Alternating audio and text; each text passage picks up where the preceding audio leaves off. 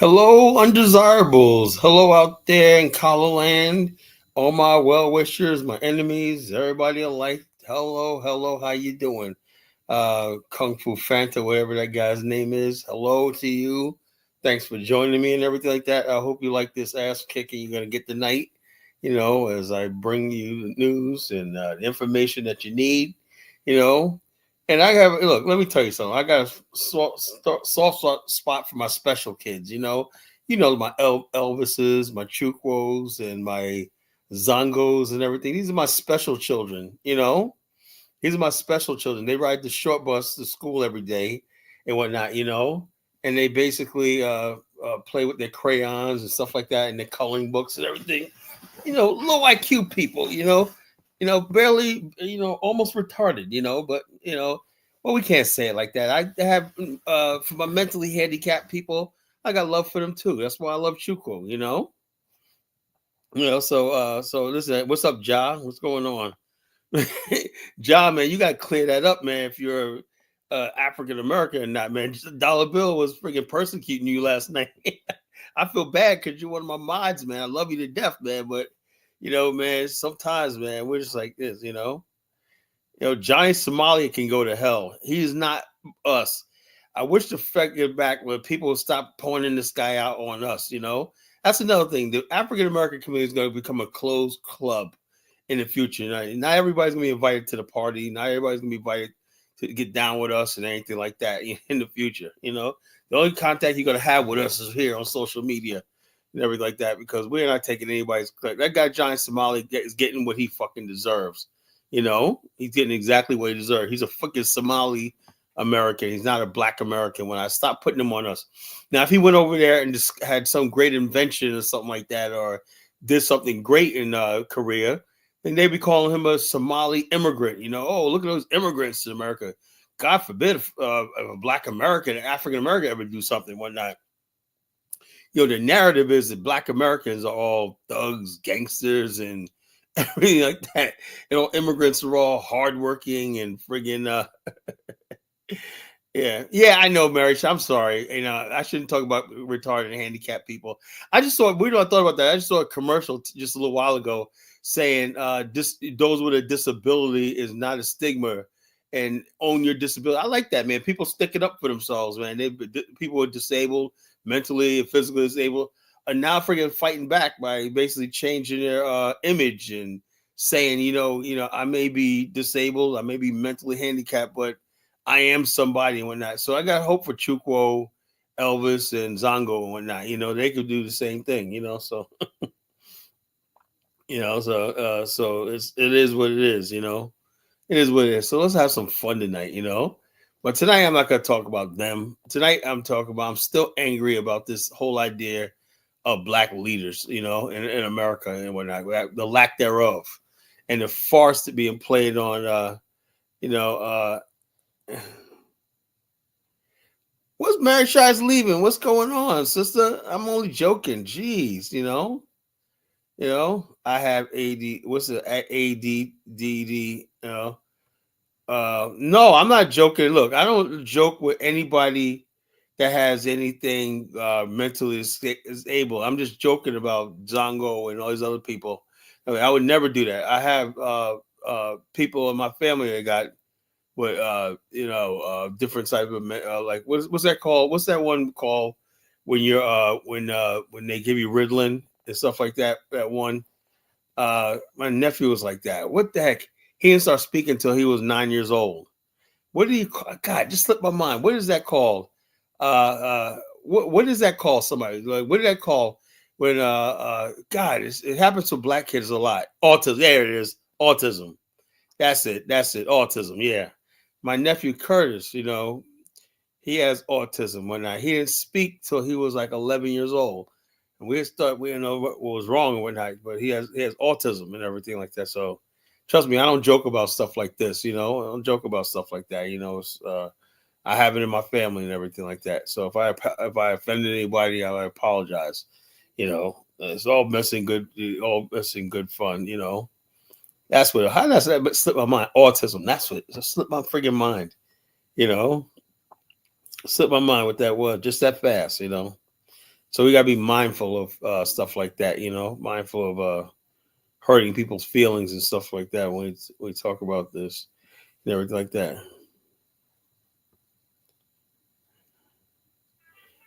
Now you making fun of me saying I got dementia. I do not have dementia. I do not have dementia. I got more of my wits with me more than you'll ever have, Chuko. If you keep up with me, if whatnot, no, I don't think so. Yeah, everybody's mind slips once in a while. I just say stuff and I don't really mean it, whatever like that. I don't mean I got dementia. The topic tonight is black leaders. I'm going to continue on that because, like I said, this stuff makes me angry that right now the so-called black leaders are figuring out now that what we all look. I am so proud of Black America right now.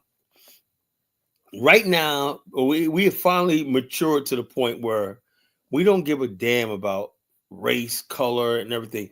Now, Reverend Sharpton, the Reverend Al Sharpton is saying, look, man, there's no blacks in the Trump's cabinet. I don't give no black people I know say they give a flying fuck if we ever see a black person in office or anything like that. Them days are over. Them days are over. And get into office and you do absolutely nothing. In fact, when you have black people in office and everything, is somehow the situation that we have in Black America gets worse. So therefore, it's just window dressing. You think you're gonna get a free ride and a job and whatnot and a salary and everything just because you're friggin' black. Are you friggin' kidding me? And that's what we're going out there voting for, just so you can get a job and whatnot and send your kids to the best colleges and you live the good life and everything. Get the hell out of here. You want to do that? You go ahead and do that. That's fine. I like that. But you ain't gonna basically tell me like a perfect. It's all out in the open. The way Al Sharpton and Roland Martin, these people were coming at Black America for even questioning why should we vote for Kamala when then comes to find out these Negroes are getting paid. And I've been saying this for years and nobody listened to me, that these people are paid, they're paid shills and they basically get out there and they don't have any respect for the community that they say can represent. Is get out there and beat people upside the head. Get out there and don't you dare. How dare you have a friggin' opinion? But I did hear Earl Roland Martin say one thing, but this is after the fact, This is after the fact. He said something that was true. He said the Democrats basically are still the way they come at the black community. They listen to stupid idiots like Jim Clyburn. All you need is to do a couple of fish fries, whatnot, and go show up at a black church and get a turnout. That's all you need. Them days are over. And talk about prison reform and welfare and sex, all this stupid stuff. They don't understand there's a growing number of upwardly mobile black people, particularly black men in this country, right? And we're not all basically worried about the criminal justice system. We're not worried about the police and all stuff like this. We want to talk about what's best for our community so we could build and have opportunities, educational, financial opportunities in the future. How can we be a part of the American dream? How can we get a piece of the action? That's a growing number of black men in this country. So when you're not talking about that, and all you want to do is come around and talk to us about how the orange man is bad and the orange man bad, like sheep. Orange man bad, Democrats good. Orange man bad, Democrats good. So basically get out there and get Steve Harvey with his big, long, elongated teeth out there. Get Al Sharpton and Spike Lee hasn't had a good movie in years. Get Plies, get LeBron James. Look, does anybody friggin', let me ask you a question. Put a 1 in the chat room if LeBron James could influence your or how you vote. Put a 1 in the chat room. I want to see who basically, see how many stupid people. Yeah. Now, if you do not like, if you do not follow celebrities like LeBron James, put a 2 in the chat room. I just want to see something. Just a poll right now. If you like LeBron James and you consider him King James and you're going to follow with him because he said vote for Kamala, go right ahead. But if you say, something, I don't give a damn about what your politics. I like you, LeBron. I think you're the greatest basketball all time, but I don't give a goddamn what you have to say about politics. You know, that's good. We got a couple of people in the chat room that said that. You know, I don't know how genuine it is, man, because a lot of people say that whatnot.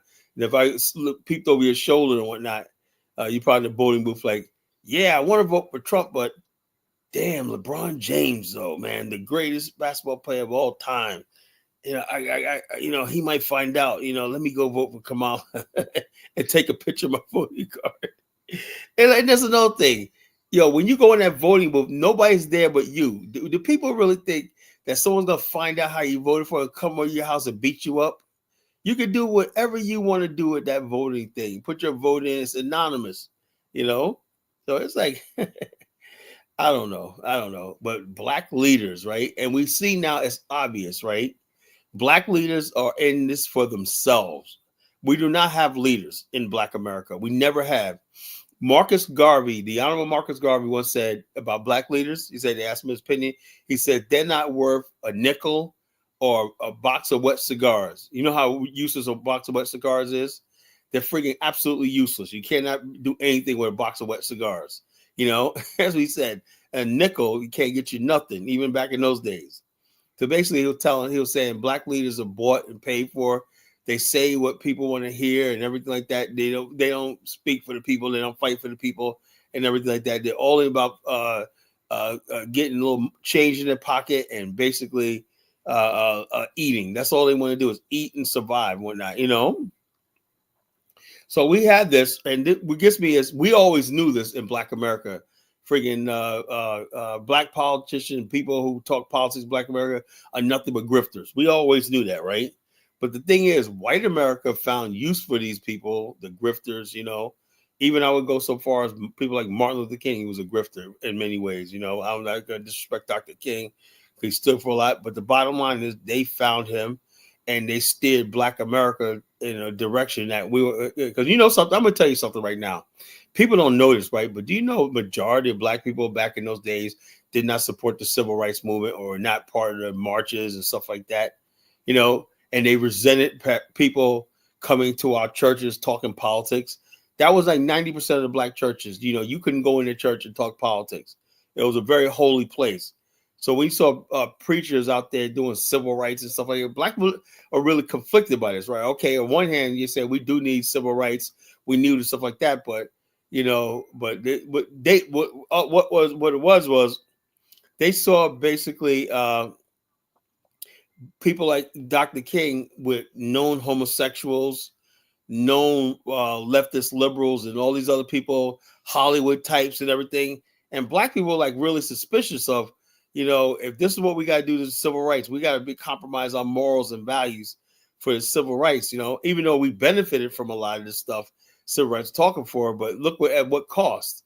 At what cost? Right now, if you look at what the civil rights movement started was, the path to women's rights, gay rights, and all this other stuff like this that we didn't really sign up for, We were oppressed based on race. We didn't ask to be brought here to America. America owed us, or not. America did not owe the gay community, the female community, and all these other people, the immigrants, and all these other people like that. They just, they volunteered for this. We did not do that. So America did have a responsibility to the African American male. So, but Martin Luther King made it all about everybody and all the stuff like this. So people are turning a blind eye. I said, what does a Puerto Rican have to do with what we're going through? What does a Chinese person have to do with what we're going through? Everybody knew that the prejudice that we faced in America was directed mostly at us, not basically just white people, Yeah, but hold up. Yes, that's the whole thing. That right there was answered by Malcolm X. Malcolm X said, if you listen to his speech, Message to the Grassroots, he said, the only way that you're going to deal with the domestic violence and terrorism is fighting firefight. That's why we had, people don't know this, right? When we talk about Black leadership, I'm going to give you some history. The Deacons of Defense, right? These were armed Black militia groups from the church. They put an end to the Klan, not Martin Luther King and all these other people. Martin Luther King and the civil rights marchers when I denounced the Deacons of Defense. These were Black men who armed themselves and started patrolling their communities, and they went after the Klan, and the Klan backed down. That's what happened. But we basically look at history like, oh, civil rights movement. We went out there, did a couple of marches, everything changed. No, there was about to be a serious race war in this country in the 60s, you know, followed by like the Black Panther Party and Black Liberation Army and all these other people like that. That's what this was all about, you know? So basically, the media, the white media basically decided to say, look, if we're going to have anybody in power over the people, we're going to have Martin Luther King. That's why they gave him they blew him up more than what he was. He didn't have that support among the black masses, like they said, you know. I'll tell you that right now. He did not have that sort of support. There was not a lot of people supporting the civil rights integration movement. We didn't want to integrate with white people like that. You know, we wanted to build our own schools and build our own neighborhoods up and whatnot. You know, Black America was suspicious of all this. You know.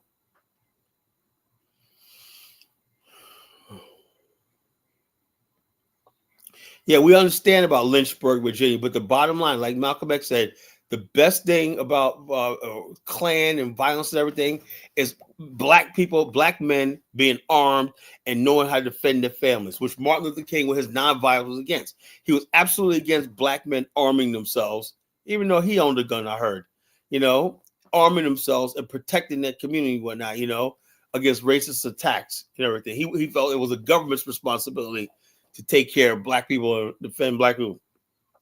What that does is give the white government more power over our lives and everything. You know, same thing goes on in the inner city, right? Instead of our communities being controlled by people, social clubs and stuff like that patrol our streets and do all stuff like that, the powers that be at City Hall basically make sure that all the law-abiding black men are unarmed and vulnerable to the thug element in our community. So the thug element in our community runs the Black America, because if you dare try to straighten your community, I've seen it happen so many times. You go out there, and because I did club security before, I had a friend of mine that got 26 years for pulling his gun out on a thug that had his gun out. He shot the thug, and they said because of the way that he shot him, in other words, basically, this is what happened. It was in a shopping center, right? The club was in a shopping center. My guy that was doing security, right? He's a good brother too, man. You know, they said because he walked down a little bit and where the 7-Eleven was, right?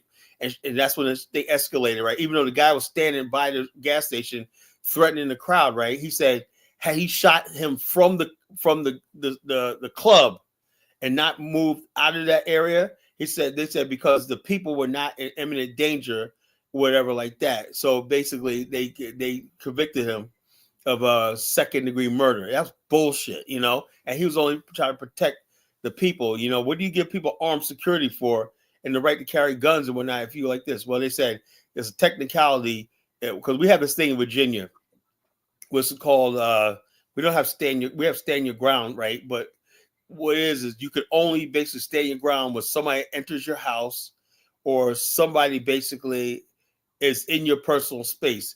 If somebody's shooting at you from a distance, right, you have the obligation to flee, you know? So all these stupid laws are designed to keep friggin' people, average person living in fear. And that's how they control whole communities. Have you living in fear and terror, right? When they know who the friggin' criminals are, they know what stuff like that, and they let them other. Some people say, so it's a white man again, collar. Well, not all the people like the true quotes. Like, yes, it's the friggin' white man, you stupid ass. You know, it is a white man. You know, same white man that brought us here. Same white man is gonna make sure that our lives are always in danger and everything like that. You know, stand your ground does not apply to black people. It's only apply to white people. Black people There's a black guy basically got into it was a scuffle that happened in Florida. I'm gonna play the video. With his brother, he was a Marine too, military guy, impeccable, right? No record, no nothing like that. Shot. I don't think anybody was even killed, right? He just fired his gun into to ward off some people, right? They were trying to give that motherfucker 25. I don't know whatever happened with that case. 25 years for defending himself, you know. And the bottom line, people are like, what happened to stand your ground? They say, well, you have an obligation to flee first, you know. So stand your ground does not work all the time. Stand your ground means that you got to almost be at the point of death. It's too late once you get killed, but they want you at that point of almost dying, right? Somebody shot you and you shot back. Do you remember that case, G? So people are like, oh, we got to stand your ground. No, Chuko, I advise you, you go shooting somebody in Florida and see what the hell happens to you. There was a female, remember that? And that clown, Jason Black, was getting a female that fired a shot because her ex-husband was stalking her, broke into the house and everything, and she fired a shot, a warning shot, and they were trying to put her in jail, that poor young sister, in jail for like 25 years. That same Angela Corey, that lost the Trayvon Martin case, black leaders did not stand up for that girl, that lady, I think when it really came down, I think they finally dismissed her case, whatever like that. But she went through hell. I remember that case. And what I'm saying? So yeah, they were trying to put her under the jail, just for firing a warning shot. She didn't shoot the guy. So miss me with this stand your ground shit, so what you call so this is nonsense. There's only violent crimes because the society is inherently violent, Chupo. America's it's like epidemically, and violence is like so woven into this culture. It's almost like inevitable it's gonna be violent, and they like it like that. That's what this system thrives on, chaos. So when you come over here judging black people, whatnot, some black people, whatnot, I just think that based on the situation we have in America, I'm surprised the crime and everything isn't worse. Because we have no goddamn leadership, We have nobody, basically. If you're a black person in America, you're basically on your own. There's nothing to basically, nobody, no institution that's going to help you out or break. White people got all kinds of breaks. They get inheritances and all stuff like that. We're still starting from scratch every time. So when you see a black person making this country, they really done something, So we're gonna talk about that tonight, And so in the black bottom line, we don't have no goddamn leadership. White people actually have leaders. The white community has leaders that love them and provides for them and protects them. We don't have that. You're a black person in this country, you are on your own. What you say does not fucking matter. Like you said, well, what about the Pookie's Red? I can't do a goddamn thing about the Pookie's Red. Because why? Because we don't have the power of reward and punishment on our hands. If anybody that basically puts themselves in a living situation where you live, because the bottom line is this: no matter how much we say you're in America, you're still part of Black America. And Black America has a problem with crime. It has a problem with unemployment, poverty, and no matter where you live at in Black America, the reality of Black America affects everybody that's Black. Whether you want to or not. The system of this country was not created for us. We're not. The fact that we survived this long here is amazing, to tell you the truth. So the bottom line is, it's nonsense about why you guys don't have this because the system is not ours, not our country. Now that we're the largest minority group in America, we do the friggin' the best we can with what we have, So tonight, what I'm gonna try to do is I'm trying to tell people, I'm sending warnings to people. I'm gonna always defend my people. I chastise Black America all the time when we do wrong, but I understood still that the reality is we live in a system that's not for us. It's not our system. We don't have the power. We don't have the power of reward. We can't reward anybody for doing good, and we can't punish anybody for doing bad. Every other civilization, the reason why they have their own civilization is because they want that power of reward and punishment over their own people. That's how things balance itself out. But if you're in a situation where the white man has all the reward and he has all the punishment, everything is based on what he sees, who he thinks needs to be rewarded, and who he thinks to be punished. Do you think everything's in our community is going to turn out right, Chukwo, when you got another race of people who decides all that for us? This is what I say when people say that people get mad when I say people sound like they're retarded, whatever like that. I'm not joking, but I'm just saying, I'm just trying to draw the point, No, I don't believe in going out because the bottom line, the problems that you're facing in America, right? The same thing is not only will follow you to Africa, it's waiting for you in Africa. The problem of the fact that Black America do not control the context of their reality. That's not gonna Africa's not gonna solve that because you're still in a friggin' thing. Yeah. There you go. That's the deflection. It's not a deflection, that's fucking reality. You know, at one time, crime was higher in the Irish community, you know, and there's a lot of hold up. When you say no snitching and stuff like that, why is that happening? Why is crime dominant in many parts of the Black community? Because Black people on the whole are basically live outside on the fringes of this society. So it's hard to tell people to obey the law. Now things are starting to turn around now, finally, where you got more and more Black people who support the police, you know, and more Black people who like are returning Republican and stuff like that. Things are starting to change a little bit, you know. So this idea that you're talking about is like, yeah, we still got an element in our community that's a criminal element. I understand that. But the reason why that is, Chukwo, is because we still live on fundamentally in a racist society, you know? And the bottom line is this, you know, when people commit crimes, is the whole consensus is all you're trying to do is survive in the white man's world. You know, you may agree to disagree with that, but that's the way people think. You're trying to survive in a white man's world. So the bottom line, the criminals, we basically say what we say to the criminals in Black America is, you know, we always appeal to the love and the better angels of the criminals in Black America. We had no ability to punish them or reward them. We couldn't give them jobs. Or we can't think. Yeah, it's systemic racism. No, it's systemic whiteness. You know, America is about being white. That's all it is. That's it. If you're not white, man, if you're not part of that system, whatnot, they don't give a fuck about what happens in the Black community. There's no checks and balances in Black America. There's no reward and punishment from Black people to other Black people. So what are you talking about? We're living in captivity. Don't you understand that, Chukwo? Black America is in captivity. You know, we don't control the context of our total reality. You know? So people like you do not stand, you know? There's no place near people like this. Look, the bottom line is MP. The best America is America, whether you're in the north, south, as long as we're in a country where we're the numerical minority and the ineffective minority and whatnot, we're always going to be like that, you know?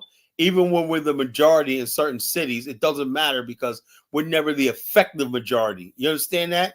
People don't understand. I'm educating people on this platform tonight. You could be the majority in a city like Detroit, but Black people are never the effective majority. I mean, the people who have still have the power of reward and punishment. You know, Black people never have that. Even in places like Detroit, where we're the numerical majority, it's still in the hands of white people. You know, and so please miss me with that stuff. So I'm trying to educate people like there. You know, what you call it, and also the Black middle class and all that stuff like that. They're really irrelevant. You know, it's really irrelevant. You know.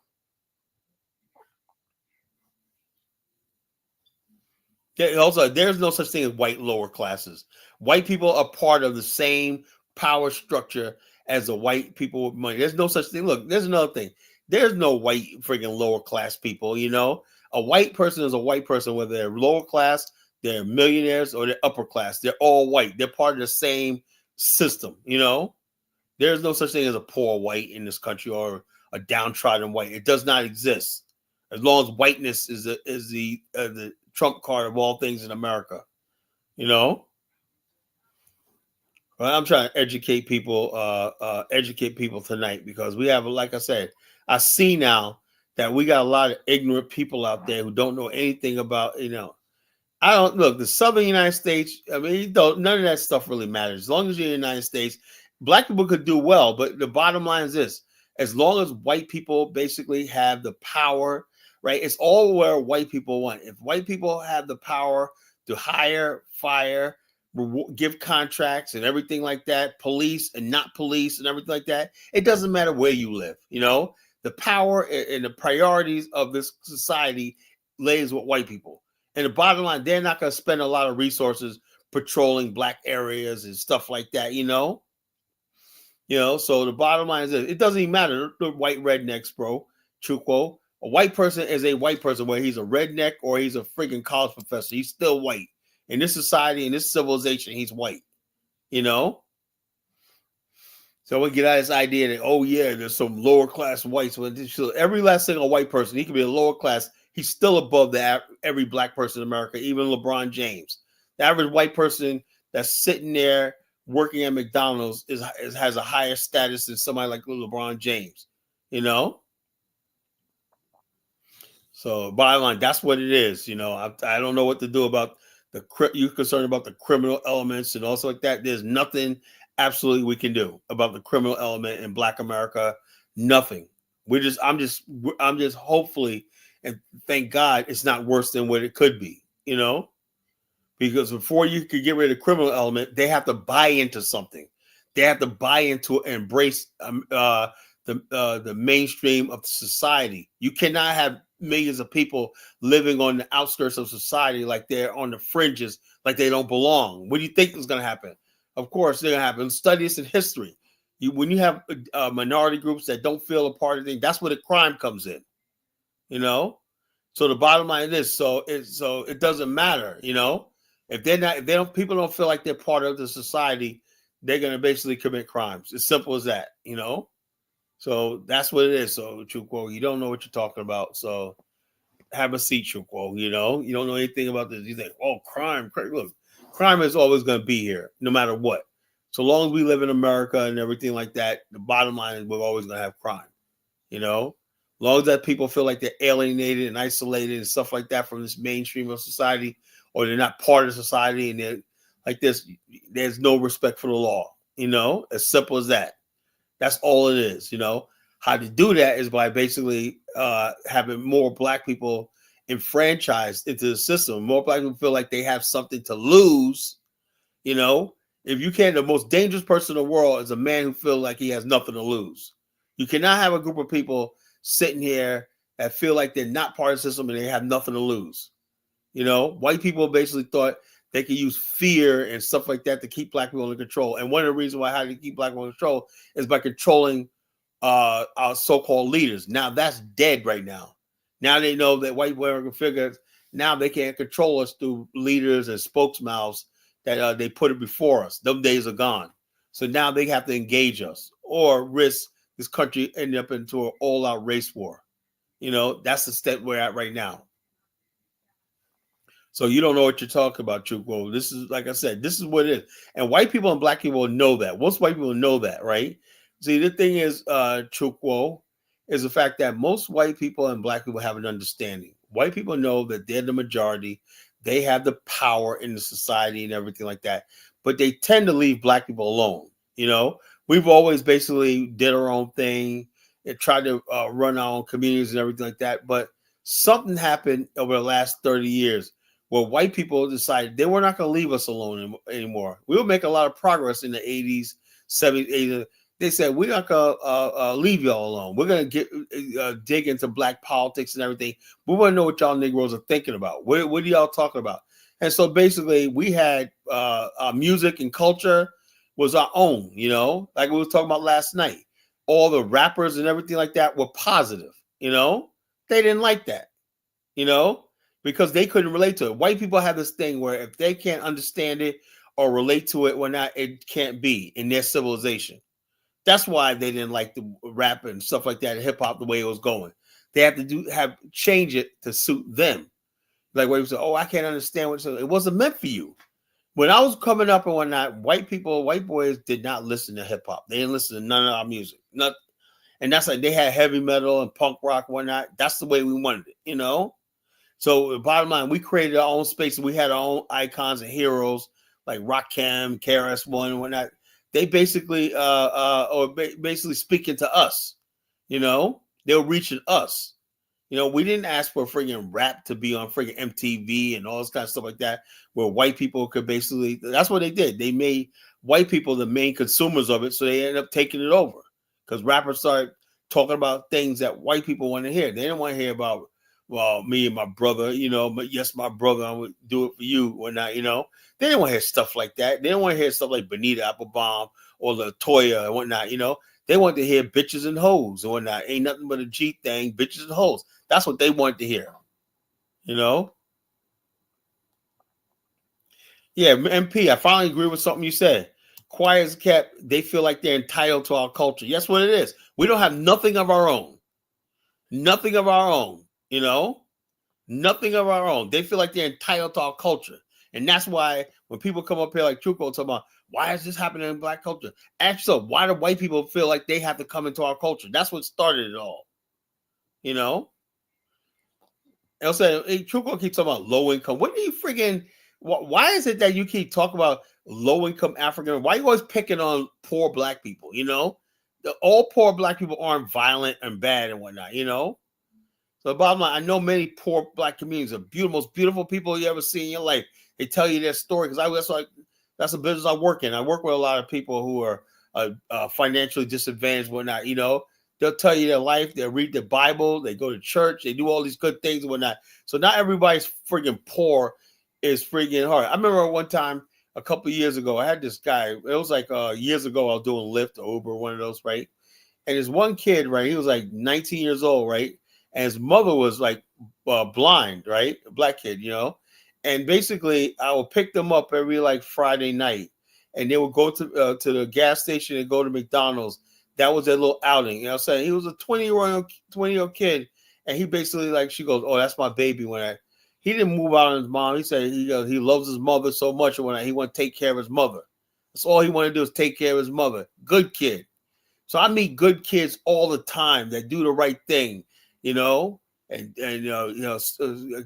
young kid, black kids that'll sit home and watch their nieces and nephew while their sister or whatever guy go out there and work a second job. So I'm sick and tired of people friggin' talking down on our people like they're nothing and whatnot. I'm gonna tell you right now, if you're a poor black person in America, man, you are somebody. Don't let anybody think it because you don't have a degree or something like that that you're less than anybody. Nobody's better than you. You know, and I'm sick of hearing that. We know we got crime in our community. There's stuff that we can't control. But I'm never going to let people think that my people are less because we got problems in our community. You know? So the bottom line is, Chuko, 911 calls come from inside low-income communities. So what the hell has that got to do with anything? What black celebrates negativity? You know? It's some black people who don't know any better. You know?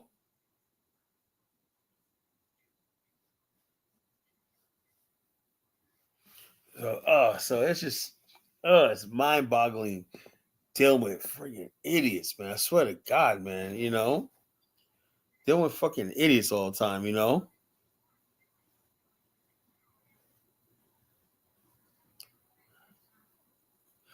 Kofi, he can't go back. Yeah, bottom line, I would love to see him go back to his own country and fucking talk like this. You know. I was saying, yeah, how come? Why don't you go back to friggin' Nigeria and raise the standards up there? We're in America. There's not very much we can do besides what we're doing right now. That's just what it is. You know, I'm not gonna sit here and lie like this is a land of opportunity. Yeah, we got opportunity. I got opportunity and everything like that. But the bottom line is the black nation is not going to be at its full potential. We don't have a land and a culture and a land of our own. So we don't have the reward and punishment on the side on our side. So the bottom line, what you see in America is probably the best it's ever going to be. You know, so if you don't like it, I would suggest you get on a plane and you go back to Nigeria. You know, if it's too much for you here, as simple as that. You know.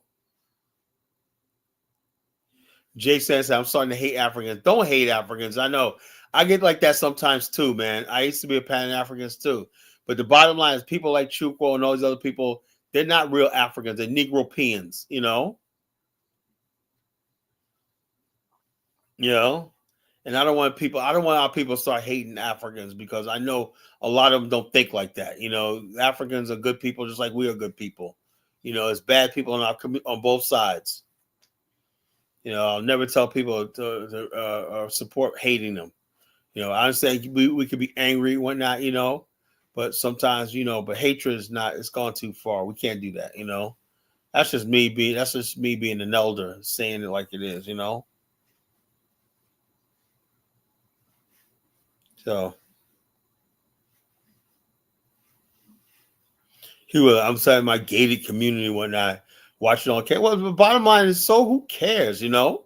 The bottom line is this: you'd be surprised, man. Friggin' and while you're in your so-called gated community, Chuko or whatnot, why don't you go out there and go through these communities where you'll find that the communities that you think about are not as bad as you say. It's only one couple of people acting stupid, whatever like that. But the majority of people in those communities, same communities that you can, why? Because I work in them. You know, majority of people in those communities are beautiful people that won't harm anybody. You know, invite you in their house and everything, but you have so much hatred for them because they're poor. I don't tolerate that shit. You know, I'm not gonna let nobody. I'm not gonna let if Pan-Africanism mean I gotta throw my people under the bus because they're poor or may not have the education and may like this. May speak Ebonics, whatever like that. I am not gonna do it. I love my people with all my heart. I'm never gonna freaking turn my back on my people, and that's why I said the BAIO under the College Genesis and the friggin' College Nation radio show and all stuff like this. I'm trying to win the hearts and minds of Black America. Again, I want to be the defender of Black America, but I do not hate Africa, and I don't, and I always embrace the fact that I'm part of the African race. That's what it separates me from the ADOS FBA movement. These people basically call themselves anything but African. So bottom line is, it is what it is. Whoa, Kofi said we want higher standards for. What do you say? We want higher standards for Africa. First come in contact with Europeans, last to modernize. Wow. No sign of legal cross-border breeding. Wow. Forced to inbreed with 3 million. Yeah, that's right. There's a lot of inbreeding in Africa, man. So Africa got its own serious problems, man. It hasn't developed yet. Where even resources and everything is still not developed. So Africa has its own freaking problems. I wish Chuko would focus on instead of us.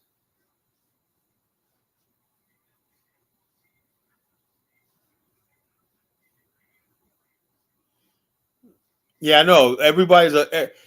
I'm sick of these people like Prince and whatnot, making it seem like they're bringing people are just model fucking citizens and breaks negativity. Look, the Zopound group in friggin' Florida is in Miami is fucking in Miami, Palm Beach and whatnot, all Haitians.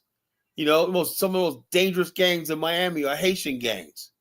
So these guys basically what you call so these people got this idea that everybody Black America, they always put this shit on us. What do you call Wyclef? That movie Shotters and whatnot, all about gangs and shit, like fucking Haitians and whatnot. So I'm so sick and tired of people basically want to come up here and act like they're coming from some high class, middle class culture because they're immigrants and whatnot. And when they're the ones fucking up with Black America, they're the ones fucking the Black community up, coming from depraved islands and shit like that, with their fucking voodoo and all that kind of stupid sacrifice shit, and whatnot. Please miss me with that shit, and that's why a lot of Black people in America are starting to hate immigrants. Really, we are, unfortunately,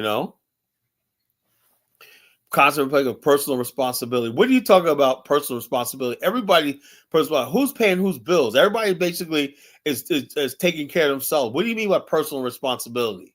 If you want to talk about personal responsibility, why are you not over in Nigeria helping build your country, Chukwu? Isn't that you neglecting your personal responsibility? Why are you over here? Why are you over here living a good life when you should be in Nigeria with your brethren over there helping build shit? No.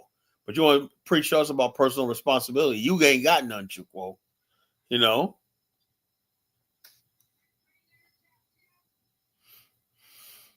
Now, Haitians got nothing to say, man. Please, they ain't got nothing to say about us, man. Not a damn thing, Haitians ain't got nothing to say to us. I don't want to hear one thing a damn Haitian got to say.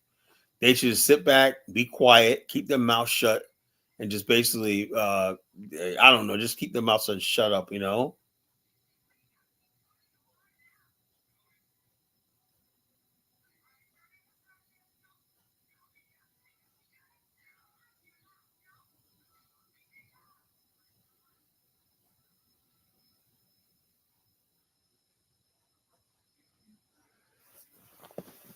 So I put the link in the chat room. We want to come up here. I don't want to get into this diaspora war shit, Every time I talk about things about Black America, here comes Chupo And what I'm gonna stop doing, apologizing for the problems in Black America. We got problems, I know that, right? But just because you see people doing so, don't mean that Black America or whatever like that. Like this Johnny Somalia clown or whatnot. Oh, look at Black America and freaking arrested in. He's not one of us. You know what the hell? What the hell is you talk about? Johnny Somali's a fucking Black. Every time when somebody does something bad, they're Black American, right? When somebody does something good, right away they start talking about what shithole country they come from and how great they are, and I'm like, oh man, he's a Nigerian, blah blah blah. But when that Nigerian was going around serial killing in Texas, killing African American women, prostitutes, whatever like that, you know, people, even Black men, trying to hide the fact that he was Nigerian. Oh well, you know, this, that, and the other thing. But if it was African American, they would have said so. But Nigerian, oh well, let's protect Nigeria, let's protect their image and everything like that. We don't want to talk about his where he came from because we don't want to be xenophobia towards our immigrant brethren, you know. But they'll let us take all the blame for all the crime that they're coming over here committing. You know, the fuck out of here. You know. It is what it is, and I hate, you know, have to talk about stuff like this, but it gets annoying after a while. Annoying because we got so many freaking Negropeans out there, you know, fronting like they're Pan-Africans, fronting like they're pro-Black and everything. They're all nothing but Negropeans, you know. So it is what it is. So it is what it is, you know. Look how stupid Prince talking about. Look, if you look, I watched a couple of shows, right? And Black people were going off on this idea about Big Meech being celebrated and stuff like that. So you obviously don't hang around Black people or go on.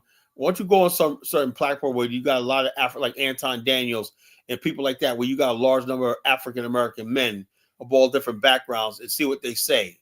And the guys like the Red Supreme and people like that. Go on their platform, then get back and talk to me about Black people celebrating Big Meech. Ain't nobody fucking celebrating no damn Big Meech. You know, just because LeBron James says something or 50 Cent that, and you saw what happened with the last election. We don't listen to fucking clowns like that. You know?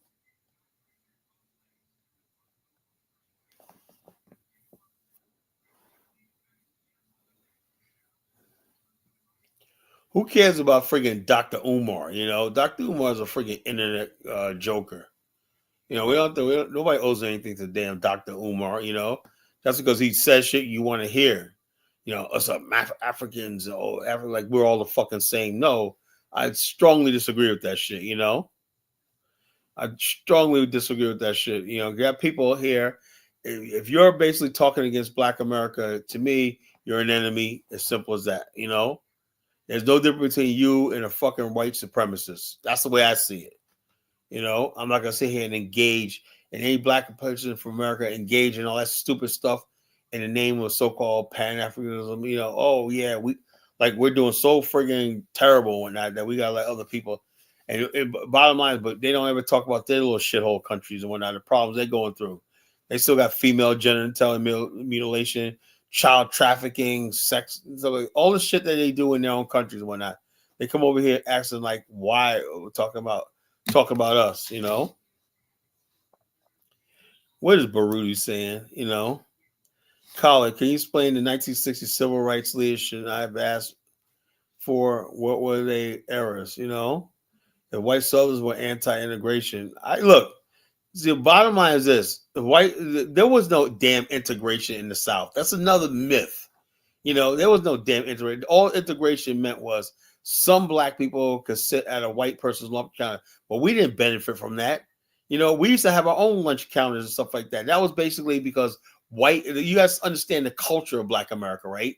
Whatever white was seen as the Black, you can give a Black person his own everything, right? It's like that right to this day. In places like Birmingham, Alabama, there's a white community section. I forgot what the name was. Wants to succeed and form its own city. I heard Black people there, these old stupid Negroes, talk about, no, we don't want to be segregated. So no, you would have Birmingham to yourself. We could build everything, but they feel somehow if they're away from whites, they're gonna be missing out, you know. So that's a mentality in some Black people. And that basically white people feed into that mentality that, if I've saw a video where there was actually saying, they'll interviewing black people like in the early 60s saying, so if you go to a white school, life is going to be better, right? So instead of giving that black girl and child they were interviewing a better school, books and everything, we had the money, right?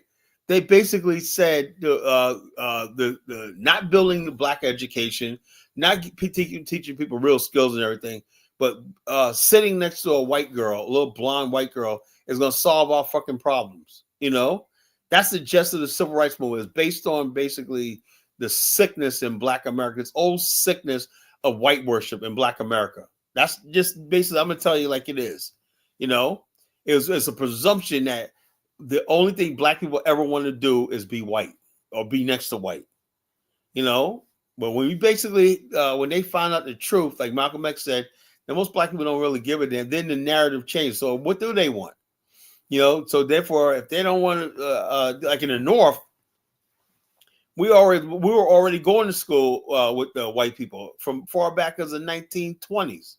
Black and white people lived in the same apartment buildings in New York, went to the same schools and stuff like that in places like Queens, New York, and the Bronx and everything. Whites and blacks went to school together and stuff like that, And so it was no big deal about black and white people coming together because we were already like that in the North, in northern cities. So we talk about civil rights. You only talk about the South, the deep South. They make it seem like that was all Black America. So what does that civil rights movement had to do with somebody growing up in the inner city like myself in New York? And my parents had moved from had my mother's from Harlem, my father was from North Carolina and whatnot. They never talked about no damn civil rights movement and whatnot. Because Black people back then in the late 50s and whatnot. My father came to New York. And he met my mother in the mid 60s and whatnot. They were thriving. Black communities were thriving in New York. New York, Long Island area.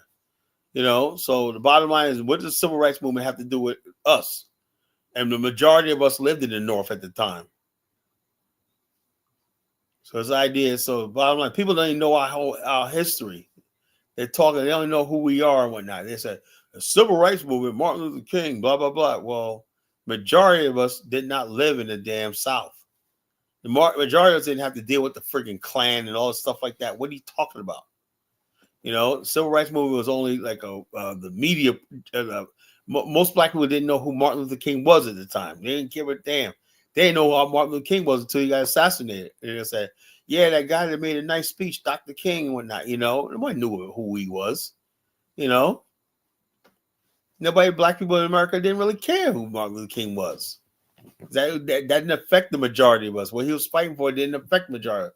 Now, there's some things like housing, anti-housing law, yeah, but you're only talking about a good third of the Black population could afford to buy a house anyway. So new housing laws, civil rights laws, like that didn't affect the masses of Black people, because a lot of Black people did not freaking have the skills, the education, anything to take advantage of integration,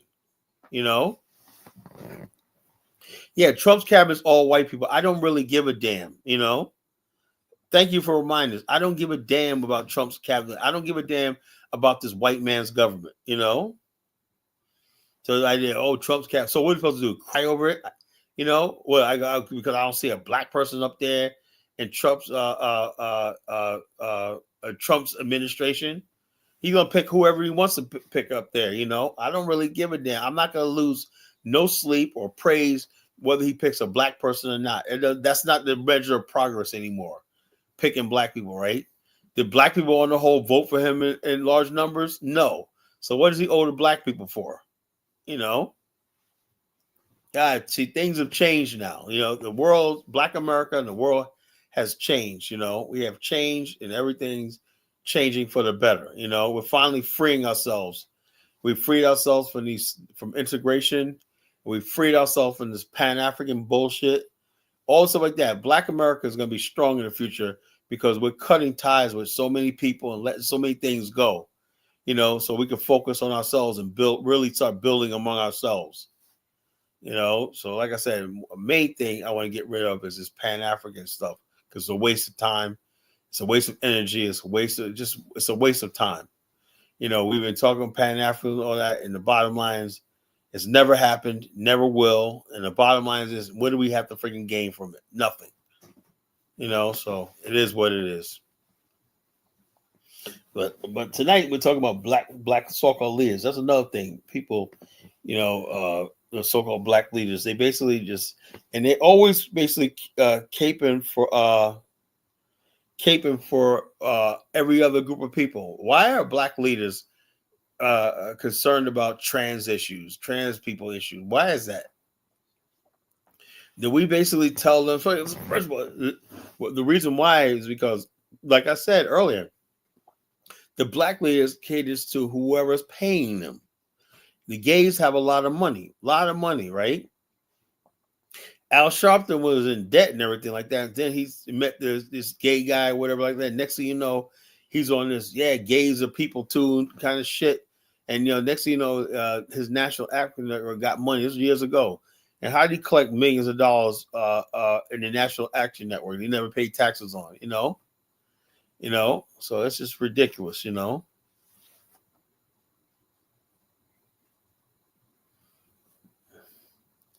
Well, what are our solutions, John? What's the solution? What's the problem? Well, first of all, what are the solutions? What's the damn problem? People are saying, well, there's problems in the black. There's always when you have a group of people, right? Black America, right? You're gonna have black people who are billionaires in this country, and of course, by design, you're gonna have a lot of black people who are poor in this country. You're gonna have people who are law-abiding, and you're gonna have people who are criminals. That's what it is. And the fact that we don't have as many criminals as I would think we have, is actually really good. If you think black people is going to basically be law-abiding, 100% law-abiding and stuff like that in a racist society, are you fucking crazy? No, it's not going to happen. I'm just glad there's enough of us that basically get it, that want to do better and everything. We know how to operate in the system, but the bottom line is this: black people are never going to have that shit, How are you going to have a cultural renaissance when you don't have the control over the context of your reality, Ja? If you don't have the control over the context of your reality, it's a joke. You don't control the media. You don't control policy. You can't decide what gets built, who gets rewarded, what gets emphasized, everything like that. That's decided by other races of people. So the bottom line, it is what it is. It doesn't, at this point in time, I don't even want to blame the LGBTQ, the white feminists and white liberals and all stuff like that, because the bottom line, they're doing what they allowed to do. They have power. Long as they basically have money and power and everything like that, that's what's going to be the agenda. It doesn't really matter what you think or who thinks or not. The bottom line is they're the ones that's organized. They got the money, so it doesn't really they're like that. Look, Ja, we got people that do all that. It does that's already happened. I'm gonna be with my family Thanksgiving. We got people doing amazing things. My niece just got a friggin' good job. She graduated from college. Just got a good job. And all my friggin' nieces, cousins, everything like that are doing really well. People are doing really well. But you guys are basically talking about this. With all the good, you're gonna have to deal with the friggin' crime, the bad element. It's this there. It's simple as that. What part of that don't you understand? There's black degenerate culture. It's out there. You can't do a damn thing about it. How about that? Either live with it, or basically what you got to do is get on a plane and move to another country. As simple as that. You're not going to change anything. I'm not going to change anything, So the bottom line is this, and which we call, you say hip hop, there's nothing wrong with hip hop, the way the hip hop we created. The bottom line, hip hop basically is monetized and created by people who don't look like us.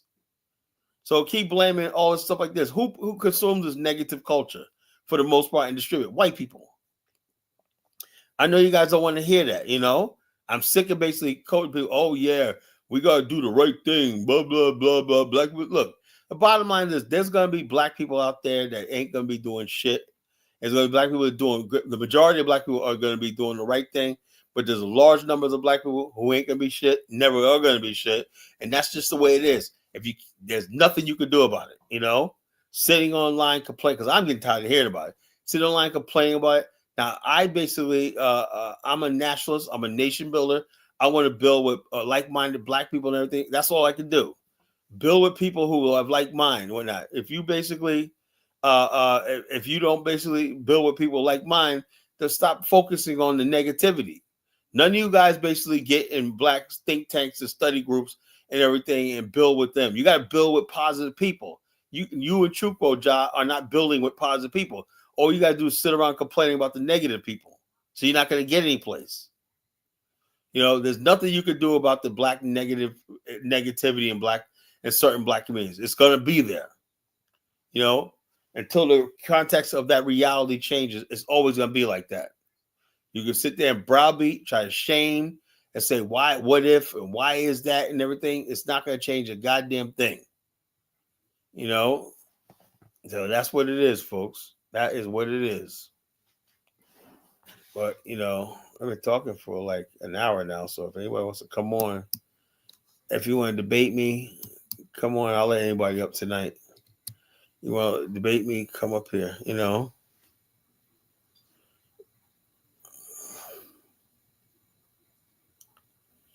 Majority.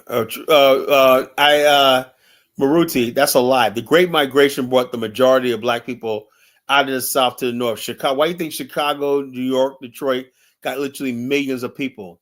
There's more black people in New York than half the South. What are you talking about? Majority of us did move out of the South. Then on the place like Mississippi, people went to they went to Los Angeles. They went to Chicago and stuff like that. Why do you think these cities grew so much in large black populations? What are you talking about, Chukwu? You're supposed to be a so-called scholar. Majority of us didn't stay in the South. We moved out of the South. In the 90s, people started moving back for the most thing, But the bottom line is this: we made our bones in places like New York, Philadelphia. These are areas with big black populations historically. So this idea that we all lived in the South, well, are you crazy? Our culture comes from the North. Matter of fact, the black church is what thrived in the North more than the South. Black music and everything like that, jazz and everything, basically took off in the North, not the South. Everything you see in Black America, the Harlem Renaissance, all stuff like that, is in the North, came from the North. So this idea that, well, from the South, we're not, please stop it,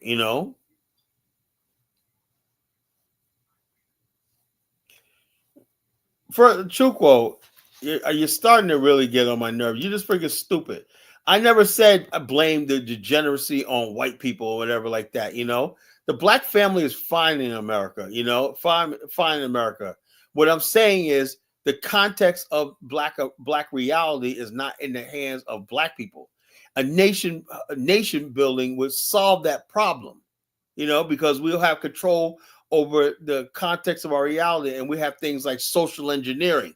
Every other society that got power, they have so you got like, oh Lord, I'm really getting sick and tired of fucking stupid people and asking me stupid questions. The way I'm thinking makes blacks contingent. Look, the bottom line is this: I'm not involved with crime, right? Nobody I know is involved with crime. Whatever you say is crime and everything, the majority of African Americans are not in the South. That's another myth. We still got New York, Chicago, Detroit, Pittsburgh, Philadelphia. Are you kidding me? Los Angeles and everything. That we're not in the friggin' New York.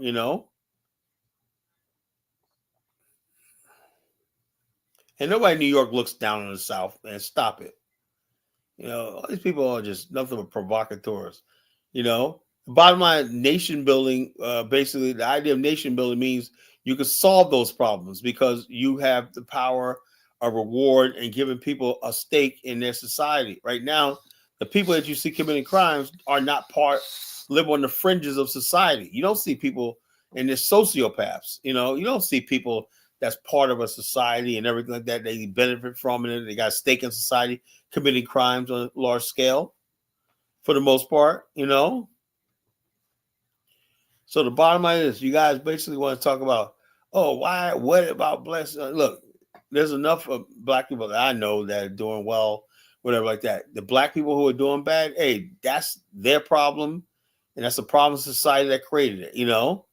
But like I said, if you do not like that, you know, if that's too much for you and everything like that, you could always get on a plane and go back to where you came from. As simple as that. You know, that's all I'm saying. You know, you can go back to, you know. So you can't go if you don't like what it is, you know, like it here, and you don't like the crime, whatever like that, you could freaking basically go back to where you came from, Chukwo. You know, then you don't have to deal with it, you know. As simple as that. What part? Look, if I didn't like something, whatever like that, you know, I wouldn't be around. If I really felt like Chuco and everything like that, I wouldn't even live in the United States. I freaking moved to Mexico. I moved back. He should go back to freaking Igbo land, wherever he's from and whatnot, you know, and be happy and whatnot. I would, man, if I really felt like him, because he's obviously miserable, you know. It's not a lot of reflection. I'm just saying, if you don't like it here, you can leave, you know. You obviously must love it here, you know, leave. You say you live in a gated community, so what the hell do you care about what's going on in the other surrounding area, you know, if it's not affecting you personally, you know? Like I said, if you're not happy, leave, you know? That's what I never could understand. Why do people come to a whole other country? They come to America and they start complaining, you know? America got problems, you know? They got systemic problems that go back and whatnot, you know? Like Zongo, you know, if you like I say, if you guys are dissatisfied here, there's always that freaking plane, you know. You can always get on the plane and leave, you know. You can go to any place in the world you want to where you don't have to be around black Americans, as you say you hate so much, you know. You don't like us, one of our people, whatnot. I'm not apologizing for one bit. I hope they still keep committing crime. I think, you know, I thought the hood people still keep committing more crimes, so people like Chuko say, you know something, I had enough, I'm leaving America. That's a good idea, you know. If you're a hood nigga out there right now, just keep doing what the hell you're doing, because people like Chuko and Zongo will self-deport themselves. You know, let them get out of here. So it's like, geez, man, imagine no more Chuko. You know, it'd be like heaven, paradise, and whatnot. You know, I'd rather deal with the criminals than deal with Chuko. You know, so it is what it is, man. You know, the bottom line is this: Black America got problems. We have tremendous success, record numbers of college graduates, record numbers of business open up. So we got Black America on the move, but yet there's Black people in America that's being left behind. You know. Yeah.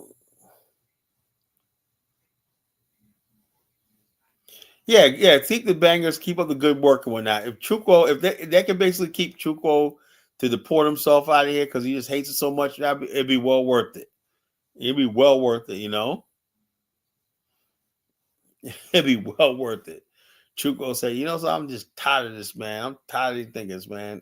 Let me get the fuck out of here, man. It'd be well worth it, man. You know. Yo, it is what it is, folks. It is what it is, folks. You know.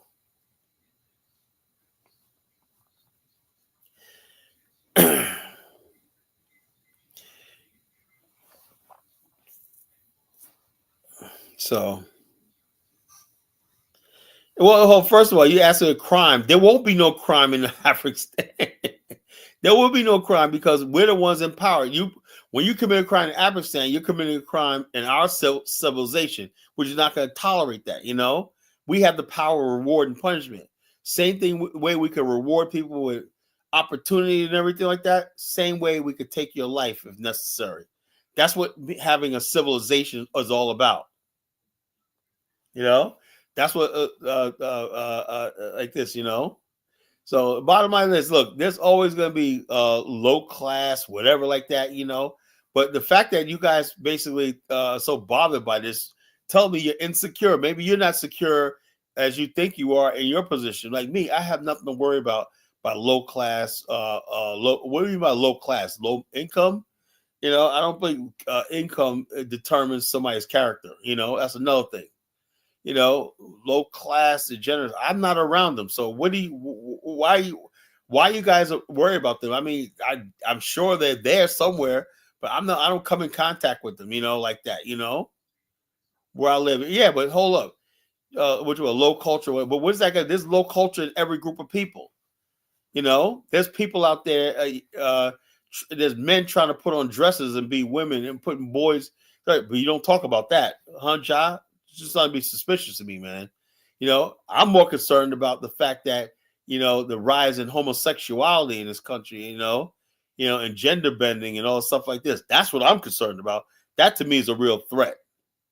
You know, but you guys want to talk about friggin' degenerate. Look, the bottom line is this: if you're not into that life or around those people, whatever like that, then what are you worried about it? So the bottom line, Truco to understand, anytime you have crime, it's because there's an imbalance in society. That's just the truth. There's an imbalance in society. Societies that have crime, high crime and stuff like that is imbalance. What do you think? Why there's so much crime in places like Brazil? Are they Black Americans too? Brazil has the highest murder rate in the world. South Africa got a high murder. Why? Because those countries are imbalanced. So bottom line is America is an imbalanced country. White people have disproportionate number of power and wealth in this country and whatnot, and they're not trying to share or divvy it up. So it's never been a fair society and everything like that. Some of us benefit from this and made it because some of us are strong. But the bottom line is this, bottom line is this. You know thug culture. You know what Chuco is? Chuco is soft. That's what it is. You let thug people intimidate you. You're such a little scary ass Chuco. God damn, you're so freaking such a little bitch, man. Thug culture and whatnot. Thug culture is not destroying the Black community. What the hell are you talking about? What the hell are you talking about? Making us uncompetitive. So in other words, I have one of the top level agencies in the state of Virginia and whatnot. Did thug culture damage me? Chuco? I'm at the top of my game. We're about to expand into North Carolina in 2025. My agency is going to double its size. It's Black owned, Black family owned business or whatnot. Is thug culture ruining my thing? God damn, you guys are stupid, Elvis, what's wrong with your boys? Why are they so freaking retarded? What a hell of a question, man.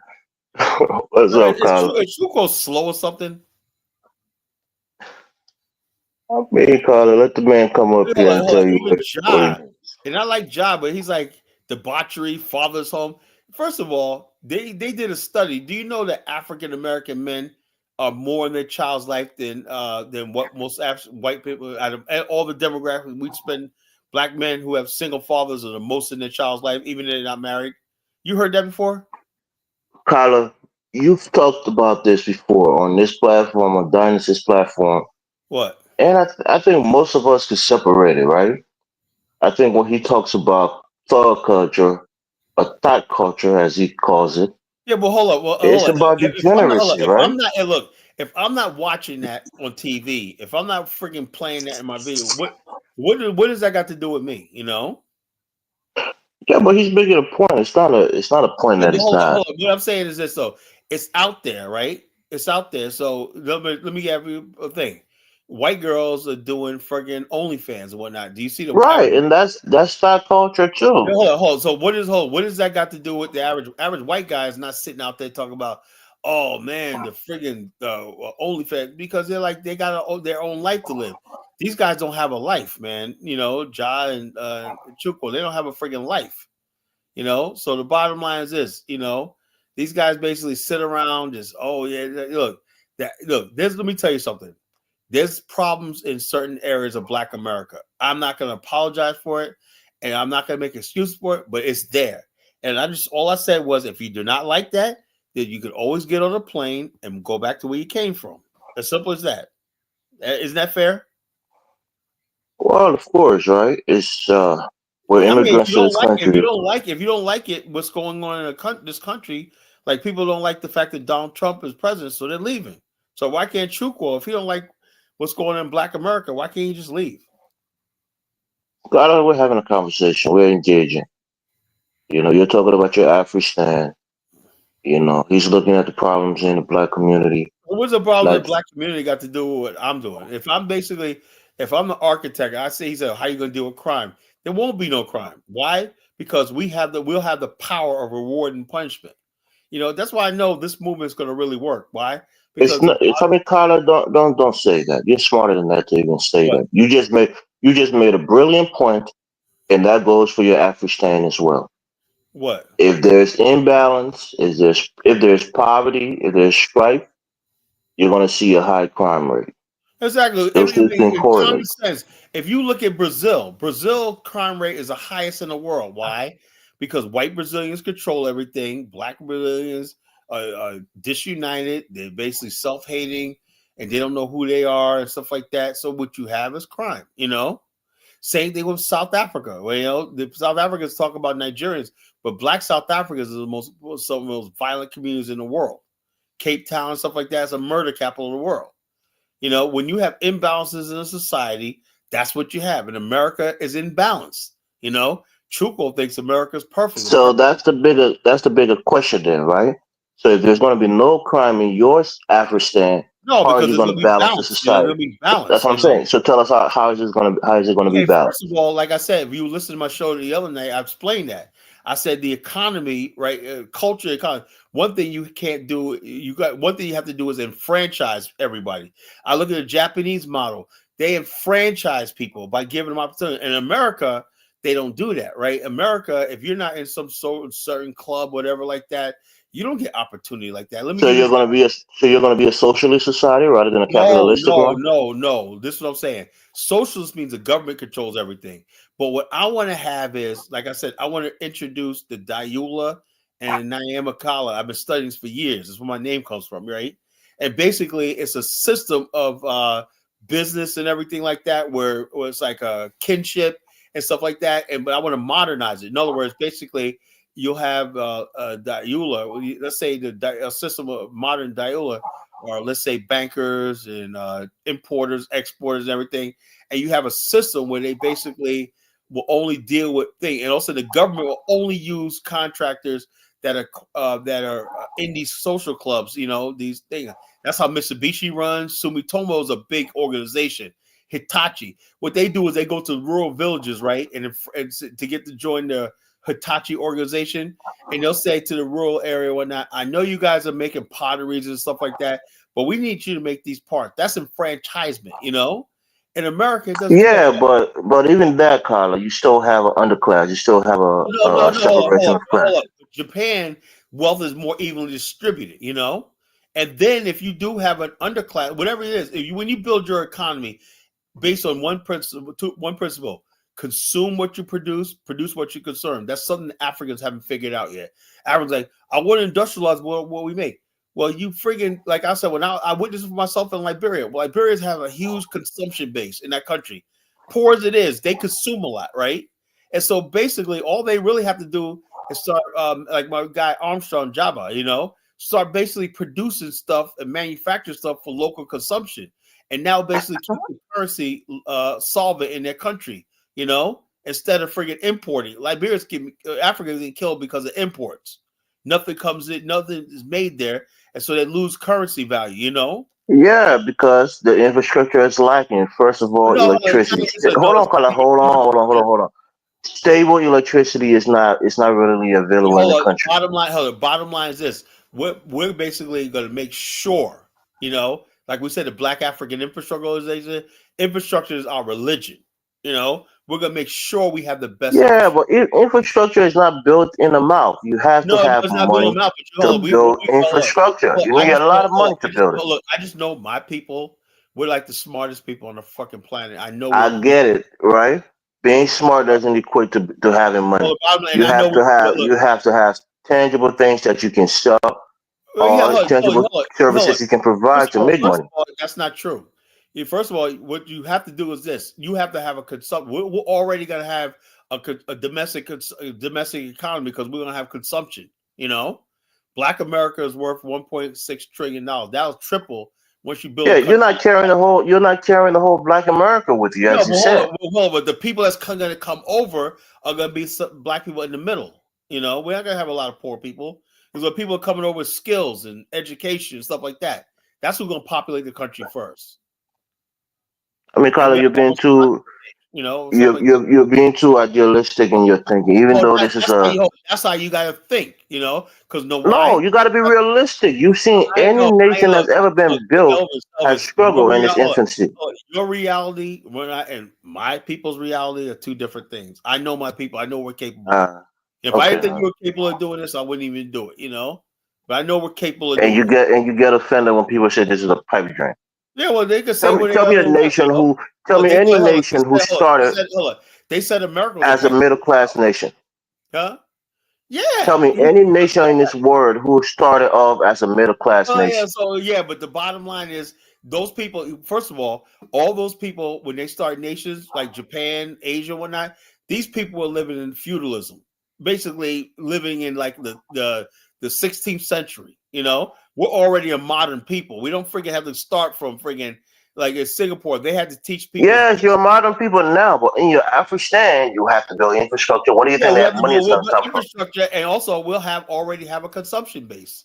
You know, we don't freaking need all the It stuff like doesn't that. work like that, Carl. It doesn't You work need like that, you infrastructure to know. build a consumption base. Look, but look, Elvis, man. I don't know why I keep. Why don't you just go to our website when that the Ning site when that the land development? It will explain to Carla, you. we're not stupid. We're not low IQ No, people. We can process things. We can look. process. The bottom line is you don't understand how anything works. You know. Yeah, sure. That's why I said explain it to me. So in other words, How can you basically, build a consumption base and build infrastructure from the get go? basically, the model you look at is Monaco, Dubai, stuff like that. So people like you say, "Oh, Dubai can't be built." When not, they can't do that. You When not, think Monaco was? It has always been Monaco.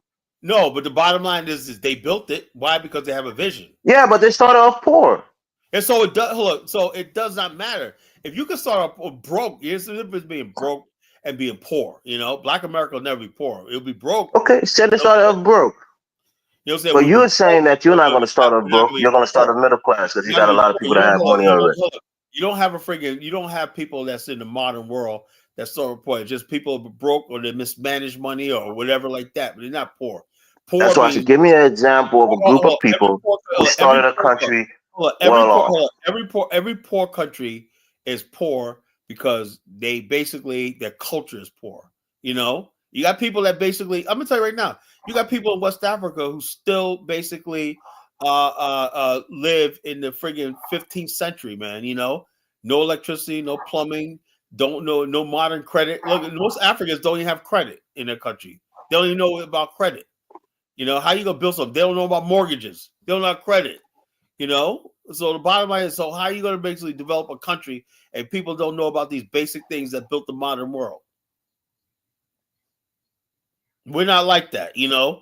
We were here when this Carla, country. you disappoint me, man. I thought you were smarter than Oh, look, this. I'm just Or at least I disappointed. thought you were more Like honest this. than this. Hold up. We're not. Hold up, Elvis. We're not third world people. You're We're not talking hearing what like I'm we're saying third to world you, and people. you're being obtuse, intentionally. We're not third world people. You know, we from the. You live in a first war, right? Yeah, I we're get hold on. it. We built the first Listen, world. listen, listen, Hold on. We're part of the first world. Carla. We basically I created this mean, shit. okay, let me change my headphone because now you think you can talk over me all the time. Look, the point here is you are going to build a new nation, Right. So right? all we're You're doing is leaving a first world country, going into an empty plot of land, and you have to build it up to a first world country. You think first world countries are built in 10, 20 years or even a year? no. I'll tell you right now. When if you live African, so they'll never have a first world because they don't have a first world mentality. So they're always gonna be. Right. So with your first world Hold on. mentality, how are you We're going not to build a Africans first like world you are. country? Hold on. We're not I Africans get it, like you Carla. are. I'm not arguing all of those Hold on, things. we're not Africans like You're you not are. African, fine. But how are you going to build a first world country in a blank We're state? just gonna build it. You know, we're gonna build it. You're gonna build it. I'm saying the bottom line, look, That's a pipe dream. I didn't want to be disrespectful, Africans but built, that's a real pipe dream, right? everything in Africa was built by the freaking Europeans. They haven't built anything since the Europeans left. That's Carla, them. I get all of that. What? I get everything. Where are you gonna So the get your bottom line, cement? that's it, man. The Where are you bottom line, gonna get your cement from hold to on, yeah, look, build all roads? these people, if all these countries had it right, if they had the mindset when all these countries would be thriving right now, but they don't have the mind, you know. Fine, Carla, you got the mind. Mind is one thing. Having the materials to build a country infrastructure is another thing. Where are you getting it from? Are you getting it from your mind? Can you get concrete from your mind? Bottom line is, so look, wherever, what they always say that wherever there's a will, there's a way. You know. So the bottom line, I really believe that and whatnot. You know, the bottom line. The only thing I really have to do is we have to build a consensus, because the only thing stopping us from doing this is us. You know, it ain't gonna be no freaking Africans that stop us. It's not gonna be the white man. There's nothing can stop this but us. You know. And as soon as I get black people to wake the hell up and whatnot and say we don't need Pan-Africanism, we don't need Donald Trump, we don't need none of this. I just want you to answer some questions, kind of basic questions, right? Well, you're not asking me real questions. You're just asking listen, me. Listen. I'm asking you real questions, but you don't have to answer. You're asking me superfluous questions and whatnot. No, it's not. You want to understand. Listen. You want to start a nation. Ask me something specific. You know, Carla, let me get a chance to ask the question. You're not asking me. Let me get a chance to Let me get a chance to lay the premise and ask the question. You want to build an Afristan on virgin land, meaning land that is not developed already. Right. You want a clean state. So my question is, you're coming from a first world, country in terms of infrastructure. You and your people have a first world mentality, like you said. Fine, I agree with all of that. How are you going to build highways? Are you going to let me talk? Are you going to let me talk? I can easily answer that question. You going to let me talk? First of all, when we talk about an Afristan, right? And this is my opinion. I talk, and some people in my group don't agree with me like this. I know for a fact of the matter, we can't start off independent right away. It might be like a 15-year process, right? The territory I'm thinking about, right? If we're basically building like city, states, towns, and everything like that, just populating the area, right? And the host country has industries there. We got industries there. We're investing with the host country, raising, building. My goal for the Afristan, right, one day is to have an investment fund, right, where we could raise like minimum $50 billion a year in America, right? Nigga, are you out of your mind, Carla? Well, how is that in mind? Hold on, we spend that freaking every month. What are you talking about? $50 billion a year. Hold up, Black America. You're talking about a collective. All the 45 million African Americans spend that a year collectively. Americans. That's why basically you're probably not even going to have a good 1 million of that base to start your new nation. Even if I'm being generous, maybe not even 100,000. Hold up. The bottom line is this: look, we're going to basically float bonds and stuff like that, and black people are going to be able to buy, and we're going to be able to raise the capital to do it easily. Hedge funds, all that stuff like that. That's what we're going to do. So you're too old, and you should be smart. You should be smarter than that. On the same page and whatnot. We got to get rid of these Africans and these Caribbeans. Leave the Africans alone. Don't even put African name in there. We're not even talking about Africans. Don't try to use it to everything like that to take jabs. We're talking just purely your people on a barren land. Not a barren land, but a virgin land. Hold on, you didn't let me finish what I was saying, right? First of all, let's say the area that I was looking at was in northern Angola. That's what the Angolan people told me the best place for what I'm trying to build, right? If basically the Angolan country, right, government, right, or is not like freaking Liberia or Ghana and all these other fucking fucked up poor countries they could build. So you're gonna suck off Angola to build your infrastructure of your autonomous country. Here's the thing. The Angolan country, right? The Angolan people came to me, and basically want to know more about. So then you're not going to be building a nation from the ground up. You're going to get subsidized development from the Angolan government. Say something. It does not really friggin' matter. Why? Okay. I will get it. Why you keep interrupting me? You want to hear what I'm saying, or you want to keep interrupting me? You want to hear what I'm saying? I'm listening. Go ahead, Carl. Okay, you could stop interrupting me. Hear what I'm saying, and stop trying to put words in my mouth.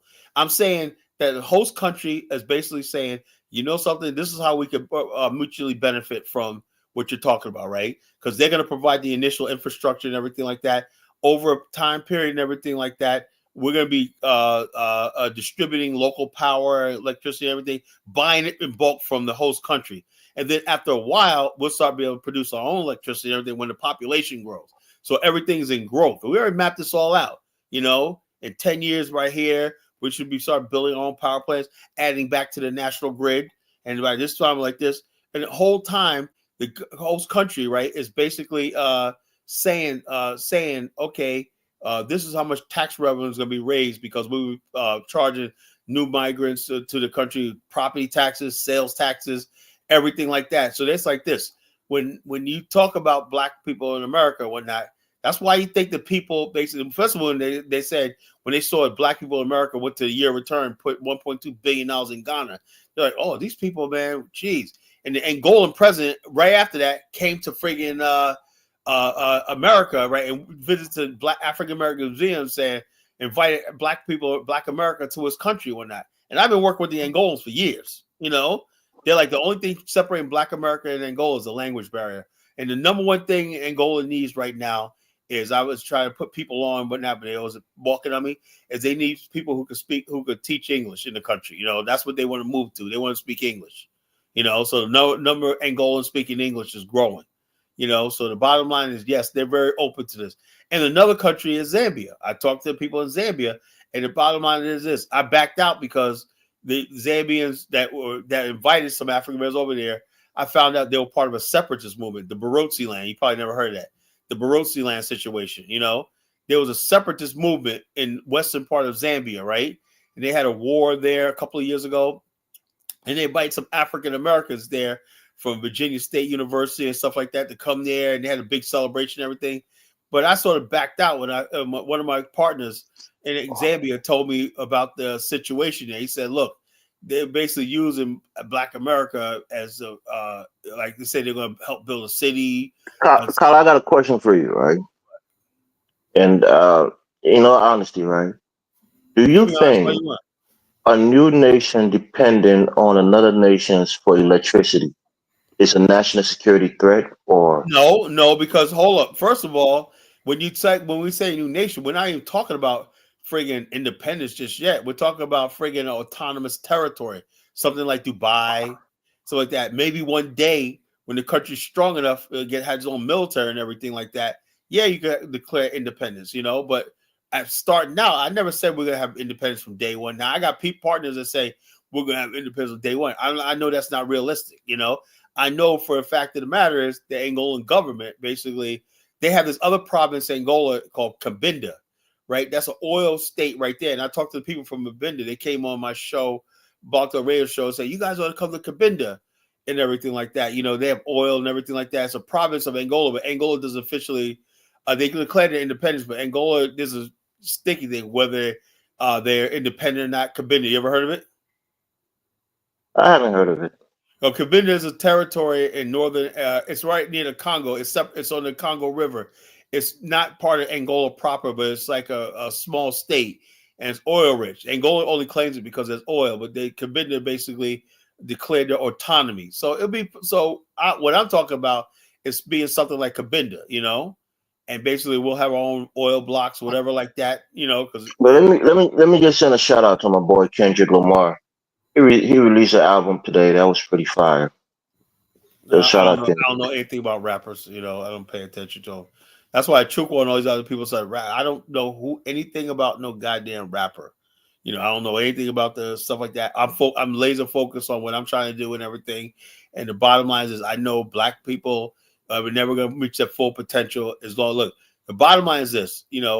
I do believe the reason why I support Donald Trump's presidency because I don't want black people having the illusion that there's going to be some integration in America. Carla, check this out. But Rudy made a comment here. I'm going to read it real quick and tell me what you think. He says, Elvis, if African Americans were given a new country comprised of 5 contiguous Southeast U.S. states, and the Africans migrated there with the former white infrastructure left intact, the new sovereign nation will be a third world nation in less than 30 years. Do you agree with that? Well, first of all, you would never. The question is, you'll never get territory in America because America's already developed. He's giving you a hypothetical, and most of the key thing there is about the infrastructure being left intact. And we know that America has pretty good. My whole thing is this is what I'm saying. Now, if Africans, you said it yourself on the show. America has the most advanced infrastructure grid system on the world. It has zero failure and whatnot. It's most advanced infrastructure in the world. Now, be honest with you, right? One thing after this five to infrastructure and logistics. There's 5 elements, Elvis, right? There's what I call EPCOM, right? There's engineering, there's procurement, there's construction, there's operation and maintenance. Every one of those things have to be followed to a T, over and over again, integrated with each other, right? What happens is in African societies, right? They don't. Let me tell you something. How I figured this out, right? I saw this one thing about India, right? They had this a bridge, right? And when the guy said he was on the bridge when they first built the bridge, it was off by like 1 inch, right? Over the years, the bridge started shaking. Like 30 years later, it started shaking. When he said, "Remember that 1 inch cost them everything." Anyway, he said they had logs, right, of everything, the repairs, everything like that. They logged down. He looked at all the books and everything and said, "Yeah, they did report that the pillars, the piles, was like 1 inch off. 1 inch off, but that 1 inch, people basically kind of the bridge is about to split in half. And so, but I'm saying is this though, but they kept records, right? Kept records up and down for 30 something years. I said, admire myself. I said, wow, man, that was a rural part of India, right? I said, and I never see, when I look at Africa, when I never see people keeping records and keeping stuff like that, Carla, you're running away from Baruti's question. Baruti's saying that the infrastructure left intact to African Americans in less than 30 years, that country will be a third world country. Is that something you agree with or disagree with? No, he says Africans are African Americans. He said African American. I don't know. Look. Bottom line is this: I have no idea because African Americans first got to get the opportunity to do that. I don't see Black people in America operating anything inside the United States. I don't. Like I said, maybe Dollar Bill could answer So that. Dollar simply Bill, what's because going it's on? in the United States, they won't be capable of operating the No, infrastructure and I maintaining. just said. Well, I'm just saying the fact of the matter is, it's just a stupid question because Black people in America. Uh, uh, uh, You've said it here before, Carla, that if this country was handed over to African Americans in less than 30 years, it will be a Oh third yeah, world country. I agree with that. But based on the fact that in America everything is controlled by the white man, and we've never realized our full potential. Black people are only going to survive, right? And like Liberia, when there's no other way but to survive. As long as Black people know the white zaddy is going to come and rescue the day, they'll never get like that. That's why I said the only solution is Black people have to build a nation of their own on their own. And so if people don't agree with that, that's fine. But that's the only way forward. Go ahead, Dollar Bill. Good evening, gentlemen. How are you What's going today? on, brother? What's up, Yeah, Dollar Bill? what's happening? Very interesting conversation. And you know, I wouldn't say that. I'm not gonna, give that to Baruti because Baruti wants to feel that if we don't have hegemony with other people, other African people, Oh, that's what other he's trying to African say. nations, That we need fucking Africans to right? And so he doesn't feel that we're will definitely capable fail. of doing this on our own. And so, I don't know what to tell Baruti about that situation, and I don't know what to tell continental Africans and Caribbeans. I think it can be done, and I don't, whenever I think about building something, even in the Black community, we have to have something that's self-sufficient and independent. Okay, basically that means that we have to have the ability to produce wealth, and we have to be able to use that wealth to enrich our youth. We have to, and this has to be sustainable. This just can't be a one-shot wonder situation. It would have to be pegged or to something or tethered, using that word again, to some type of thing that we need, like oil, okay, something that we know that we're going to get money from and that we can produce. Ultimately, we would have to do business with the host country, and we would hope Exactly. that that Africa itself would engage in the free trade, okay, with one another, and we can benefit from that, right? So And that's why I I said can I don't understand understand that. the African mind, right? The African mind, if they were halfway intelligent, we say, man, that'd be a good idea. Even if they think it's a pipe dream, they say, yeah, but that's something to shoot for. And a lot of Zambians are like that. They're like, man, well, imagine we could build a first world people, because like I said, Africa's problem, they're chronically third world. It's hard to, let me tell you something, brother. It's hard to build when people know they can go back to subsistence living, and even most half the kind of hunting and gathering. You know, they're still living in hunting and gathering. You know, Carla, forget Africans, right? Forget the concept of the Africans. We're talking about just your people yeah, our on the people. Look, land our people are first and being world able to people. You sustain. know, our people are first world people. You know, we have first world consumption. We have first world expectations. That right there is like 75% of the battle right there. Now the next phase is uh, uh, getting what people demand. If people don't demand something, you know, meeting people's expectations, you know, if that's the next phase, you know. But if you have a country where you know the people are basically going to live in friggin' squalor and stuff like that, you don't really have to do it. And that's how countries stay poor when the people have no real expectations. You know, our people have high expectations, so we got to come correct and everything, and it has to be mapped out right. You know, any country, look, there's no excuse for any country in the world to be poor other than poor planning and just ignorance. I'm dead serious. I studied it. You know, how do you have Asian countries have no natural resources and now they're super rich, like Vietnam and stuff like that? And African countries have all that natural resources and they're still poor and backward, you know? It's a mindset, you know? And so basically everything we're going to do in America from our colleges and everything is going to make sure that our mindset stays on building and stuff like this. And when Chuko talks about this, look, you give me those poor black people that he hates so much or whatnot, and those poor people from the inner city and whatnot. Tell me, Dollar Bill, tell me what we'll do with those people once they have an opportunity like this. I will make them productive people. We'll make them productive people through social engineering. That's what he don't understand. America is socially engineered for there's be a large number of black people suffering. You know, Can I say something to them? yeah, go ahead. You guys got to understand something, and you need to learn and understand why criminalism is the way it is in America, and the safeguards that white people did and put up. What are you talking about, Dollar Bill? Well, when children years ago in the 20s and the 30s used to commit crimes, they used to go to jail with adults. The things that they want us to do now, right? They want to send our children to adult institutions, and they are in many parts of the country. But they set up a family court to give kids who've made mistakes a second chance. They didn't do it for us.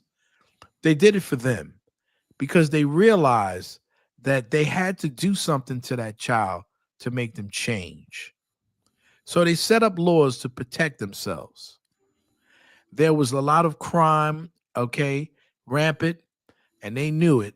And so they had to set up these situations so they wouldn't have their children being criminals. Criminality, okay, Chuku, is basically because people can't feed themselves, right? So the Chinese set up in every black community in the world, specifically in America, so their Chinese kids don't have to knock people over the head because they have something that people want. They sell it cheap food, they sell it fast, right? And they're able to make a lot of money out of it. And that's what people have learned. If you can take an opportunity and you can get to a kid early enough and you can train them, even if they're in the so-called low class, okay, people that Chuku likes to talk about, these people can learn not to be criminal, okay, and to be a productive citizen. Exactly, 100%. The bottom line, and it's done through what? Social engineering, you know? Carla, can I read a comment real quick? Go ahead. So again, Baruti says, do East Indians in the U.S. live as East Indians culturally with hegemony? If so, how do they maintain their hegemony, i.e., Because intra-nation they have East Indians cultural have footprint? One second, let absolutely me finish the spoke over question. that. One is Let me like I finish the said. Let me question, say. Carla, Let then me you hold can on. Let me answer tell it. you. Ask you a question, right?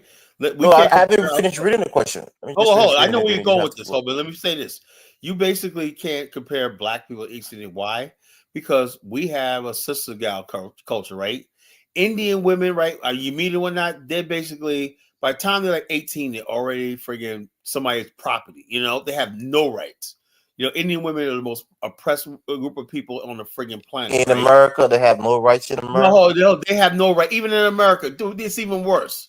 You know, because they use a whole. They're convinced that outside of their family and well like that. So you're The real saying that Indians Americans are succeeding because the women have they're no not rights succeeding. in Who their said they're body. succeeding? What are you talking about? You know, they're doing okay when they look like they're succeeding. I know a lot of them. You know, but a lot of them are struggling. They got businesses and whatnot, but a lot of them are living in those businesses.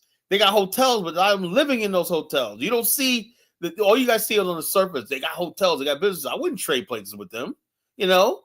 And so a lot of Indians are struggling when they got to bring their No, but grandparents you're over. making a positive point that they are doing good. They're doing Unlike, okay when I listen. yeah, because I don't let their hold up. women Indians have are not Indians and left, Asians have the for their own highest devices. concentration right now. The fastest growing poverty in America is the Indian Americans, and it's same thing in Canada. That's why they're deporting a lot of Indians out of Canada because the poverty level is so high.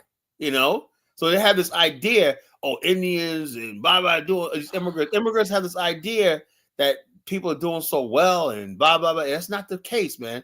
Indians are a good doctor, but for every Indian doctor, right, you got a lot of Indians that don't have no job. They're here illegally. The fastest number of people who have that here. Kala, you can't just generalize. A lot of Indians come here on the Yeah, but that don't H1B1 mean visa all the that don't mean to be high skilled all laborers. their the Indians you see are here. A lot of them here are here illegally. They're at the border too, like the Mexicans sneaking across the border. You know, yeah, a couple of them they'll be linked up with a family member. They got an H2 visa, whatever called. But a lot of them are coming here because they basically desperate. You know, that's the truth. You know. No, and sometimes they're highly sought after and recruited from their country because they're highly skilled No, they work professionals. cheaper, bro. Let me tell you something. They work cheaper. No, You not know, they work always. cheaper. You know, look, they work cheaper, bro. You know, that's all it is. It has nothing to do with the highly developed. And the bottom line is, when you look, I work in the healthcare field, right? I'm not Most telling of you they're look, better than you most of the or your doctors. people. Most of the doctors, man. Matter of fact, the freaking doctor. I got two doctors that saved my life when one was an Indian, one was an African American. You know, two doctors saved my freaking life when I'm never gonna disparage Indian doctors or whatever like that. But the bottom line is this, man. Just because you see doctors and everything like that, it's because you know how what it takes for somebody to go to medical school here in America. You're talking about $300,000 almost. You know, well, India, these people get their medical degrees over there for much cheaper and everything like that, and they come to America and they work here. That's why you see a disproportionate number. And they maintain the standards. That's Well, I because know that, but the whole thing is, it's not because it's so great because they're cheap. We don't want to spend the money to going to American medical school is way more expensive. You know. like Mystic Diamond saying, which is true. We've seen it, right? East Indians, they dominate in the IT field. Well, no, that's You only know, because Bill Gates went to India because it was so cheap. That's why you have nah, I Microsoft. mean, you have a lot of Indians who do startups. They work in Well, look, I Silicon know a lot. Valley. You Look, have I know that. Pichai, who is the CEO of Google. I So know that. No, they don't they own do well Google. in They that own space. places like software like Zoho. I have a Zoho one for my business. You know, Zoho account. That was done by Indians. You know, Kala, my social Kala, network Ning is Kala, No, you scared. She scared the shit out of me, Nick. I didn't even know you was on the platform. Kala, Kala, you mistakenly in Canada. Let me just tell you the truth. My friend live in Canada. In Canada, the Indians and the Chinese are dominating the financial world there. Most of the professional work over there, you can't get it. My friend said he want to sell his whole house and return back to United States. The Indians are bringing the Indians mentality into Canada kind of lifestyle.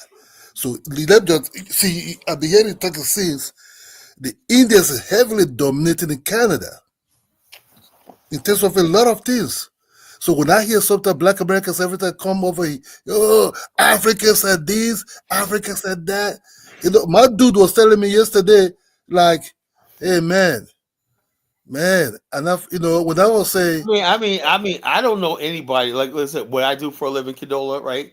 I ain't Yeah. worried about no damn Africans or whoever else. No. Nobody was talking about Africa. We're talking about the East Indians, Carla. Stop, We're talking about stop the trying to Indians. look for the low, the See, low hanging fruit. What I do for a living or everything like that, you know, we're about to Kala. expand next. We're not in January. We're about to expand into North Carolina. So my size, my agency is going to double in next year. You know, why I make that I'm not worried statement? about no damn. I don't worry Yeah, about any. hold on. You don't worry now. Why I make that statement is this: the Indians are slowly creeping into United States too.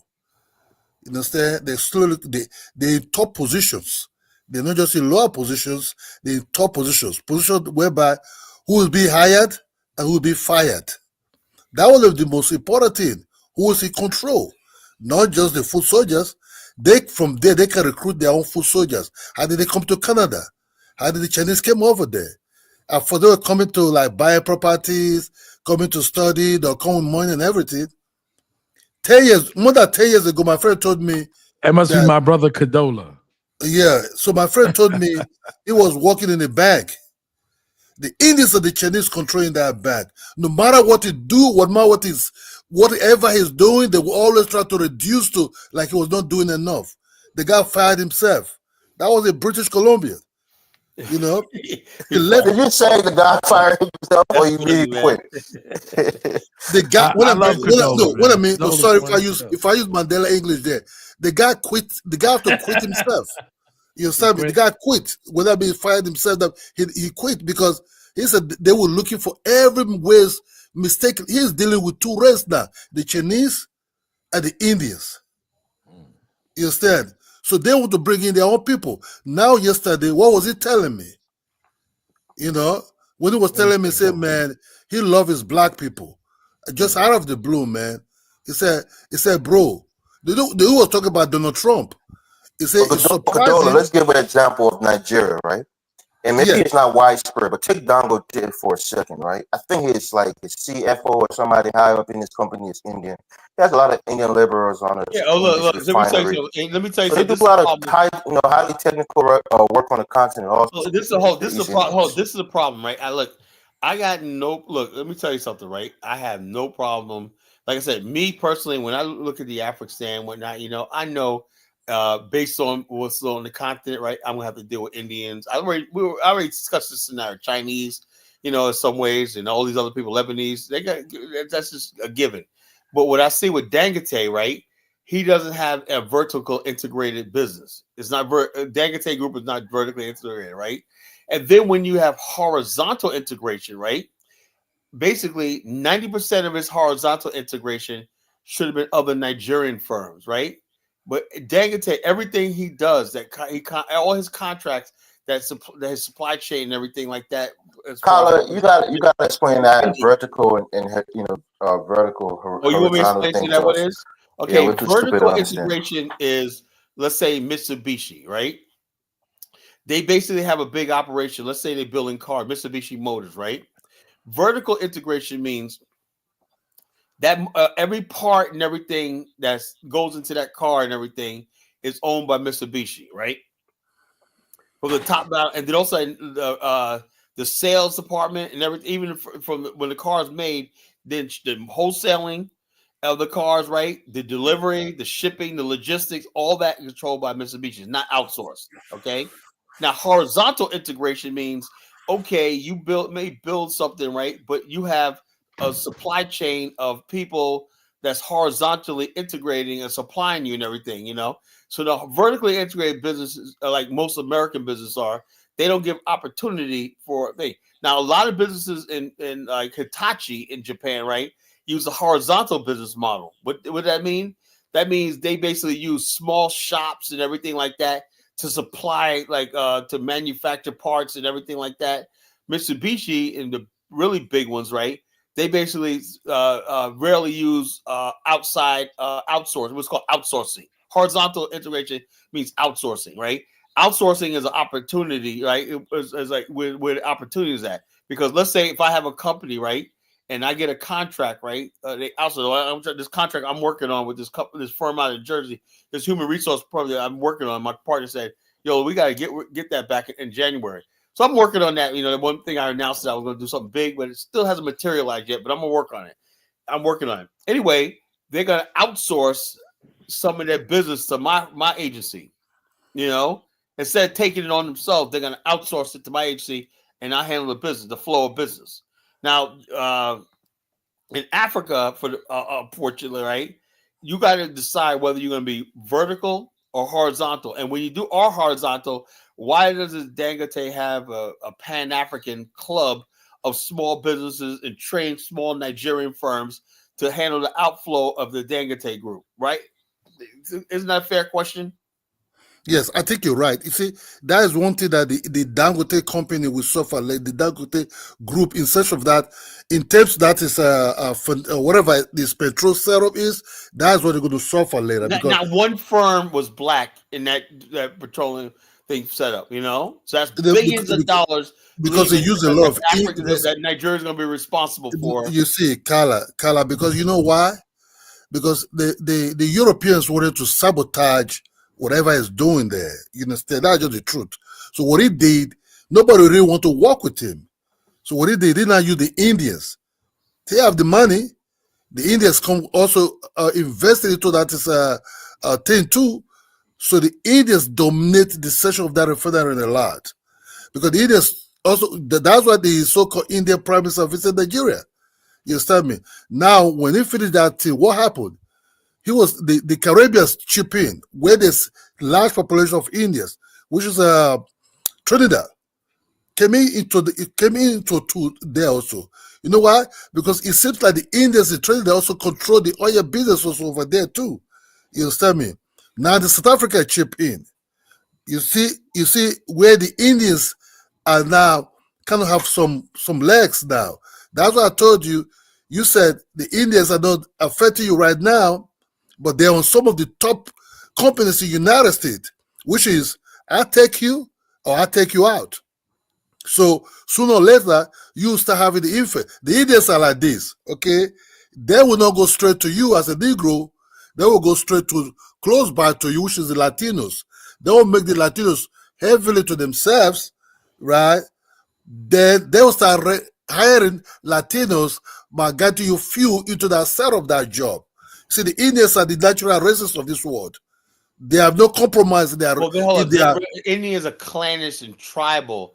The difference between them and their tribalism, and they translate their tribalism into modern business. That's what Africans never do. You know? Yes, even in India, they if you're dark, you start packing the shit there too. You understand me? If you're dark, your job is to pack the shit. These are naturally racist. You see, the white people can have sympathy for you sometimes, but the Indians have no natural sympathy for you at all. Look, I was having the Indian teacher. When they look at me, this dude, they were like my chemistry teacher, physics teacher, the wife was like my literature teacher. When they teach you or when they start, passing this knowledge to you, they also look at you like you're a piece of shit. That's just who they are, until Nigeria drove them out of the country. So the Indians are far more the most dangerous set of racist people that you ever come across in the world. You understand me? When they're in your country, they pretend. They say, oh, my brother, my brother, my brother, my brother. When they want to deal with you, when they have that guy, when they have the power like the white man, you're gone, man. That's just the truth. You see them everywhere now. I think with Indian, quote unquote racism, right? It's not even based on race. Like we know with the classism that they have in their own country, people of the same race as them. There's the untouchables who are also Indians. You're absolutely wrong. The Brahmin class. And usually they don't mix. I've seen documentaries where Indians, refuse to marry, or the family refused to let their son marry somebody who was outside of their class. They discriminate prejudice against even people who look like them. No, I get it. No, they don't look like them. You have to understand. Black people. Can I say something, Elvis? You have to understand that the Indians understand something that Africans don't understand.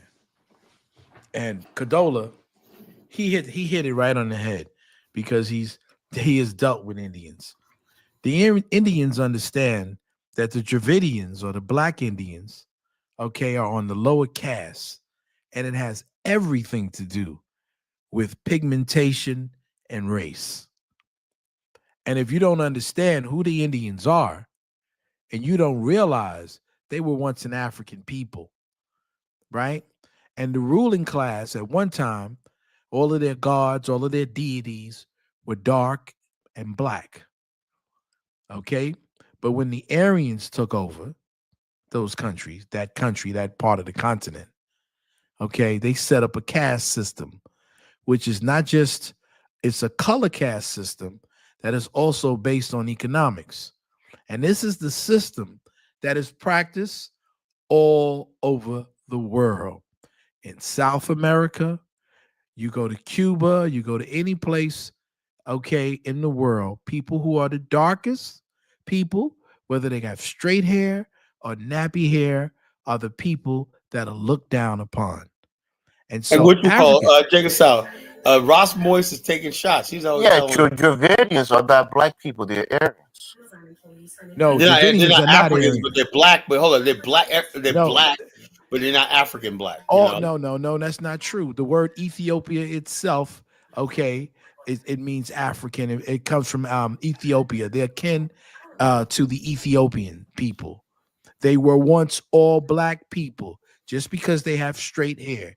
I'm telling you, the world began in Melanesians have darker skin, but straight hair. Some of them have blonde hair. Yeah, but the word melon comes from what? It's what gives you color and pigmentation. Yeah, it means that they have, a dark skin. You just don't want dark, to. You just don't. Dark skin. Hold on, Dollar. Dark skin does not always equate to us West Africans being a black African. No, West African is not the only part of Africa. It's just one part of Africa. At one time, the whole world can trace its ancestry all the way back to Africa. Okay? The chromosome will tell you that. All the way back to Africa. And if you study the Indians and know that Dravidians are not Aryans, Dravidians at one time, who are now called the untouchables, who are the darkest people, darker than you, darker than me, okay? And I've heard professors talk about what it's Ethiopia, India, and that's not even the name, the real name for India. So at one time, most of the whole world was black. And so when the Aryan people came, okay, they were the ones who changed the color caste system, and the dark people who were considered to be gods became the untouchables, the people who had to do all of the dirty work, and like Kadola said, to clean the shit, all of those things. Oh, I thought Kadola said clean the ship.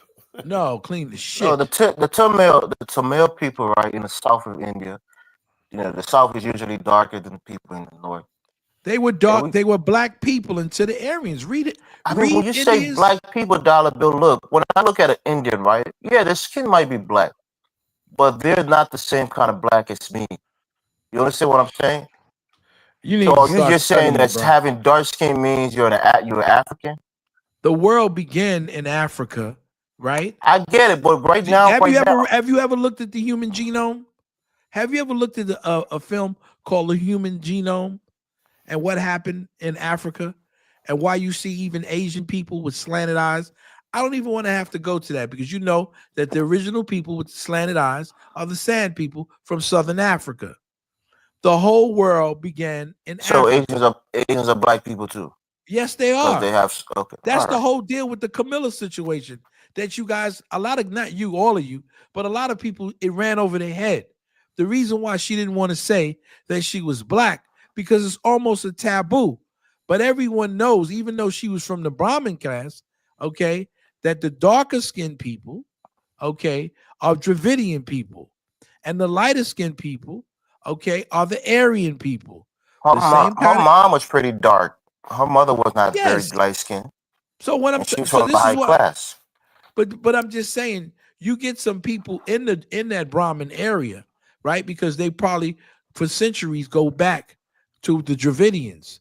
But for the most part, the people who bury people, who clean what's the name of that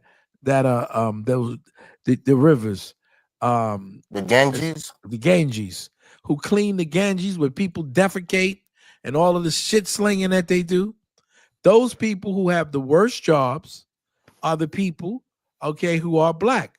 But if you go into their I mean, you keep saying mythology, black. You can say who are darker skinned. Those they're Indians who are black. Indians who are Black people. black with They're just straight not hair are not they're my not people. They're not your people. they're not sub-Saharan Africans, but they're black. They're Now, blue when we black. say Some of them. black, you know what we mean, bro. Nigerians are black. Ghanaians are black. Let me tell you something, Zongo, not Zongo. I mean Elvis. Right now, I have to agree with Dollar Bill on one thing, right? Because if I didn't have this experience, I would think differently, right? Now we know Indians, even the dark ones, are racist. But I remember when I was a kid, right, in my neighborhood, South Jamaica, Queens, right, we had friggin' Indians, right, dark Indians, right, living with us and whatnot, and for the most part, they assimilate. I'm not talking about assimilation. Tyler, you look at a dark skinned Indian and you accept them as a black person like yourself. But you got to understand how our culture was, right? No one ever basically came to us and said, we all knew we're Africans, right? But we didn't really make such a big deal about it. You got to understand how the context was in. So we had people living with us and whatnot. And basically, was like, okay, he looked a little differently, but, goddamn, he's going to our church with us. And his was it Dr. Ben Yusuf that said that about the hair texture? His daughter's doing double Dutch. And your brother's like, damn, girls that long hair. But I'm just saying. I'm saying some scholars believe the only time that we the Harapins this thing was every once in a while, right? You see them, right? They get in their Indian garb, right? And they'll go over to India and they got their Paula, have you seen the Melanesian people with blue eyes, blonde hair, with very dark skin? I never seen them in real life. Are those our people? Are they black people? No, but I'm saying, look, dark skin don't make them our people. Neither the Indians, but like I said, just like Elvis, listen to this, right? Just like, let's say, Syrians aren't really Europeans, right? They pass for Europeans in America. You understand that, right? You'll have Lebanese in Virginia, in Norfolk, right? You have people, people that part of the white community is Lebanese, but in the world they're considered Arabs. And here in Virginia, the one of the famous lawyers here, he passed away, but his son is Charlie Bachero's son, right? Is a Lebanese guy. He was like a regular white Italian guy, right? I saw him when I came into he was representing me years ago. Right? Donald Trump's daughter or granddaughter married a Lebanese American. No, but I'm saying what I'm trying to say is, what I'm saying is, theoretically, he's not of European descent, and he's not really white, but he passed for white in this society, just like the dark Indians, right? They lived in the black community. Because remember, Dollar Bill, remember that when those. What do you think those Indians classify as, Carter? You think they classify as African? Let me say this first, right?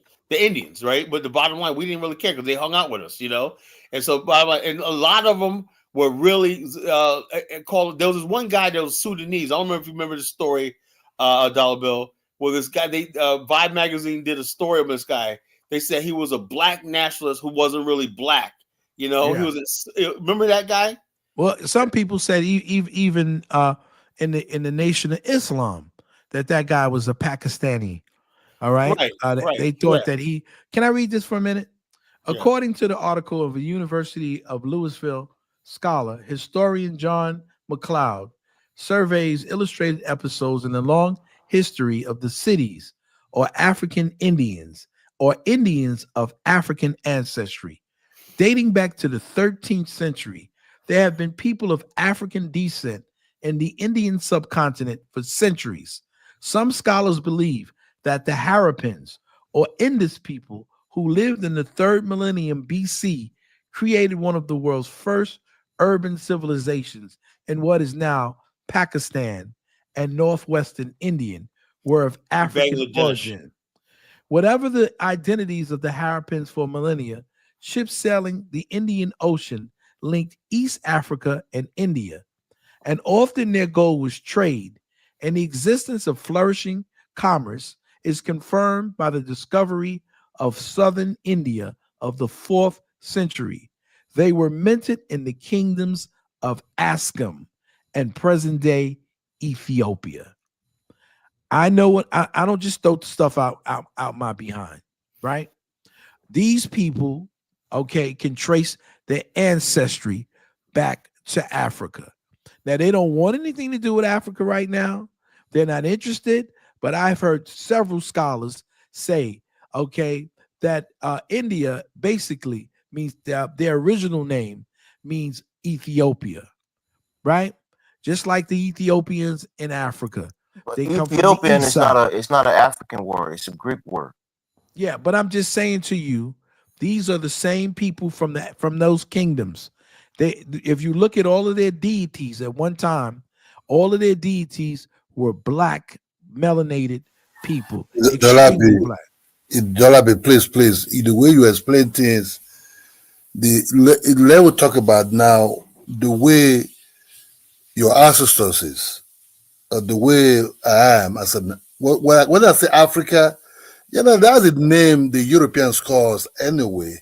I'm talking about people that look like me. If I take the DNA test, they will come as me. I'm talking about sub-Saharan Africans, the Zulus. Sub-Saharan Africans aren't the only Africans. Hold on, the Malawis, right? The people that look like me, my hair texture and everything. The Ethiopians you're talking about, these are Yemenis. You understand me? Yes. Not entirely true. Not entirely true. The Indians are for connection with the Arabs also. You know what I mean? So when you start calling, there were black people living in those regions long before the Arabs came. Hold on. So when I say Black Americans, the Ethiopians are Africans. The Ethiopians will tell you if you go to their country, look at this Africans. Yeah, the Ethiopians don't classify. They're Africans. They're African people. They're dark-skinned people like us. But then there are other people who might be more racially ambiguous. I don't think they have way lighter skin. They have people who are dark. They'll be. How did Ethiopia form into Africa? Yeah, they have the other class who are not the face of Ethiopia. The face of Ethiopia. I don't care what the face of Ethiopians are. What I'm trying to tell you is that's not who they identify with as a nation. Thank you. See, because people identify with racism. When Black Americans are calling Ethiopia black, right? Want to ethnically cleanse themselves. Even the Somalis do the same thing. They say, "I'm not black. I'm Somali. I'm not black. I'm Somali." Why are they pointing Johnny Somalia off on us then? You know? Oh God, you worry about TikTok stuff, bro. We're talking about something else. Condola tried to point him off on us. I'm here, Condola. I had some of the white sauce. Dolabi. The corn of Ethiopia is coming close to Africa. You have to decide whatever really for the good faith. That corrupt Haile Selassie is a very corrupt dude. Very, very corrupt. I believe you. I don't disagree with you in anything you're saying. That dude, what that guy did is this. He didn't even trust the white people because it's the British that helped him to defeat the Italians in the way one way or the other secretly. He didn't trust the white people. It was that black man that started that Air Force. Forget. I'm telling you right now. I'm not telling you about who started the Air Force. Look. Air Force. Forget about the Air Force now. Forget about the Air Force. That was. Forget about the Air Force now. I'm telling you how the Ethiopia now become a choke in our neck in Africa. How they destroyed that African Unity Organization. The Ethiopians. Have a bunch of Jamaicans yelling at you because they swear to God that Ethiopians are African.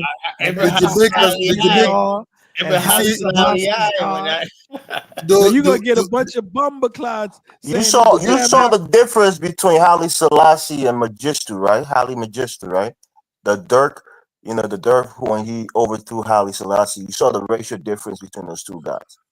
One of them had the nose of a Jew. The other one had the nose of a West African person. The truth of the matter is this. Did you hear what I said? Did you hear what I said? Did you hear what I said? I said one of them had the nose of a Jew, the other had the nose of a West African. Tell us which one are you talking about? Mengistu was a West African looking man. Haile Selassie was a Jewish looking man. So you trying to say you're gonna have a bunch of Jamaicans on the thing tonight saying, "How dare you?" That's their whole identity being African. The Jamaicans, those guys were high when they saw Haile Selassie. They were very, very high.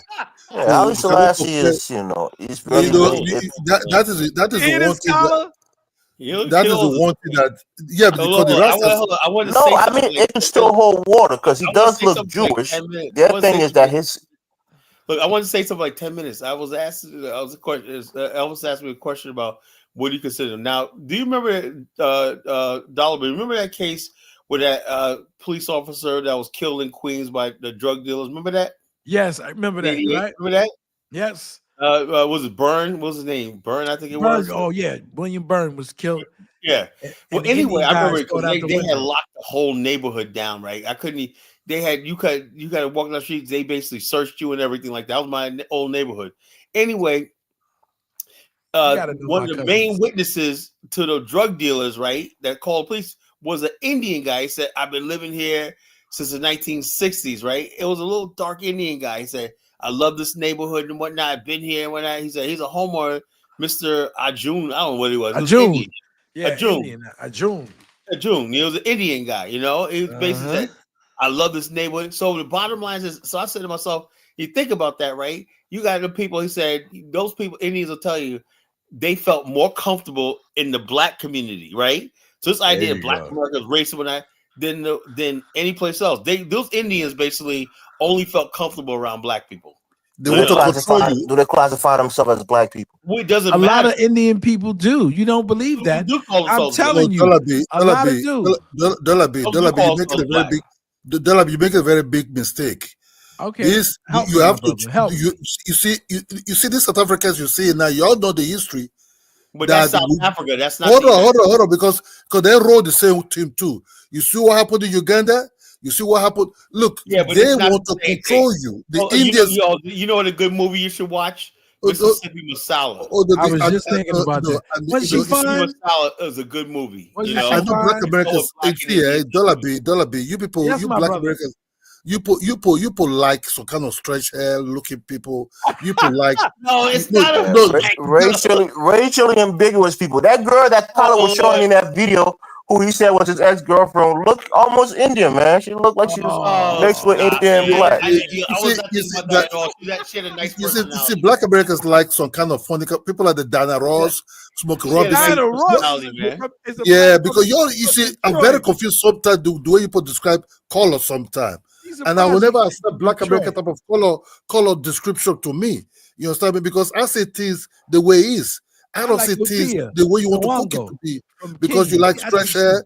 I think she's That's why gorgeous. a lot of Black Americans say, "Oh, my father is a Choctaw, my mother is this," because y'all like such a stretch hair. Y'all like so We kind of like Chickasaw Indians. big nose looking type of Indian. I don't understand you people sometimes, Indians. man. He You thinks know, we some No, Chickasaw I'm just saying. Indians. Look, all I'm saying. Look, check us out. I'm saying that situation needs to be studied because some of those Indian guys, like I remember my uncle Michael, right? He brought this guy from his college to a cookout, right? Indians will fuck you My up if they sister have was the like, that opportunity. dude, hold on, he had straight hair, right? He had straight hair, right? But curly straight hair, and he had a pointy nose, whatever, like that. And he was from India, but he was basically him. My uncle Michael was like basically radical, right? Indians are not your people. This guy was basically talking all this black national stuff and whatnot. And I was like, basically, like, this dude's he's like Indian, but Well, Carla, African goddess is saying something from her experience, right? I think she was born in I the was UK letting and this lived there that's sister in for a while. the come up. UK. That's not. I was She's letting saying, this yeah, shit she's came up. saying that they classify themselves as black for political, advantage, and after that Absolutely. war was won, Let me they've Thank say, you, Della they B. classify Thank you. themselves That's back why. let as me That's say Indians. this. Let me say this. So they're In opportunistic, America, man. right? In America, right? Indians, for the most part, not all of them, right? Basically, in places like Queens, New York, Long Island, and that, if they had a choice between living in an Italian American neighborhood, Dollar will tell you, the black Oh neighborhood, yeah.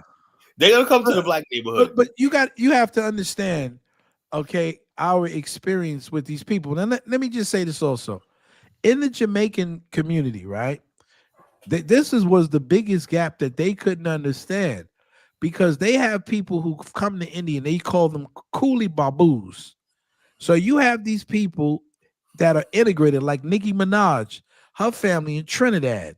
Okay, she are mixed with Indians, and you have people who are from India but have moved into places like Guyana, and so they intermix with the black population. So for Kamala, her saying, them feeling that she was black and being of Indian origin didn't mean anything to them, because they have a lot of people. They've got Indians, they've got Chinese people, all of those people are integrated into their society, but yet they all call them Jamaicans. Right? Exactly. And so, Jamaicans it's a nationality. It's not a race, right? Yeah, but there's Chinese who speak that same thing, Indians, and in Jamaica. When we think of Jamaica, you think of Bomani, Garvey, and so that's not the case, You get a lot of them Indians, and you get black, and you get some white people. Look, you can talk about Guyana and Trinidad in a way. Those but still you can still see the tension there, especially this Trinidad people. You see the Indians will be very close to you when they want something. Political movement. And Nicki Minaj, she's one of them. You see what you talk about now. Look, let me tell you guys, you Black Americans. Yes, you sir. perceive things in a total different ways, and because I understand. The Indians, right? The Indians will be very close to you when they want something. Help us. But the moment they gather something, they would like to slave you. That's what that just. I believe you. I don't disagree. Yeah, what I was always saying, Kidola, is that I thought it was very, very unique, because we had Indian kids, girls especially, that were doing double dutch, playing handball, wearing long stockings, socks, whatnot, with the white pro kids dollar bill. Going to this day. Remember when Jay-Z did, and it wasn't just Jay-Z, it was Thelonious Monk was the first one that started taking jazz, African American jazz, and using Indian instruments and doing music with Indian people. And then you had later on your generation, Elvis, Jay-Z. I had a rapper. I want to know if you remember this song. I want to know the melody, like na na na na na na.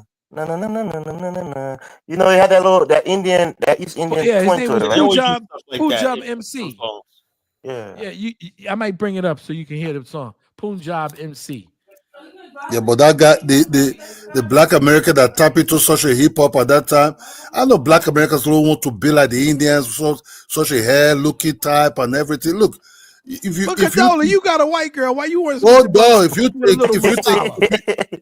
either you go for the real tea or you go for the fake one. For the real for a while.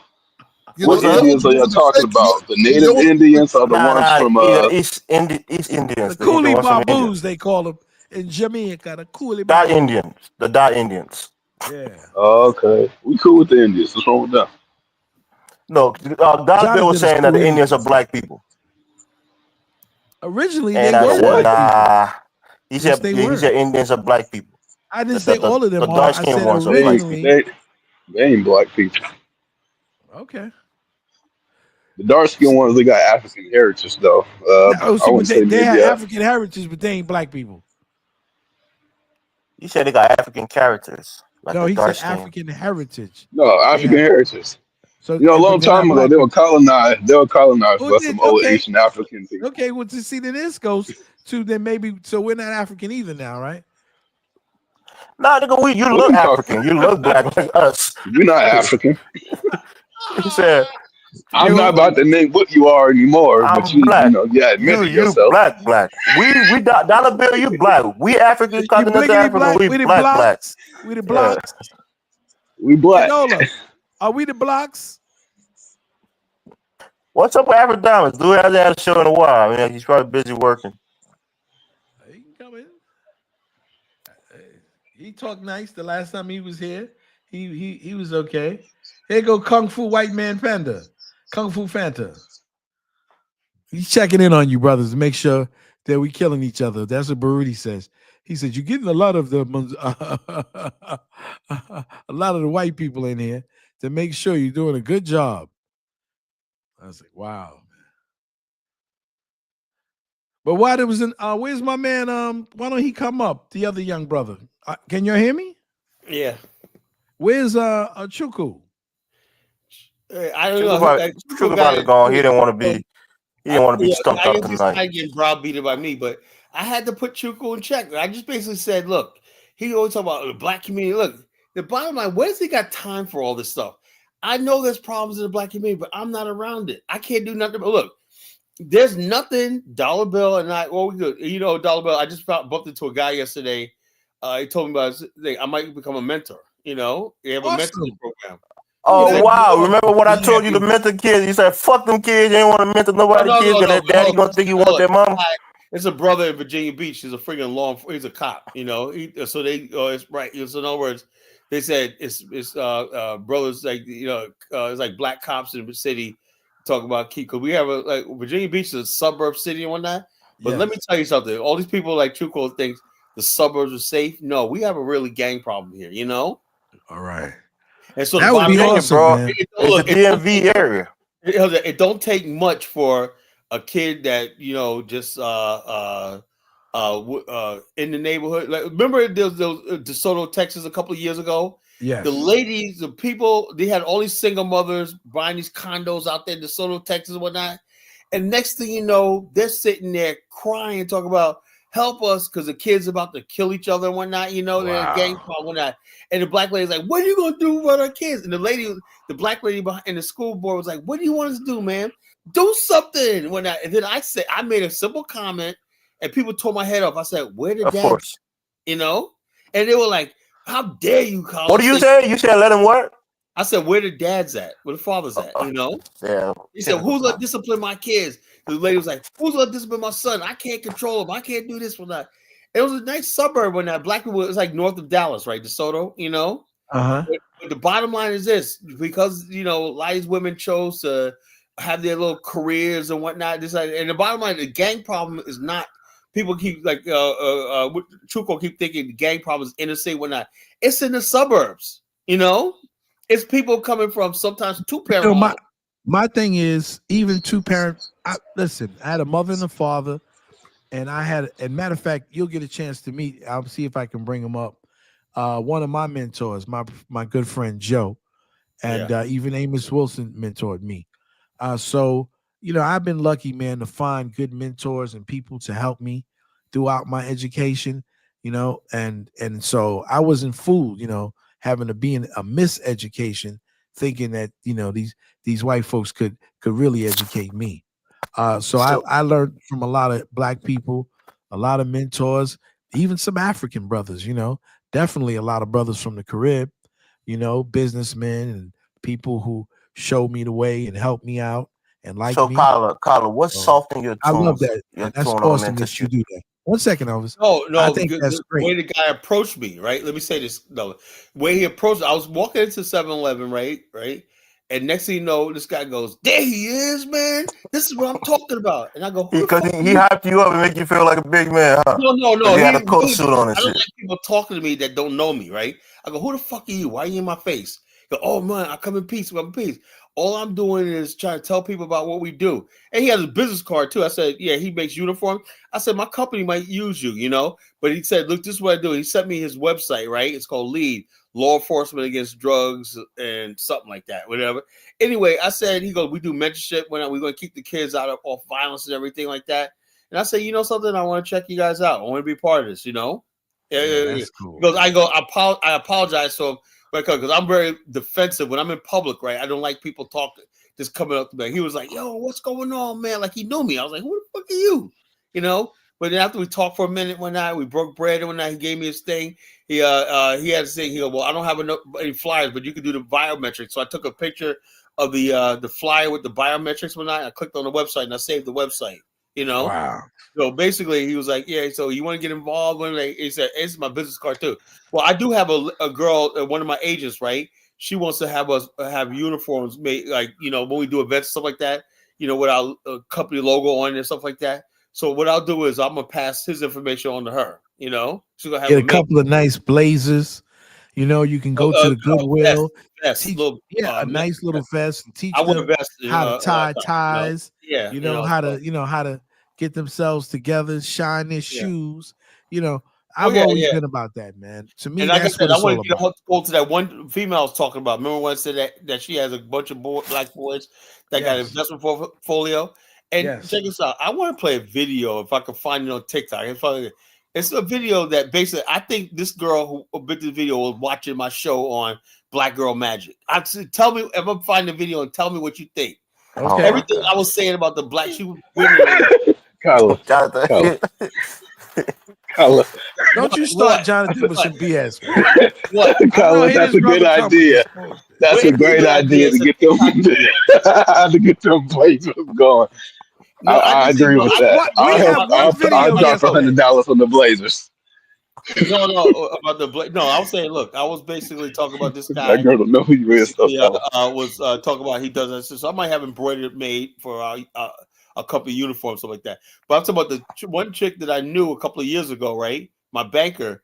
She has the young brothers that basically they have an investment. She goes, by the time these guys are in college, they're 14, 15, by the time they're in college, they're going to have a string of properties and everything like that. And I'm teaching everything about mortgage, banking, and all this stuff like that. I go, she goes, you know something? Screw the black girl. That's what that dawned on me. She goes, screw the black girl. Yeah, I'm trying to save these boys. We need to save our boys. Because no one gives a damn about they boys. Need to be saved, and we need to be responsible. You know, so everything, all the resources that you see, whether it's what's that company that investment company that invested in black women that they try to shut down? What's it? JP Morgan? No, not JP Morgan. What's it? Goldman Sachs. You know, everything is about the black woman. The black woman. You think it's odd? No, it's causing envy and jealousy and tensions between the in Black America, right? Because you got people, like I said. The context of our existence is not controlled by us. That's why we friggin' have imbalances and tensions between black women, black men, and we basically have poverty and some black people don't give a shit. If look, let me tell you something, right? I'm looking at my life, right, and I'm like, I think if I didn't have my father in my life, let's say my father ran on my mother, and we had to live in the projects, and I was around all the bad influences, right? I don't know how my life would turn out. I just think saying that. I don't know how my life would turn out and basically a thing. So what I'm trying to do is I'm not trying to judge people anymore by the way they turn out. I just understand that I believe in the system because I benefited from it, you know? Yeah, so you got people out there who never, ever benefited from the system. Think about that. Never benefited from the system. One bit. And so therefore, when you say why they committing crimes and everything, because you got to buy into something, you know? You can't expect everybody to be law-abiding and the system and the society scorns them and hates them and stuff like that and expect them to walk a chalk line and be a productive citizen and everything. It don't work like that, you know? These kids are stupid. They know society hates them. They know that shit, you know? You know, I'm just proud of you, Carla, that you decided to mentor. Even though I've been telling you to try to do a mentorship program. You know, I'm a very busy person, but I would like to do is like if somebody wants to get into my business one night, and I'm more than likely to have friggin' somebody come by my office. I show them about our business. Are you just mentoring boys or are the girls there too? I'm not getting into about girls or whatnot. All I want to talk to is young boys. You know, I'm not into the girls. They got enough support system. They got Oprah and Beyonce and whoever. Oh, you steady mad about the girls having opportunities. No. I'm saying the fact that you basically got to build the boys and men up in your community. You know, that's what we have in Black America. Nobody talks to the black boys and everything like that. They feel like they're nothing and everything like that.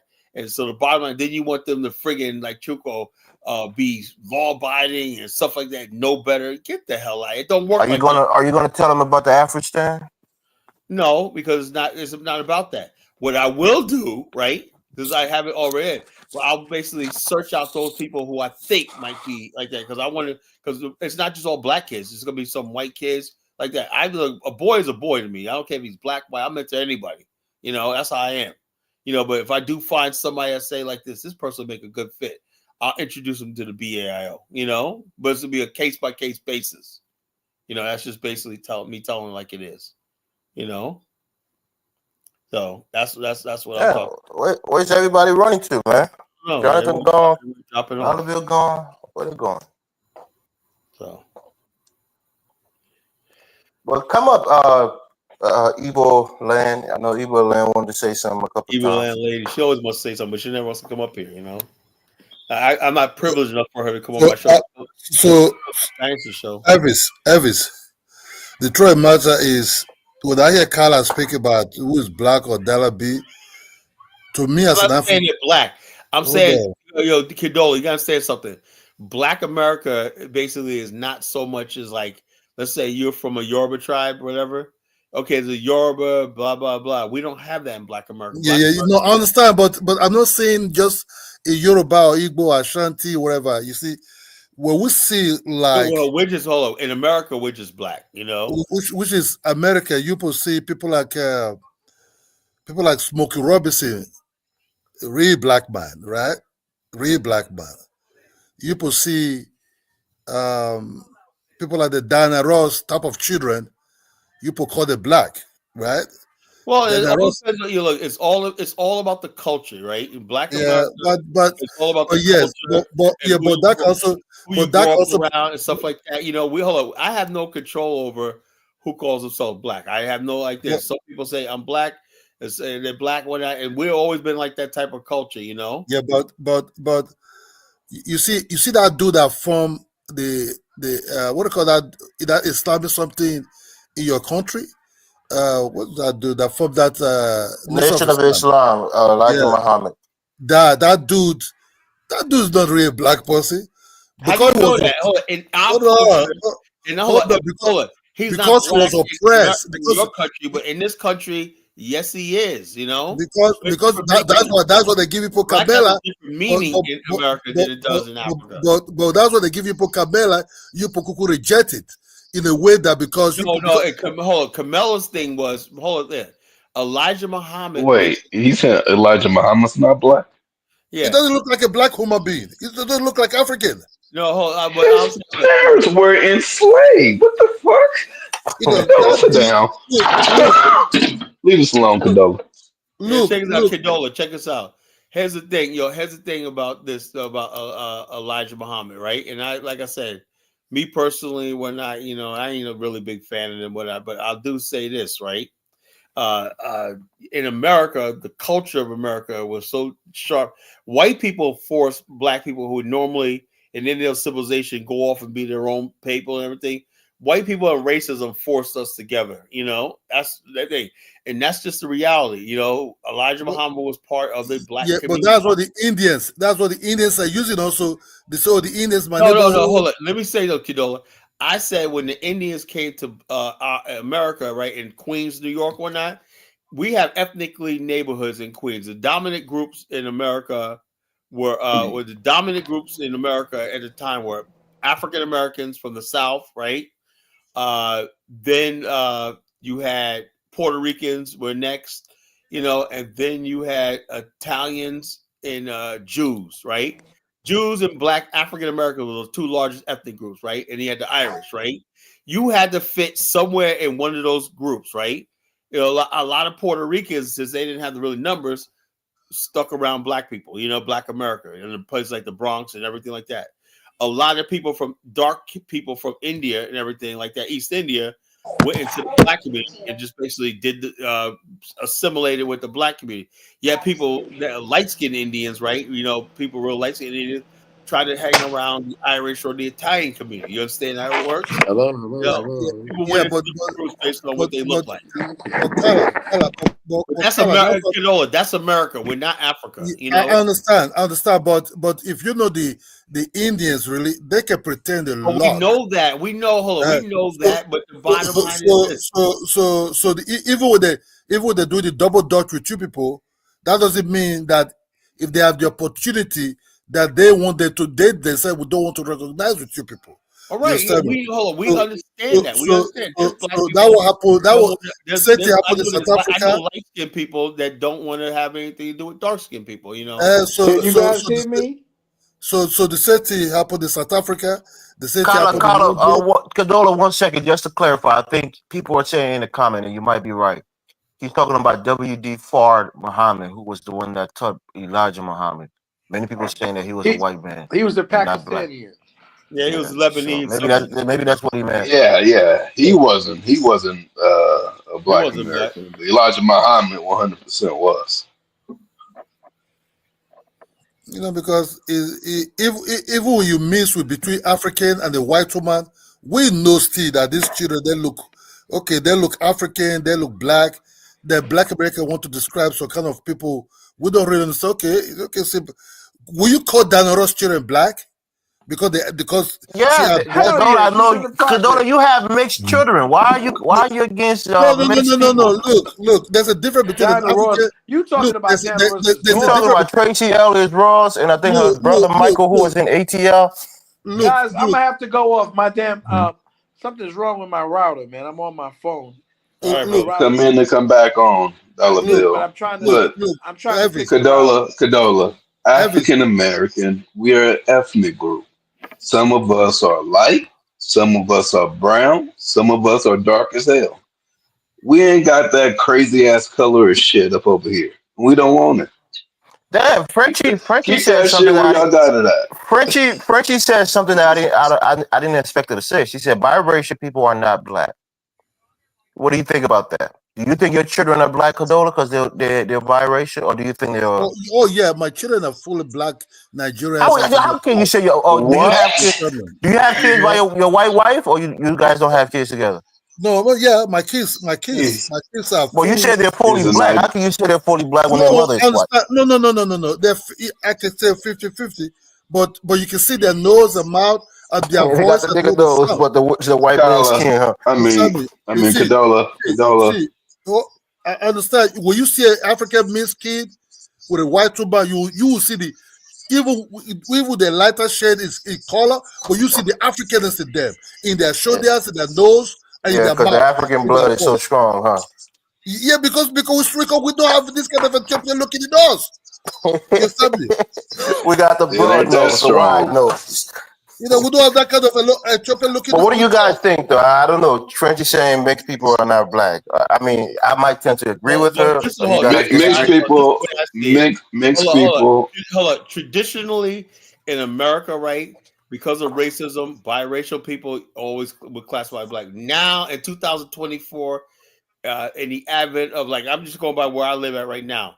Mixed people basically are like their own category now, and you can't go up to a mixed person now and automatically start brothering it up and talk about this and the other thing. He basically has like the J. Cole phenomenon. You know, they're not all into black. But J. Cole is black though. He's mixed.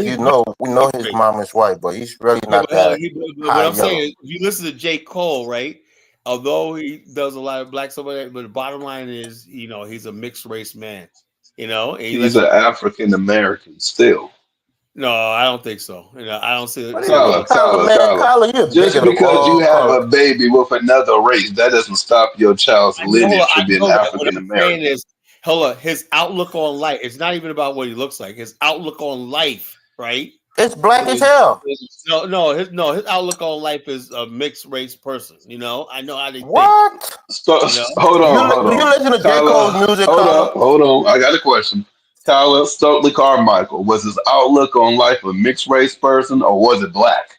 Stokely Carmichael was from Trinidad. He was on the lighter side, brother. What? He was light like J. Cole. He was light like J. Cole. No, that's you thinking of somebody else. Stokely Carmichael's dark skinned. All right, when Huey P. Newton. You mean what's the dude from New York? I'm gonna start naming a whole bunch of light-skinned people. What's that dude in college? You know his name, Alan Clayton Powell, right? Alan Clayton Powell. That nigga damn near look. I'm conflicted about Alan Clayton Powell. Although basically, look, he basically loved black culture. He was in Hall and whatnot, this and the other thing. But that's when the whole thing is. We basically accepted people like that. I don't know how these days and times where ever since you know who ruined it for mixed race people in Black America? Barack Obama. That's when this all started. Right, because he got an African daddy, huh? No, not because he have an African daddy. Why you stop? Nah, because you like to hit on African color. What do you mean he ruined it? Nigga was president.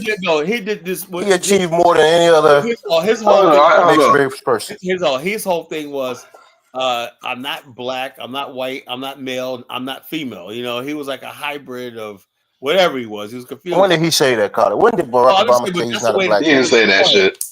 Right. Carter be bitching. He just ain't Obama because he's a liberal. That's all. Y'all be creating your own statements up here. No, people basically like I can rock with Obama because he's just basically like, and I'm like, look at him like, what the hell is he saying so smart? People act like everything that came out of this guy's mouth was That nigga was smart as hell, bro. You thought Being Obama ain't no the dummy. Harvard Law Review president, that's a big deal. Tell me something smart he ever said. You think being smart is only about saying smart? The dude That nigga was became president. the He was a fucking senator. He was president. a constitutional What more lawyer. do you want from That's that? smart. Yeah. That's like people saying Kamala Harris is dumb. That ain't dumb. Check this out. They say that Kamala, there was a guy that disappeared, dead, that said that he came forward and said that he did all Kamala's work for her in college and whatnot. She's really stupid. That's it. She can't get to where she is. Yeah, and she was just doing work for her, man. I don't know. Even when she was a senator, right? She was grilling those dudes, the oil company execs. You can see her wits. Terrible, man. She was just basically wrapping my mouth. Shut up, lady. Carla, you hate black women. You hate biracial African men. She's not black. Give me a black woman hate. Ask Frenchie. I love my. Do you love Lizzo? What's wrong with Lizzo? Short, man. Well, Lizzo losing weight. Lizzo's losing half her fan base. I just asked you, Carla, do you like Lizzo? Well, I mean, I don't have. You love some Lizzo. I know Jonathan, man, he would rub the same with her, man. You ask Carla, number one, you hate black women, you hate overweight black women, so that's why I give you Lizzo. I hate to say it, I don't know who the hell Lizzo is. Really? Every time people bring up Lizzo, I think of Precious. That is not her. That's Gabrielle. I find out that that's Gabrielle Cinnabay, and I'm like, well, who the hell is this Lizzo chick? Lizzo was a musician, bro. She was the one that. She was the one that. She had a couple of songs. I mean, I don't know him, bro. But Elvis, if she wasn't big and fat, I wouldn't know who she is. No, she makes music. The only time people bring her up is about her weight. It's never about her music. Name a song at least. Give me a song. She's not the first big black woman in music. You have this lady. Is it Anya Stone? Anya Stone is fat too. Angie Stone is talented. You have There's a difference. You have a Kelly Price. I mean, you haven't heard Lizzo song. She made some pop music. She had a little bit of talent. The problem with Lizzo that she started putting on that pint, that tone. No, the thing that makes most people hate her is that she was exposed as being abusive to her staff. For all my big sisters out there, when I have nothing like that, like able girl, when I, if you're big, but I don't know what your size is. But this is what I want to say, right? I had nothing against Lizzo on that, but when you try to impose yourself on people, like she was stalking Chris Evans, remember that? And you're like, oh man, she was serious about getting with Chris Evans, Captain America, right? And he said, nah. And we're like, what's wrong with her? Lizzo? He don't like big fat black women, blah blah blah blah. You can't put people on the spot like that, She have a boyfriend now, Black men I'm sure she does. She got money, man. Black men love, you see, Lizzo's a I know. We don't stop that. Start that. No, black men like so fat women too. There's no problem with that. No. Cadola, only in Africa being fat is seen as wealth. Well, that's why we like our African. In America, we all got money. We good. So, being fat is not cute. People like Zongo. Bring it down, sisters. It's okay to bring it down. Zongo and people like that serve a need. The need is no. Look, there's nothing wrong. There's nothing wrong. You liking some other. It's a preference, right? Depends. Some people don't want to hold some bony shit in their hands. Depends. You like it soft. You like it. Depends. It's preference. Lizzo might be very beautiful to some other black guys. Man, you see, I see a lot of black Americans who have a lot of fat women too. Not bad about it. That's just their preference. Cadola, they get what they can get. Well, the funny thing is, she's not originally from here, but Lizzo grew up in Minnesota. She got famous out of Minnesota. So, she got some Somali in her or some Liberian. Yeah, that's what people say. People say she got Somali, and she does look Somali. So, yeah. Oh, she might be Minnesota. We could pawn her off on the Somali community. We could get rid of her. We could pawn her off on the Somali community. That's good. That's good news, man. Carla, do you like Jill Scott? She's not bad. You know, she made good movies.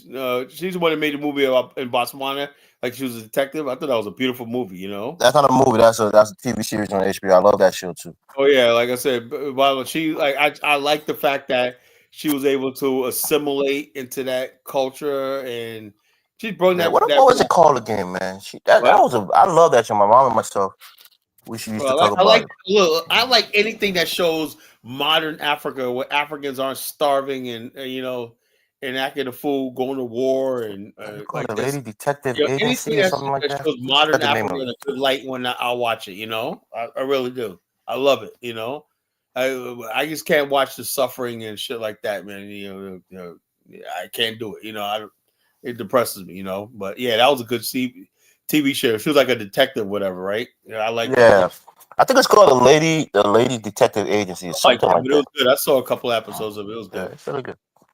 You know, that was Yeah, I good. like Jill Scott, man. I think she's beautiful. I'm not that I would get with her or anything like that, but I like her movie. Really, you wouldn't get with Jill Scott, Collar? Oh man, no. This is You're what out I of your say. mind. Elvis, like that. We're way off the topic, but I'll say this, right? Look, my God, when I see Isabella, right? She runs to me at the airport. She jumps in my arms. She's so small. She jumps in Oh, my you want to arms. be able to pick up your wife, huh? She straddles me and whatnot, this and the other thing. And then, like I said, I'm gonna put our business out there. You know, something like basically walking around the house in a Victoria's Secret, cooking me breakfast. Now, Collar, did I do that with Jill Scott? I'm eating, Collar. Stop it, please. You know, my girl looks fine. You know, can I do that with Jill Scott? No. That's because you got to be a man to be able to handle that. Your back got to Oh, be I don't strong. want Your to muscle handle got that. to be toned. You got to be Oh, able so to you handle that, man. I don't need Yeah, I know she lost weight now. She Yeah, ain't and fat like that. I can't handle it, nigga. I'm short. I can't handle all of that. But man, like you, Collar, you tall, nigga. You can handle her. Yeah, was you short? Like 5'8". I'm not that tall. Oh, okay, you're a short fat nigga. Okay. Shut up, Jonathan. Yeah, we need to lose his weight, bro. Yeah. But Kyle, I don't get it, bro. They got some beautiful. I mean, I guess now they say plus size women or full size women. I don't know the difference, but that's a beautiful black no, woman who I have no idea. That's the way of trying not to say fat. got it. Ain't Look, no Well, I mean, such thing as plus size. all women are not the same. Let me things out like to each his own. Like I see a girl tonight, right? She was a big girl, right? And I basically like, I was nice to her and whatnot, open the door for her and whatnot. But I had this look on my face like, no, she looked at me like, oh, I guess not. No. I'm like, I'll treat you as a woman. She's a sister. I say, look, I'll respect you and I'll give you. Look, I will give every woman that respect. Like I'll hold the door open for you, whatever like that. But under no circumstances, I am not. I can't do that. I mean, I wish you all the best of luck. I wish you could find the guy. I always say that. I wish every female could find the guy, the man of their dreams, and everything like that they dream about, and everything, no matter what they look like. I mean, every female deserves a Prince Charming. I do believe that. Just it won't be me. Fella, What? stop lying to every female. What? Every female don't deserve that. Why not? It's okay. It's okay to be honest.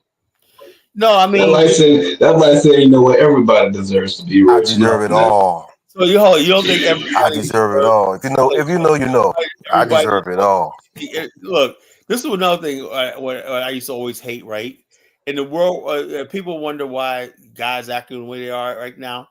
Every man in the world, like I was telling Chuko, this ties back what I'm talking about. You got guys out there in the hood, right? Basically have no prospects of chance. I've been out there, they have no chances of ever getting a woman. No chance of whatever. Like they don't have no money, they don't know nothing when that. So basically you put people in these toxic situations. What do you think is gonna happen? No women, no power, no money, no anything, no family and everything like that. What the hell are you gonna think is gonna happen? They're gonna join gangs. They're gonna do negative shit. So Collar, Igbo land said, lie, Collar. You're a verbal bitch ass. Luckily, in your ilk are not allowed where I live. where she live at? You must not be allowed there where she lives. Yeah, well, will I get eaten by a lion or something? Something like that. or somebody I've never heard that insult, a verbal bitch ass. I'm gonna start using that. Somebody shoot me with a poison dart, you know. You gonna see African what's her name? Igbo land girl. She's sitting in the bushes like, I'll get you, Kyle, with a poison dart. Go, you know, I was like, shit. Yeah, man, I'm not allowed in there, man. She gonna hit me with a poison dart, you know. She goes, yeah, a lion named Black Karen. Woo, we're getting serious here. You know, we're getting serious here. Black like this, you know. I wish Igbo land sister would come up here and just give it to me, you know. I deserve a tongue lashing, Igbo land sister. You know, I deserve a tongue lashing, you know. Come up here and tell me like this. Zongo, man, like I said, I like Zongo because, like I said, you know, I believe all women needs to have some love when not, you know, I don't care if it's a big girl or not. And that's why I said I will make sure Zongo never get the point, man, because we need somebody like him, you know, and in this day and time, you know. Ross Boys go, college low key funny. No, dude, I'm hilarious, man. I got 1 million of them, man. I think you can't say you're hilarious when you get on people for not taking you serious, and you want everybody to be serious all the time. But you're funny. Yo, I'm glad, but I got a sense of humor though. Ant says, "Collar, if you're a real man, you can handle. Get the hell out of here. You can handle." Yeah, I disagree with that, nigga. I'm 5'8". If I'm with a girl that's 6'3", like fucking injuries, nigga, I'm not doing that. Every pot has a lid. I know where my lid is. I found a wife that's right within my height range. You know. How tall is Injuries? Injuries like 6'3", 6'4". She is? Oh, I never seen her next to nobody, so I can't really judge how tall she is. I thought she was short. You know. Yeah. If you're a tall nigga, find a tall girl. You short nigga like me, find a short person. Shit. Yeah, Ross Boyce, no, I wouldn't want to deport you, man, because like I said, big girls need love too, man. We need y'all brothers over here.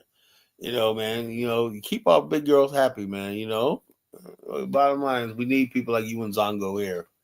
You know. So like I said, I would never go like that. But back to the African, you was asking me questions over this. What now why you got me on the air, man? Q&A, you know. Yeah. So my point is serious questions.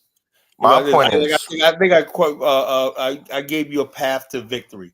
I said, first of all, it's not gonna be a day one friggin' independent nation. That's fucking takes decades to do, you know. But you can basically occupy territory. We're already doing it in Ghana, right? But I just thought, like I told Bomani, they're in the wrong freaking country, you know. And the difference between that and let's say Zambia and Angola is the places they do it in Ghana, they have no freaking infrastructure, you know.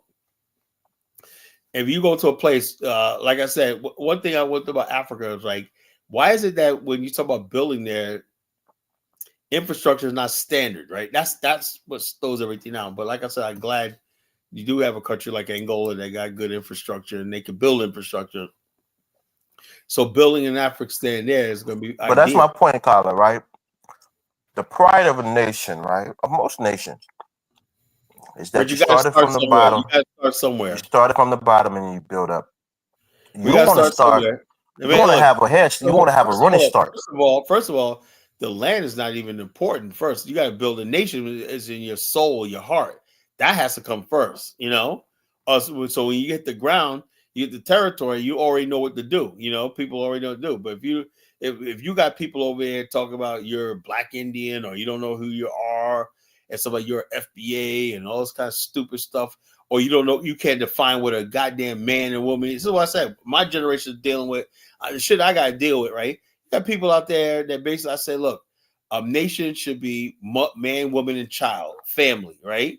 Now you got people telling me, no, tell me that gay couple's a family, they can adopt or transfer. That wasn't all the nations back in the days didn't have to face these issues, these crazy people. And the bottom line is, like you, I don't know how you're a freaking liberal, Elvis, because liberalism wants to destroy the family. You know, the whole idea of the family they think is a threat to the earth. When that people, liberalism is on the spectrum, right? Well, they don't like feel like, they don't like people should be. No, that's not true. It is a truth, man. They don't like the traditional family. Stop it, man. You just have a stereotype. Stereotypical. No, hold on. I believe people should be free to be who they are, as long as they're not breaking any laws or impeding the rights of others. Hold on, do you think the gay couple should have the same rights as a straight couple?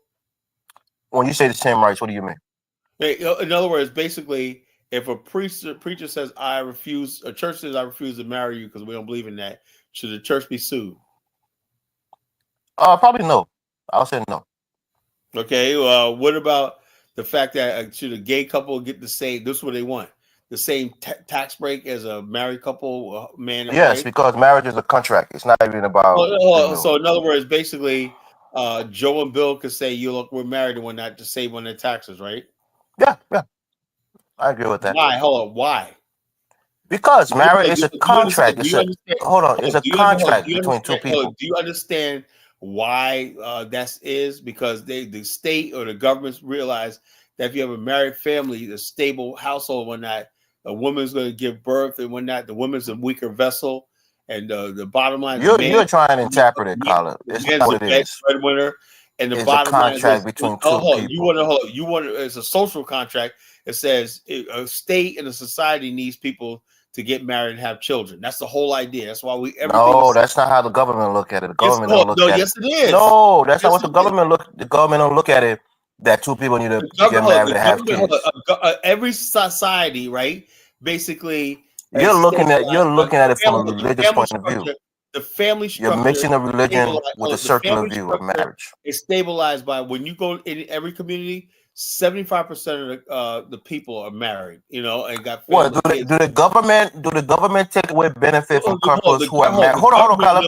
Do the government take away benefit from couples who are married and can't have kids? Do they take away their benefits because they're not procreating? It's there, though. It's there. Well, no. What do you mean it's there? It's there. The benefits is there whether they have kids or not.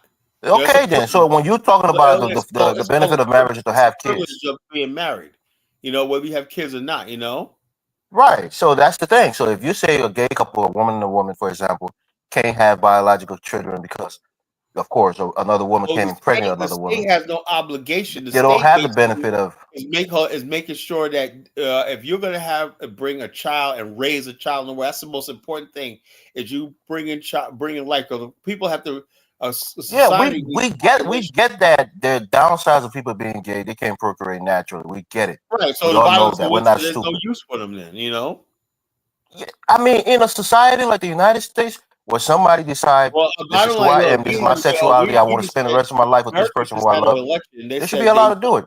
It doesn't impact my life. It doesn't impact your life. America, we just had an election. Basically, it was more to it than open borders and everything. The real reason why Trump won because people want a regular, traditional life and common sense back. When has a gay couple ever influenced your life, Colin, in a negative way? No, I'm just saying it doesn't. Look. I don't care what people do in the privacy of their home, but that don't mean I gotta recognize it. That's what I'm saying, bro. Like you talk about these things that for me, it doesn't impact my life. I'm sure it doesn't impact most people's lives. 100% better than kids in foster care. Now, if I'm talking to you on a religious level, I'll tell you, I disagree with it. I think it's unnatural. God said we shouldn't do it. But again, we don't live in a theocracy. We live in a democracy. Right? I know that. So it's not ruled by. It's not ruled by. Society is still governed, and the morals of society is still governed by biblical principles and Quranic principles, because all those books right there, the Torah, the Quran, and the Bible, all basically points towards good. As far as like good. If there's something to talk about evil, then basically it's not of the Bible. Simple as that. Not of the Quran. And then mankind twists the Bible to promote evil. That's what I'm saying. We live in a circular state. We live in a circular country. State. Yeah, but it's a secular state. But the whole thing is, a secular state means the fact that, let's say, it's not guided by religion. Hold on. You say this is a secular state. Drinking alcohol might be immoral, but it's not illegal. You see the difference?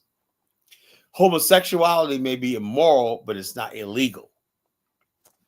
See, that's the difference. I don't believe in making homosexuality illegal, right? Because we live in a secular society. Adultery might be, immoral. But adultery in this society is illegal. That's a moral thing. But it's not. It's not illegal.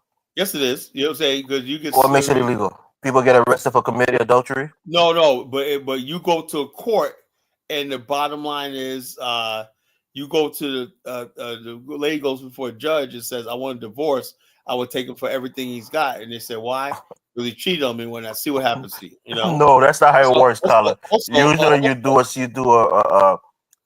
you do property sharing. You guys can share properties. No, it don't work like that. Equity You in the get caught. home. If a man gets caught cheating on his wife and she goes to divorce, he's finished. You know, as That's simple as not true. That's not true. that. Look at Tyrese. Look at Tyrese. You have some protection over marriage when you're married. Look at Dr. Dre. Look at anybody that's going through that shit. You know, also bigamy, right, and polygamy are illegal in this society. Of course, but I'm just telling you that adultery is not illegal. When you're looking at things from a religious view, and you try to put it on a circular level, it never works. Yeah, because but if we were living in a theocracy, people would be getting beheaded for fornicating. They're getting beheaded for people adultery. that want to have 4 wives. That's not permitted.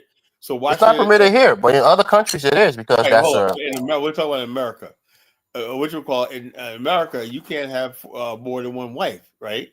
And people abide by that, right? So why should somebody alter the definition of marriage to basically say, okay, it's all right for 2 men to get married?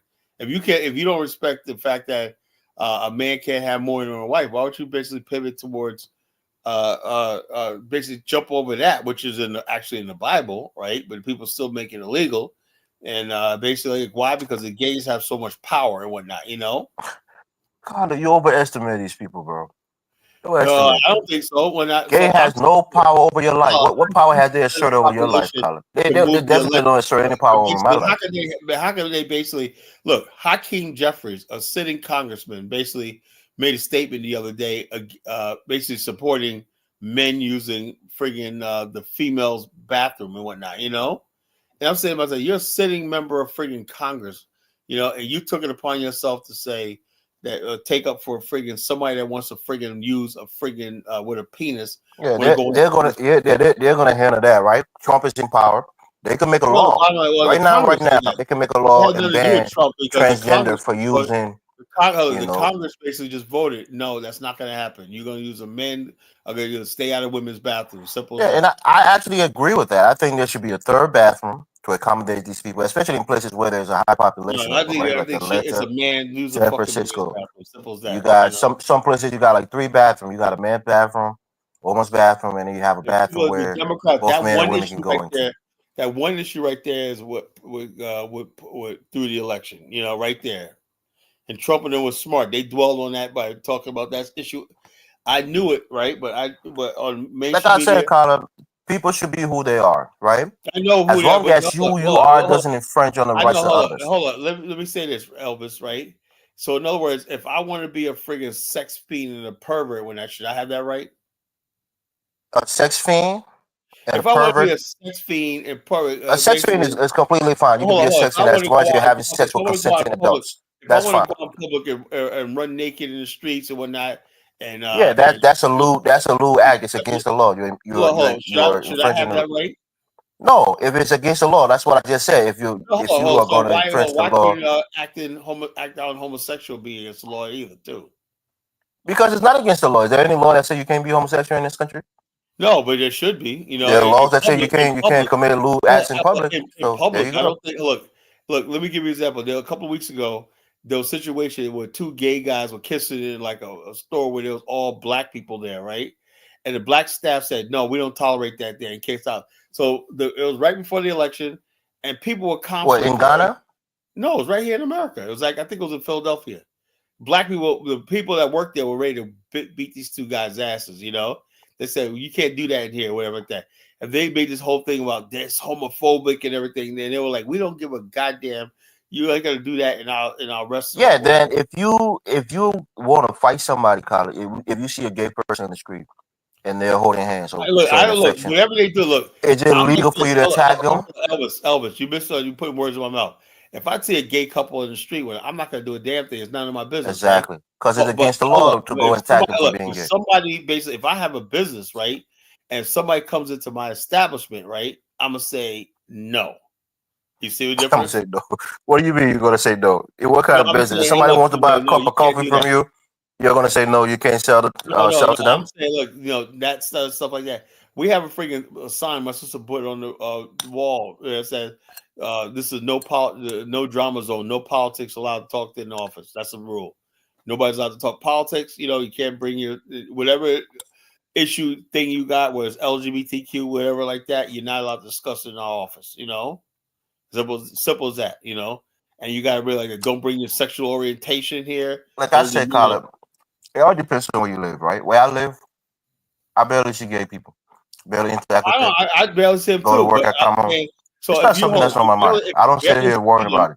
If you barely see them, why is it my kids' school? Why was it important to have Pete Buttigieg with no experience as a transportation secretary? And people are like, he could be the first. He's very smart and he's a politician. He's a valuable politician to the Democrats. The guy went to Cambridge. What are you talking about? He was a mayor of a fucking rundown city. What the hell are you talking about? Yeah, he went to Bridge.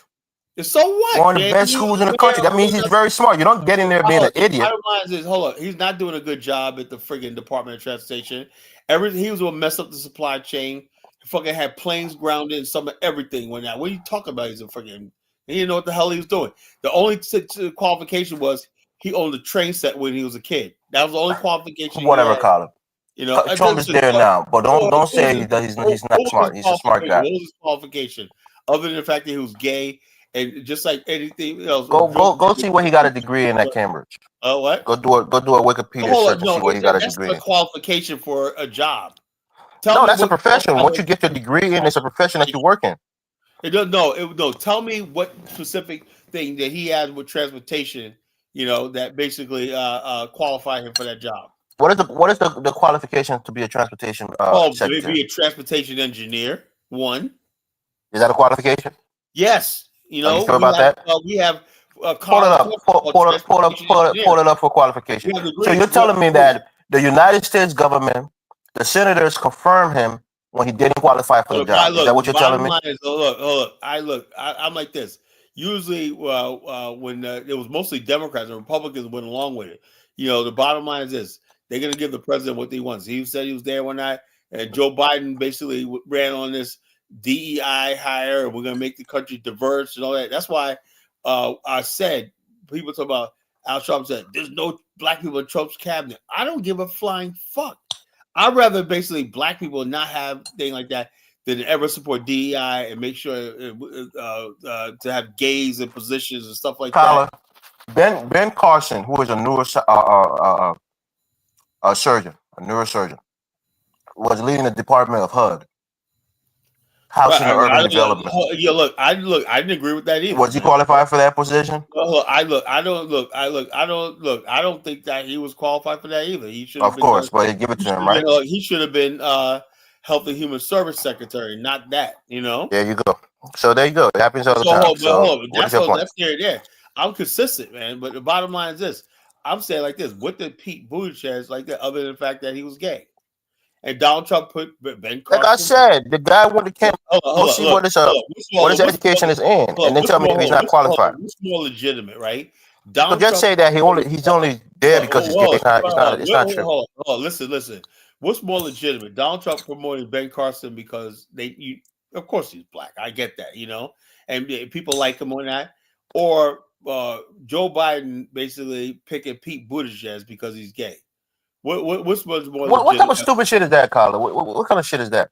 No, the guy is a Cambridge graduate. You know what Cambridge is? You think he's just going there being an idiot? He's very smart.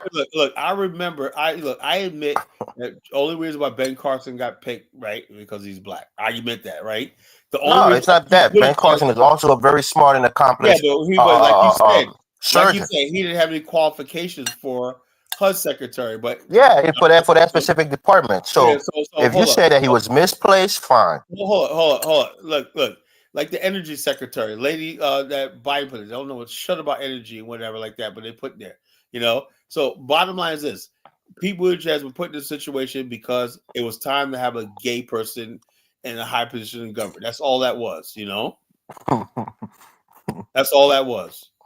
And basically, Trump putting Ben Carson up there. So Ben Carson was in that position because it was time to put a black person in that position. Only because Donald Trump wanted to attract more votes, and it paid off. You know, he did. His numbers went up a little bit among black people. You know, it paid off. You know, so the bottom line, he could basically say something. Carla, that's not why he put him there. What was the reason why You can't put him there until after the election. Well, I know that. What I'm saying is this: so after Donald Trump was thinking about his re-election at the time. You know, he said this looks good for optics. I'm appointing a black man to my cabinet. You know, so they can't take that away. And he lost that re-election in 2020. Well, actually, he really won, but you know, okay. If you think he really won, what happened to 20 million votes?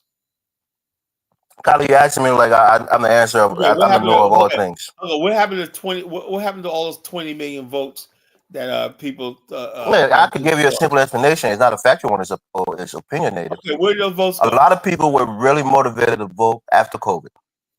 Most people, right? Listen, how about, a lot of people voted who normally don't vote. They were motivated to vote because of COVID. Jamal admitted, right, in Philadelphia, like we going through that in Philly right now, where they're basically trying to, they have fake ballots and they're trying to count them. That happened in their last election. We're going to get to the bottom of it. Trust me.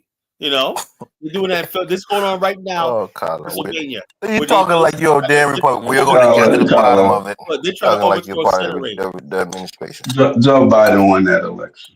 No, he didn't. There you go, Jonathan. He 100%. So how do you? I hate Joe Biden, but I'm willing to tell you that he won that election.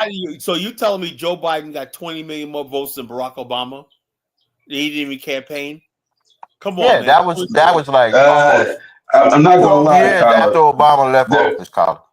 There was more people in America than there was when Obama got elected. For Joe Biden than Barack Obama. Okay. Tens of millions of people just turned 18 and are eligible to vote in the next election.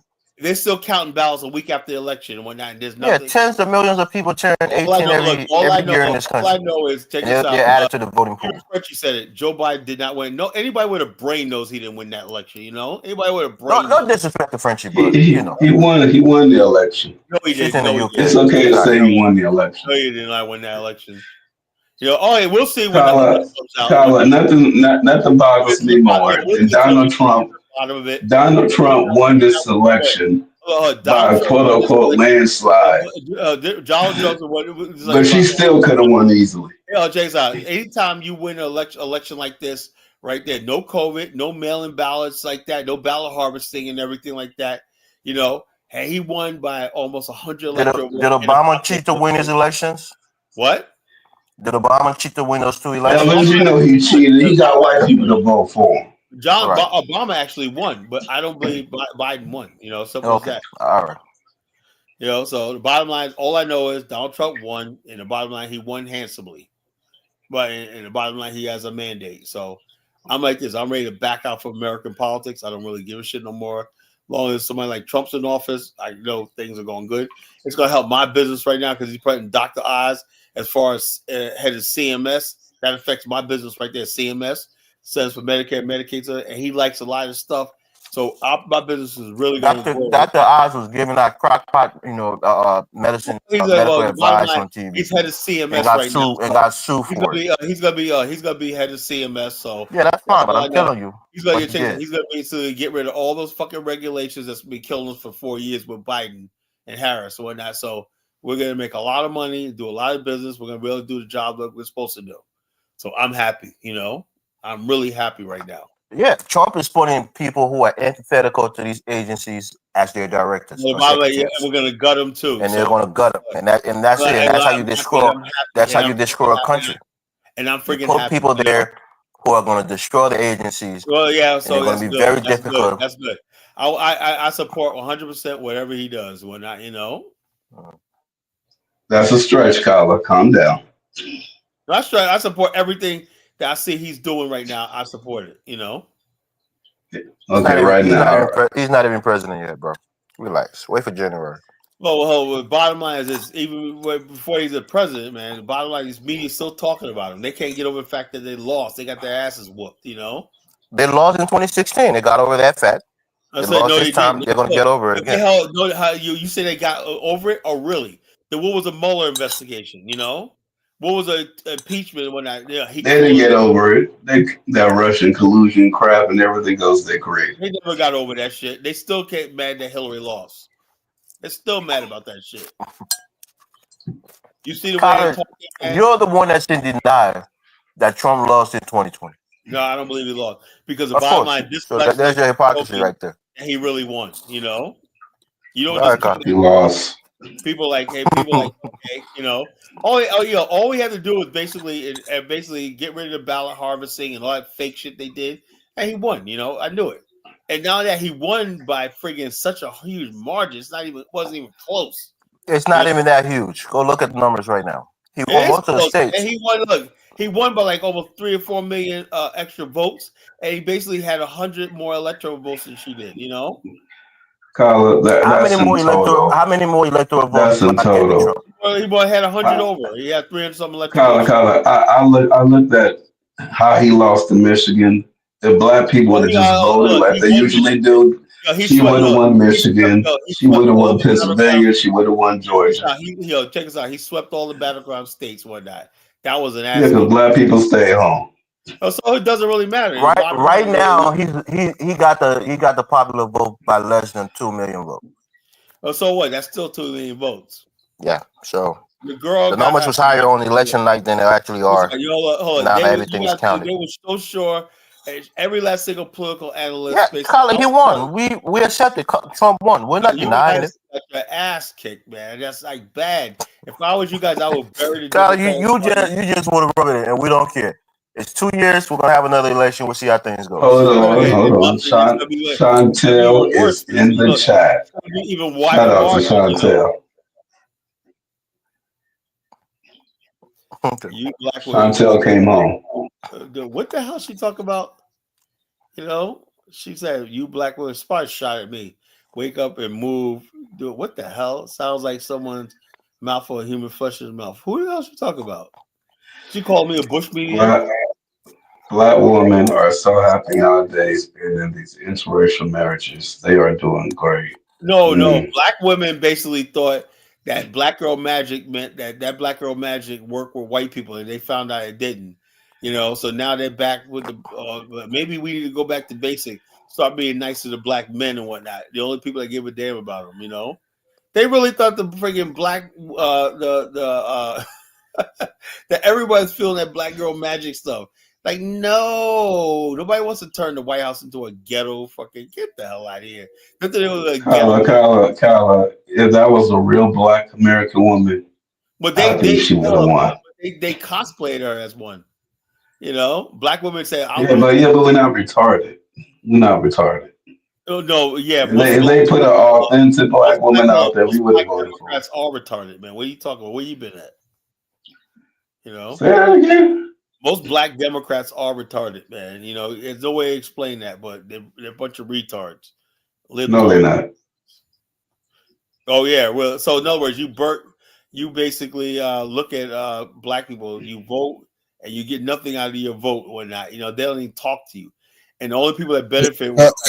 Carla, what is black magic? What is black girl magic? Oh well. Let me. It's that zazzle that black women have in America. Yeah, it's a black woman's self-conceit. They basically believe that black women told themselves that they're most educated, the most desired, and everything. That's simply not the truth. You know, they are. No, they're not. No, they're not. Stop it. You know. Yes, they are. I don't know any white guy that likes black girls. You know? Kyle, do you desire a black woman? Do you desire a black woman? Hold on. I desire a black woman because I'm black. I desire a black woman too. Jonathan desires a black woman. Why must you desire? Why must you desire people that will take you to hell? No, we know you. We know your thinking. We're not including you in that. We excluding you. You don't desire black women. Elvis, why must you desire people that will take you to hell? Not all black women will take you to hell. You got to find the right one, man. People that will never give you rest of mind. The bunch of no, that's not true, bro. My wife is the best thing that ever happened to me, bro. When my clan-in-law brother Cadola was trying to pick a wife, you're in a second place, brother. You're in a second balls around the bottom, and he spent it. He said, "That's the one I got to get." Yeah, Cadola, you don't like black women. That's okay. That's all right. 3 out of 4 ain't bad. it's not like I don't love them, but I don't really have nothing to do with I them. say you don't like. Because Why can you say that? this people can't play you the being real honest, they'll man. give You you telling bread, how you look. Not peace everybody of, Honest. like black peace women. of Not mind. everybody These people can't like give you black peace of women. mind. Be real, man. Oh, What do you mean they can't give you peace of mind? Who said What kind that, of Condola? How traumatization do many you black gotta women have have to you not been in like your black life woman? that you took seriously, Okay, right? look, it's everybody's preference. Some people are just not attracted to black women. How about that? No, I mean that's fine, but when Preference. you say they will take you to hell and you generalize, it's not true. There's I'm some saying, women. You as a man, you have to be discerning enough to know the quality and the personality and the guys love character black of women, a and woman. some guys don't. As simple as that. You know, ain't no like this. You know, like some people like white women, some people Condola don't. been dating white women since he was in Germany playing basketball, man. So that's from a long time That's his ago. business, man. You know, He I used to don't go really to the know. club, dance with the white girls, wearing his Jordan jersey and his Jordan sneakers. Elvis, it's not like you see these black women. You know, sometimes I'm using Nigeria now, right? They don't want you to buy them. No, those days ice cream, buy them meat pie. They want you to make their hair for them and all this So, nonsense. Condola, You we're know, African, bro. We come from Africa. Our women like that. They want you to pamper them. Nothing wrong with that. no, man, I ain't paying for nothing. You know, if you There give, you go. You might be a Condola, cheapskate, it's all Condola. good to say we ain't got it when we ain't got it. It's okay. He said, I ain't paying for We nothing. want love on the budget, and that's okay, Condola. That's what I'm saying. You know, So you your girl comes up to you, she like, I want to get my nails done. You just like, no. nope. It's okay, Condola. We get it.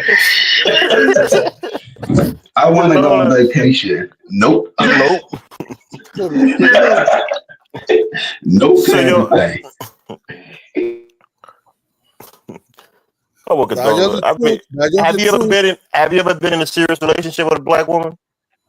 No, not at all.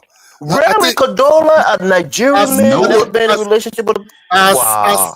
I swear to God, the I think the only black woman would have come close to even dating or whatever was even black American girl, you know, called Tracy. You know what I mean? That's fine too. But I'm What? saying you've never been in a serious relationship with Hold a on, black hold woman. on, So hold on, hold how on, can you hold make on. such a Condola, generalized statement then, that Condola, don't Hold make that a on. no black woman would sense. take you to hell? Condola, See, you grew up in Nigeria. You didn't meet not one that you wanted.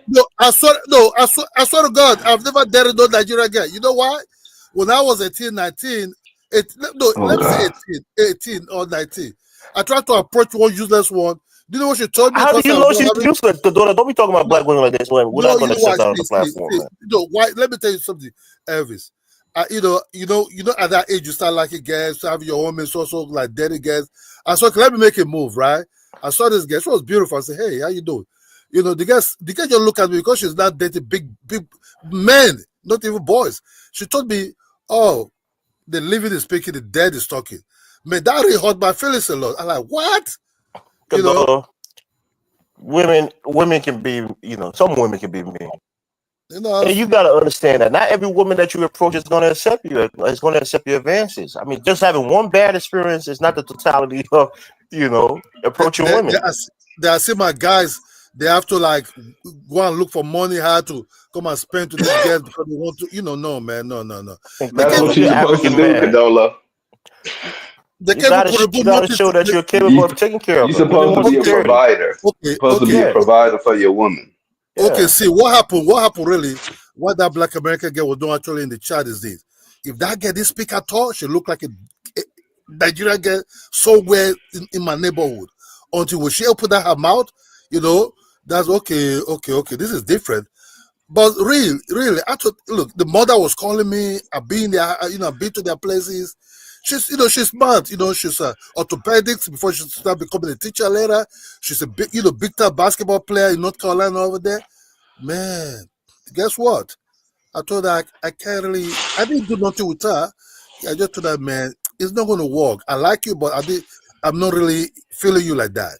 You understand me? Yeah, because she has the wrong skin color. Whoa, Condola, you broke up with a woman? I did not break up, but we were like knowing each other. We don't really do nothing, but I know she dig me. But we didn't really do nothing. I went to North Carolina. Wait. You didn't do anything. Yeah, nothing. I went to Meaning he didn't have sex What? with her. Just huh? be plain. Many of you guys Oh, didn't have that's any why kind she of broke up sexual with you, relationship. Condola. No. There was nothing like sex at all. You What let happened that is, girl try. no, there was nothing. See, this is what happened. I didn't really, even when she came to my house, right? I was not really Right. feeling her like that. You understand me? When I look at her, she looked like like a typical Nigerian girl, right? Only when she started opening her mouth and everything, and she told me she have a god baby who's a Chinese or something like that. And y'all don't even Carla, what is this? care. Black women would Okay, rather this not what believe this in is God. black girl. She Carla just Yeah, looking what the to hell is disparage. that? Yeah, he's looking to They disparage black every women more. Come on, Carla. No, I'm not trying to spare black, very but just a black woman regulated, saying very some serious consistent. shit. And they would rather reject the prophecy of Jesus Christ so that they continue to live in their Carla, demonic, this is what you want to hear for a black woman? possessed, No, What she's is all breaking the break it down. Why traumatized, what's going on with our sisters narcissistic nowadays? existence. Yeah, she's Let's breaking it attempt to down. Ain't nothing unpack wrong with this our sisters. nonsensical Yeah, there's something black wrong. There's something female wrong with you. culture, You don't especially see in that there's America. something wrong with you. Carla, all the women that Because scorned black are your women age. will scream that we It's are not even about that, powerful, Elo. Y'all The was bottom line scorning is back it's in the not like you day. guys think magical, only black think girl women magic. good for We got sex and this, everything we like got that. that. I We think are highly of What? women. God's That's gift why I to earth, respect right? them. Carla, I can That is guarantee you that Highly if of we frowned women. on. compelled We are marriages the right most now, my illiterate wife among is all the dashing children, on your wife. even the It ain't even children close. whose Yeah, but parents why are you present or if Bet that's the on it. case, then not why you even. always try to make it about Bet you? on it. They're Let's do it the right Talking parents now. about of talking all about the your fucking kids. other women. I won't big up So myself. And I'll how big you up talking my about wife your know wife. though. the most How you talking about your Let's do wife, it. but you and basically not even consistently you're broken not committed of to her. any You're not loyal to demographic her. in this You country, know, Carla, tell me that about that. our I men mean, that's that man's Carla, wife. where You you are can't the shortest can't tell her to hold on. live. Where you get this in this idea that country. in And order we to be in constantly a somewhere, and by committed we, I Oh mean yeah, and y'all that's the way loyal I slaves see to it. them, relationship? are constantly Carla, somewhere That's Carla, check Carla this is a video. you got a monogamist. weak man pulling He Carla, want people. he, check this he, video he's out. in favor of Carla, check this monogamy. video out. Carla, I am too. going I like along monogamy. with Carla, us Carla, check and this video out. blaming This the guy, outside world this for it. guy will even make you How are you sick. so powerful and You know, magical? talk about What do you mean, prophecy, Carla? Pause God, this and video. Condoleezza everything. about to say some crazy shit. What do you mean this girl would make you sick? What do you mean, Condoleezza? She's not talking about prophecy. She's not talking nothing nice. She's not even, look, I like sexy voice. See, this white guess I work on I like sexy voice. sexy voice. I like that to walk like a cat towards me. That Oh my God. so somebody start telling you about prophecy, God, and nonsense. Walk like a cat, girl. You understand Oh me? This my white God. gets walk like a cat sometimes. They know how to turn you on. You understand me? They know how to make you feel like if you're in the heaven. With wine in your hands. And they're rolling it just like something else. These black guys, they will come around, start talking about ancestors, start talking about professor, Oh, don't whatever be talking God about they want to Mystic talk Dime like about. that. Don't be They talking got about nothing Mystic Dime shit like that. around them. You understand me? Don't Really, be talking about Carla? Mystic Dime like that. Don't disrespect her, man. Come on, bro. She didn't even say nothing. No, I'm Bring her saying, but name he's up. talking about Mystic Dime. He's not talking about Mr. Don, man. Stop Yes, doing that. he is. He's talking about No, the he's spiritual not. He's stuff. just yeah, but he's not talking about Mr. Don. No, Elvis. Let's just be honest, man. If you listen to the voice of a white girl, the voice of a black girl, there's total different voice. The Nigga, voice I of prefer the voice of a black woman any day over the voice of any white woman. Come on, man. Oh, Elvis, man. Those some of these white girls Condola, I've never dated a white woman. Beautiful white women, of course, right? They're beautiful women of all races and shades. But I've never had a desire to date a white woman. I only dated black women, like African women. Those are my preferences. I think the closest I would have come to. I think I like black American women sometime. Sometime And that's the way fine. Any kind of black woman, you gotta get some black But how woman. you don't like Nigerian women? No, How you don't like man. Nigerian women? What? It doesn't mean black is black, but I'm not really attracted to black. I'm not attracted Nah, to black ain't black. I'm not attracted to black women at all, man. That's just the truth. They do me That's nothing. weird, bro. That's so weird to Condola, were me, you one man. of them dudes back in the You days don't with think your Playboy sisters are magazine? beautiful? You don't think Seeing your weird shit. aunties, your mother, you don't think they're beautiful women? See, this is what I look at the women, right? What is your contribution towards my life? Right? I don't want to hear my mom is sick. Citizenship. He needs some money. I don't want to hear Jonathan, you pick game a long time. I don't want to hear anything. What I want to hear about is you don't want the woman to benefit from you more than you benefit from her. Is that you it? want to benefit from the woman? You want to benefit from I her. So like your white woman, she give you a European citizenship. No. You see. Condola got that Dutch passport and never looked back. He considered himself a Hollander now. Shout out to Holland. No. It's not about citizenship. It's about what is your contribution then every time you want to buy a new shoe or doing hair, right? What will you do that both of our life will change? You understand me? Sometimes you have to be financially, how to invest, how to bring in the money, how to do a lot of things. You see, these black women, all what they want is Condola, you are perfect for an African American woman. I want to say do that they want all of that. I want to do my hair. I want to buy new shoe. Or they will come and meet you, baby. Oh, I don't know if Black Americans women would really do that much. Well, I know African women, they do that. I mean, I don't know if it's African thing. All women do it. All women do it. Yeah, but all women do it. I don't know what the Condola. You went to go find you a independent. You don't think white women do that? I see white women go to the salon. They go to the spa. My wife has never asked me no goddamn money to go and do her hair. Exactly. You never did her to pamper her to be nicer as a husband. Do something nicer. Yes. Yes, on my own terms. When I look at us, okay, this guy have done a lot for me. I also do a lot for us. Okay, baby, surprise us. Okay, just take this. And show appreciate it. So it's, you don't need to. It's not necessary, right? That's the beginning. You understand? But if it's a Nigerian girl, now she will sit with me, start planning how to rip that shit out of my pocket. Okay, Kadora, I got a question for you, and I think Jai is asking this question probably because he got a white wife.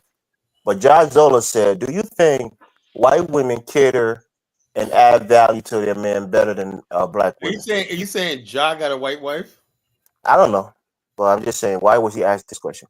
So that's a question for you, Kadora. Do you think white women cater to and value their men more than black women? Oh yes. If they really love you, but listen though, this is a man who have never dated a black woman, so you can't really compare and contrast. See, hold on. Look, if they really love you, right? If they really love you, they have white people. They have planned. These people. Look, I'm an emotional guy as an African. Naturally, I have that. These white people, they have planned. They will look at you. That's okay. Let's plan this strategically. How to make money, right? Without emotions towards it. You know what I mean? They will do a lot with you. You understand me? Sometimes, if they have enough, they will bring 70, you bring 30 sometimes. You understand? That's the function that I don't like. And I knew you was going there. Kadola, you're a man, you're an African man. Women should not be providing more than you. No, I said sometime, right? I said if they have, sometimes they don't have, sometimes they can bring their brain in. Their brain is even far more important than any of their financial support. You think they got a better brain than African women? Man, African women, they just want that good thing. No, they want gold. They want, if you have money, they want. For me, African women are some of the strongest women. They clean up. Well, just out of curiosity, Kadola, are you one of them people that is ambitious? What? Are you an ambitious person? What do you mean if I'm very ambitious? I mean, like, say for example, I'm like, what, fuck, I want to be worth $100 million one day or some shit like that. I mean, and I'm working my way towards there, and as I'm growing, I'm gaining. The more money I make, I mean, I would want my wife to have everything. Wouldn't you want that? Man, or you just want to? Are you just like, I want to just be able to survive, and that's it?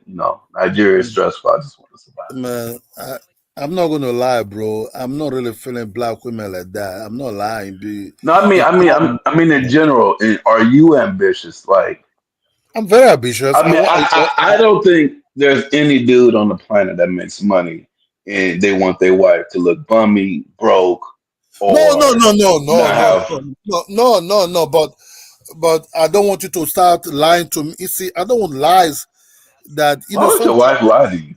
Hold on. Sometimes these African women, sometimes they can pretend they're really into you, and they just there for something else. You understand me? I want them honesty. What you tell me now, if I ask you 5 years from now, that's what you're going to tell me. You know what I mean? So what I told my wife now, right? What I told my wife, then she asked me maybe 20 years from now, also repeat the same thing. But what she told me then, that's what she also repeated to me too. I want that kind of consistency of truth. You understand me? But Kadola, you haven't wrong, dated a black woman literature to contrast. That's what I'm saying. What is your what has been your experience with a black African woman? You know, dating her, being with her for years or months. Not really. Compared to what you have now.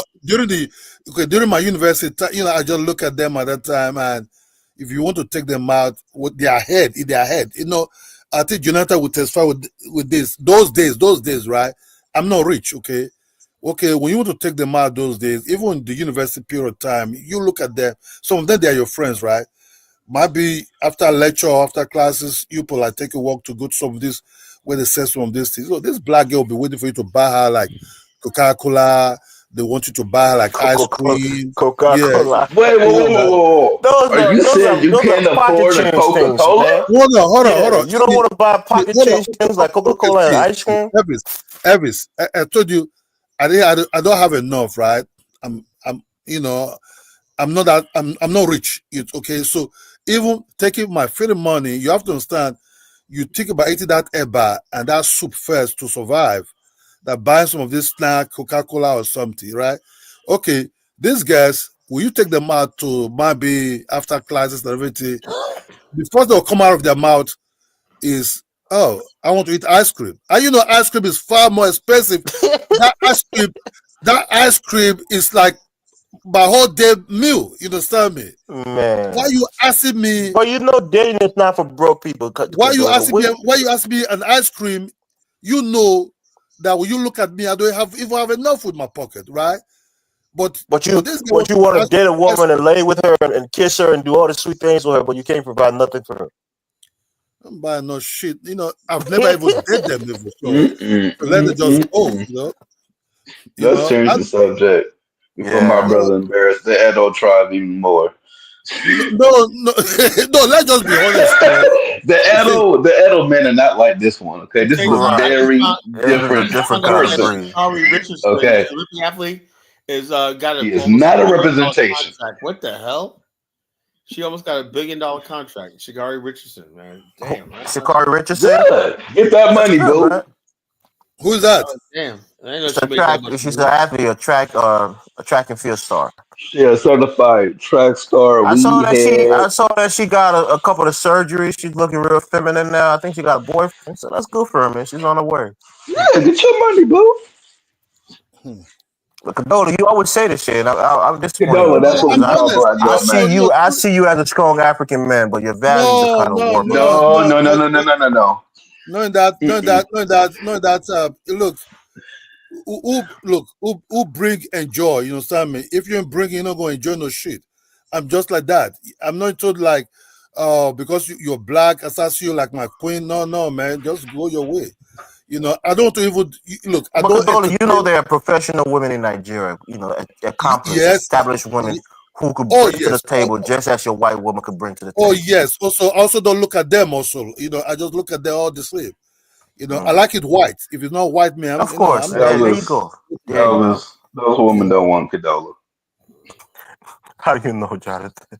Oh, yeah, Jonathan. Kadola was a basketball player. He's a Jonathan, let me just tell you. And that's even worse. My mom was having pressure because of all this shit. So women were coming to tell my mom, how do you allow your first son to date a white woman? Then, this white woman will take the children. You never see your grandchildren. And this white woman, do you think we really stay for if your son is getting older? My mom was having pressure. So women even want me to come and marry their daughter. When my mom approached me and said, can I have something? This was, I said, my daughter, don't tell me no. I said, these women, if I'm not able to eat beans and rice, they're not even going to look at my face. You understand me? Now they say, okay, I can eat beans and rice. You understand me? Now they will, I have a daughter. Beans and rice is a delicacy in Nigeria? What I mean, at least I'm okay. That's what I mean. Okay. At least I'm okay. That's grapes are a delicacy in Nigeria. They cost 6,000 naira. So that's what I mean. So if you don't have money, they're not going to approach my mom like, because they want to knock the white woman out and bring their own black guy in. Of course, we're black people, bro. We want to see our black, fathers and uncles marry the black women, man. No, Your I mother like want to see her back son married to a black woman. You don't think so? you see, that's the difference between. I just like the apple pie. I just like that salad sometime. The egusi soup can remain somewhere with the pounded yam, okay? But I Wow. just want something different. You live in Nigeria and you want to get away from your culture. I know most Nigerians No, are so it's proud not of their about getting. culture No, it's not about and me they getting hold away on from to it. look. It's not about me getting away from the culture. I mean the culture, right? I mean the culture. When I'm using some of this food as analysis, mean to say, I just want peace of mind. I just want somebody that is honest to me. I just want. Look, this what Okay, let me this ask you a life is. question, right? 1 second, Condola. How does your wife family, receive you? How do they perceive you? Yeah, at first the dad didn't really know nothing about me, right? So when I travel over there to meet them, yeah, I didn't know much. See, they receive might be at first they might be thinking, who is this black dude? The first they said, this guy is tall. When I just came in, right? Okay, we talk. The dad used to work as in this share company, Dutch share company. He's retired now. So I went to Utrecht, right? So in the Netherlands. So we just talk. They appreciate it. I asked them for hand for marriage and all these things, and it was be appreciated. Understand? The mom likes me a lot, but I don't know if they pretend or anything, but at least what I see at first was nice. You understand me? That's just the truth. And I didn't see, they hate me or they don't want me to marry their daughter. I didn't see nothing change like that. Only they just asked me some serious questions if I can take care of their daughter, like maybe respect her, and African culture is different. What's my end goals? I said I just want to, we just agree. I just want to be with her. That just I love her. That's just the whole truth. Nothing else. Which I do really. 27 years is long, man. 27 years I've never dated nobody else. That's just the truth. 1997. When I fly to the Netherlands at that time. And since then I've been a little bit. Yeah. Is your wife pretty tall, or is she regular high Yeah, school? yeah. Yeah. She's if I don't know in meters, I think she's 1 meter. Yeah, I don't understand meters. What is Okay, it? 6 what? you can say 6'1" or 6'2". Wow, pretty tall. Yeah, my kids are very, very tall. So I'm without shoe I'm 6'8". If I put on shoe I'm 6'9". You understand? So I don't mean that would really attract me to. I didn't know the Dutch people are very tall like that. No, the Dutch people are the tallest people in Europe. Yeah, I didn't know. very I tall. didn't know. And they're also very down to earth. If you go to the country, they have a lot of bicycle. They all, they drive bicycle a lot. They're not into, what whip are you riding? What you wear? Are you having Armani or Versace? They're very down to earth. They just tell you the way it is, straight talk. If you mess up, say you're messing up. That's why I like them. They just tell you the way it is. So then there's no cutting corners. There's no pretending anything. That just really I like. I've been to Holland a lot of times. Sometimes every 2 years, once a period like that. I mean, these people are very down to earth people. So man. how is it with her living away from her family in Nigeria? Europe, you have to understand she worked. Okay, you have to understand she was. When we met, she was working with she still work with Total F, which is another company. You understand me? And she was Total the market. France, right? Yeah, she was the market analysis. You understand me? That's what she was doing because she studied economics and marketing. Commercial economics and marketing in the Netherlands before she came to Nigeria. She was posted there at that time. The dad She's been was the breadwinner the whole marriage. That's what the Condola's Is trying. she the no. breadwinner, And that's Condola? fine. Are you living up that? That's Are you living fine. up that white woman's money, Condola? you just bringing Condola, the you deal. She's living bringing the good, boy. I Vegas. love it. I ain't mad at you. I ain't mad at you, Condola. Oh yeah, with his feet kicked up in the sky, going on vacations every week while his wife working. What I said, I'm all for it. when you want to marry, you have to marry strategically. Oh my gosh, Condola, that's not very African of you, man. Come on, women say shit like that. Not a man. He got to marry. Hold on. hold on. When you want I to marry, respect the Cadola. Forget what I was talking about. You no, made the see, right choice. Jonathan, respect your pimping, daughter. That's no, that's what I'm saying. Hey, That's what I'm saying. That's what I'm saying. When you want to get married, right? You don't have to start looking because she's black or you're black. No, man, you have to be taken deep, far away from something else. You understand me? What is the contribution? What you marrying for? You understand me? How your life gonna change? You understand me? I don't want to change nobody's life alone. You understand me? But I want somebody to come. We can come together, do things together. Let's boom. You understand me? But not because you're black, you have to shake down that black ass for me. I've been looking at you like, oh no, man, that thing gonna get boring one day. You understand? I want the real thing, and that real thing, you have to follow up with some other things. You know, that's what I'm looking at. Not really. So you got yourself a high value woman. I'm also have very value high due to. value. I'm also have value due to. Only what I just have is I don't want Cadola, to. high value an hour does not translate to the money that Shut that up, woman Jonathan. has. No, Keep going. I told you. And that's okay. No, it's not about the naira even. I'm just happy. I'm happy with my life. I'm happy. I don't have. I would be I'm not. happy too. Shit. Look, I'm not rich. I'm just Cadola, okay. I've been to Edo State. I would be happy than a motherfucker, okay? You winning No, right now. look. I'm just okay. I'm happy. That's just all. I mean, and it's not that I'm rich, but I'm happy. Just okay. Just contented. You understand me? Cadola, you Contented. live in Nigeria, your wife is balling. Y'all are rich. Y'all's Well, rich. rich is in the mind. Rich is your happiness. You know that's why I say things. Are you No, no, no, happy? no, no, no, Cadola. I just hope you're We not the ain't females submissive. up I here. just hope you're not the submissive husband. That's all. You I better hope you Uh, not put your be. foot down. You what put your say? foot down as an African man. No, man. My Africa is in touch to stay with me. I'm the head of the family. I'm still making my own money. You know, we do things together. You understand? I'm not gonna lie that people say, "Oh, I'm doing this." No. We do things together. We just do things together. Whatever we have, we do it together. You understand me? That's just the truth. You know.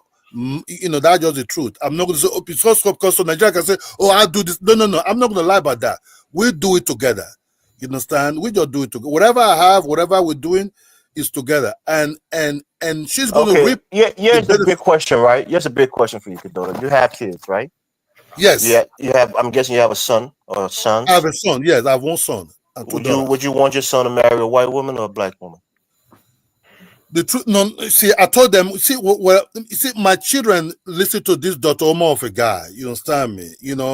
Since my children be growing, they become a thorn in my wife's body sometimes because my wife So not Dr. Umar tell her not to bunny hop, huh? because my wife sometimes not free to say sincerity sometimes because of my kids are like into this pro-black of a thing. I told them, look, I respect your choice. People want to go to this pro-black of a thing, this Dr. Omar of a thing and everything. What you have to understand in this life, don't hate anybody. Don't say because this. You never know where your help will come from. And this love of a thing never actually don't have a color. I understand you people love black people. You people ask me a little question. Why is the reason I'm married to their mom? I try to explain to them, you understand me? But you see, the kids, they're growing up. My daughter is in university now. She like black guys, you understand me? She like Nigeria guys. I have no Of problem course, about as you that. should. She don't like Uh, other so, people. so for me, I don't have a problem about that. Honestly, but let the person love you too. So if the person love you and you love that person, for me, whatever color it is, I don't have a problem about it. That's your life. How you want to live your life. You understand me? So my kids love black people. My son love black people. You have to understand they live in Nigeria also. So they don't have any problem. They're not like me. Let me just say it like that. That's a good thing. That's why I asked that question. So And that God, just that just the the black race will carry on. Your black lineage will carry on with your kids. Yeah, because you know if your kids marry white people, they're only going to Elvis, be 25% white, black. Elvis, I don't really care. Elvis, I don't really care what happened 200 years from now. I'm already gone, but I want to live a quality life of my own life. Nah, That's but just your the truth. legacy is important. Your father carry on your father's name is important. We know that as African man. We know, right? Yeah, man. Why you saying so? Why you saying so No, sad? that didn't sound so. Yeah, man. I gotta share that nigga man. Yeah, man. I don't know about carrying on this whole this African father's name now. I don't know what to say I anymore. don't care. Yeah, life is different though. I enjoy it too because Cadola in the streets, you know, as Cadola von Bismarck. Yeah, he You know, conquered you Germany. know, Cadola, I like you. At least you willing to stand on your principles, okay? And you ain't got no shame in the game. I respect it. no, I just, I'm not gonna Hey, lie, Cadola, bro. life be hard, or I keep No, it white on yeah, you now. I don't know what to say anymore because if you start, I know what the world. This life is not just, that easy like that, That's why I Yeah, this said, life not just balanced. Evans, if I just start lying, what's that lie when I know okay, my wife contribute a very big message to my life. She contribute a lot to my life. You I understand me? get it, Cadola. Look, I get it, right? So it's not like I was playing the NBA that I have to make multi-millions like that. I was playing maybe in the club. Sometimes they pay you equivalent to about 4,000 euros, 3,000 euros, or 5,000 euros. You understand me? A month. You understand me? So somebody, I met somebody that actually helped me to invest some of my things. Not like I came broke. I have money with me, but we just invested it and just happened to be. She also brought in a lot of into the whole thing. Also, you understand? Of course, we get it. So that What I'm really saying, happened. that is not unique, right? Black African Nigerian women can do the same thing. There are women who are lawyers, who are SAN in Nigeria, senior Yes, advocate of Nigeria. There are yes, women who are business women doing quite well. They're yes. executives. People who inherit their wealth. So some women that you marry in Nigeria can bring money to the table in Yes. your But marriage. you have to understand, rich women in Nigeria, some of these people that came from rich family, sometimes they want to date guys also from very rich family also. My dad is a civil servant, right? Does he have an educationalist, right? Okay. Does he have such a weight like that, So if you're not from those set of family that their family always drive all in their garages, Mercedes Benz and everything. So these guys, sometimes when you start approaching some of these guys that are from a rich family, they look at you one kind, and if you're not careful, if you marry such a family, if you marry such a girl, the brother of that girl want to treat you low. He will tell you, if you want anything, just come and ask me. You understand me? And I don't want that. You understand? I don't just want nothing to do with that shit. Apart from that, it's just the love. The love matters a lot. If you don't love somebody, you can't do nothing with that person. You understand me? That love is what actually mattered. Staying with that person, be around that person is the love. You understand me? It's not about the money. It's the love. You understand me? Whatever comes in later with that love, will boom like something else. You understand me? That's boom shakalaka. That's just like that. That's what I said. The closest I would have come close to is a Black American woman. You understand me? She was cool. She's beautiful. Everything. I went to her place. I mean, I guess you live in Nigeria and we live in the United States here. Yeah. But in the U.S., most women, they contribute to the household. Sometimes even slightly more. So it's not like Africa where mostly you're expected to be the breadwinner. But also in Africa, some men, smart men, they empower their wives to become earners and to contribute to the household. But in America specifically, most women go to school, they contribute, you contribute. Sometimes, like my mother told me, my wife and I don't do that with my wife. But my mother told me this when I was younger. And again, most women probably tell their kids this, but never go 50-50 with your wife. As a man, always take the lion's share of the bills and the household, But I see some of my friends that do that, always 50-50, I go more like 60-40 or sometimes even 65, 35 with my wife. But the point is, be a man, but your wife is also going to contribute. But she contributes in more ways than just financially, right? The kids, they're taken care of, cooking, travel plans, all the different things, tutoring the kids. My kids are still pretty young, so she can still tutor them. But I'm just saying, like, I don't know. I prefer Black women over any other race of women, right? Oh yes, no. Look, I have sisters. I don't think there's anything white women can do that Black women can't do, or bring to the table that Black women can't bring to the table. People are different, right? I have sisters. That are, they're married Nigerian men, But what I'm trying to say, see, I did date a Nigerian girl like that. My first approach to women really was in Europe. You understand me? That was these white girls, When I'm in this hip hop club, when I'm in these places, you see, I'm with these white girls, and these white girls, they will just come and approach you. You understand? And I see the way how easy they are. You understand me? They don't ask you about money. They don't ask you about anything. They just say, "How you doing?" They came to approach you. You understand me? Then you then talk and everything, things going on. Sometimes they want to take you out and pay for everything. These white guys are something else. You understand me? That's not what I'm used to at the beginning. They don't go to expensive restaurants and everything. Something they can take you to just a corner shop. You people be eating like cheesecake. First time I've tasted cheesecake was through a white girl. You understand me? You people just eat like cheesecake, just talk. They just start questioning you. You question them. They want to know you. You understand me? But if I have to take a black girl to any outing, whoa, she wants the most expensive restaurants. She's even directing you to the most expensive restaurants in the boat. You understand me? So some of these white girls, they don't need to dress so heavily. They just wear like something simple.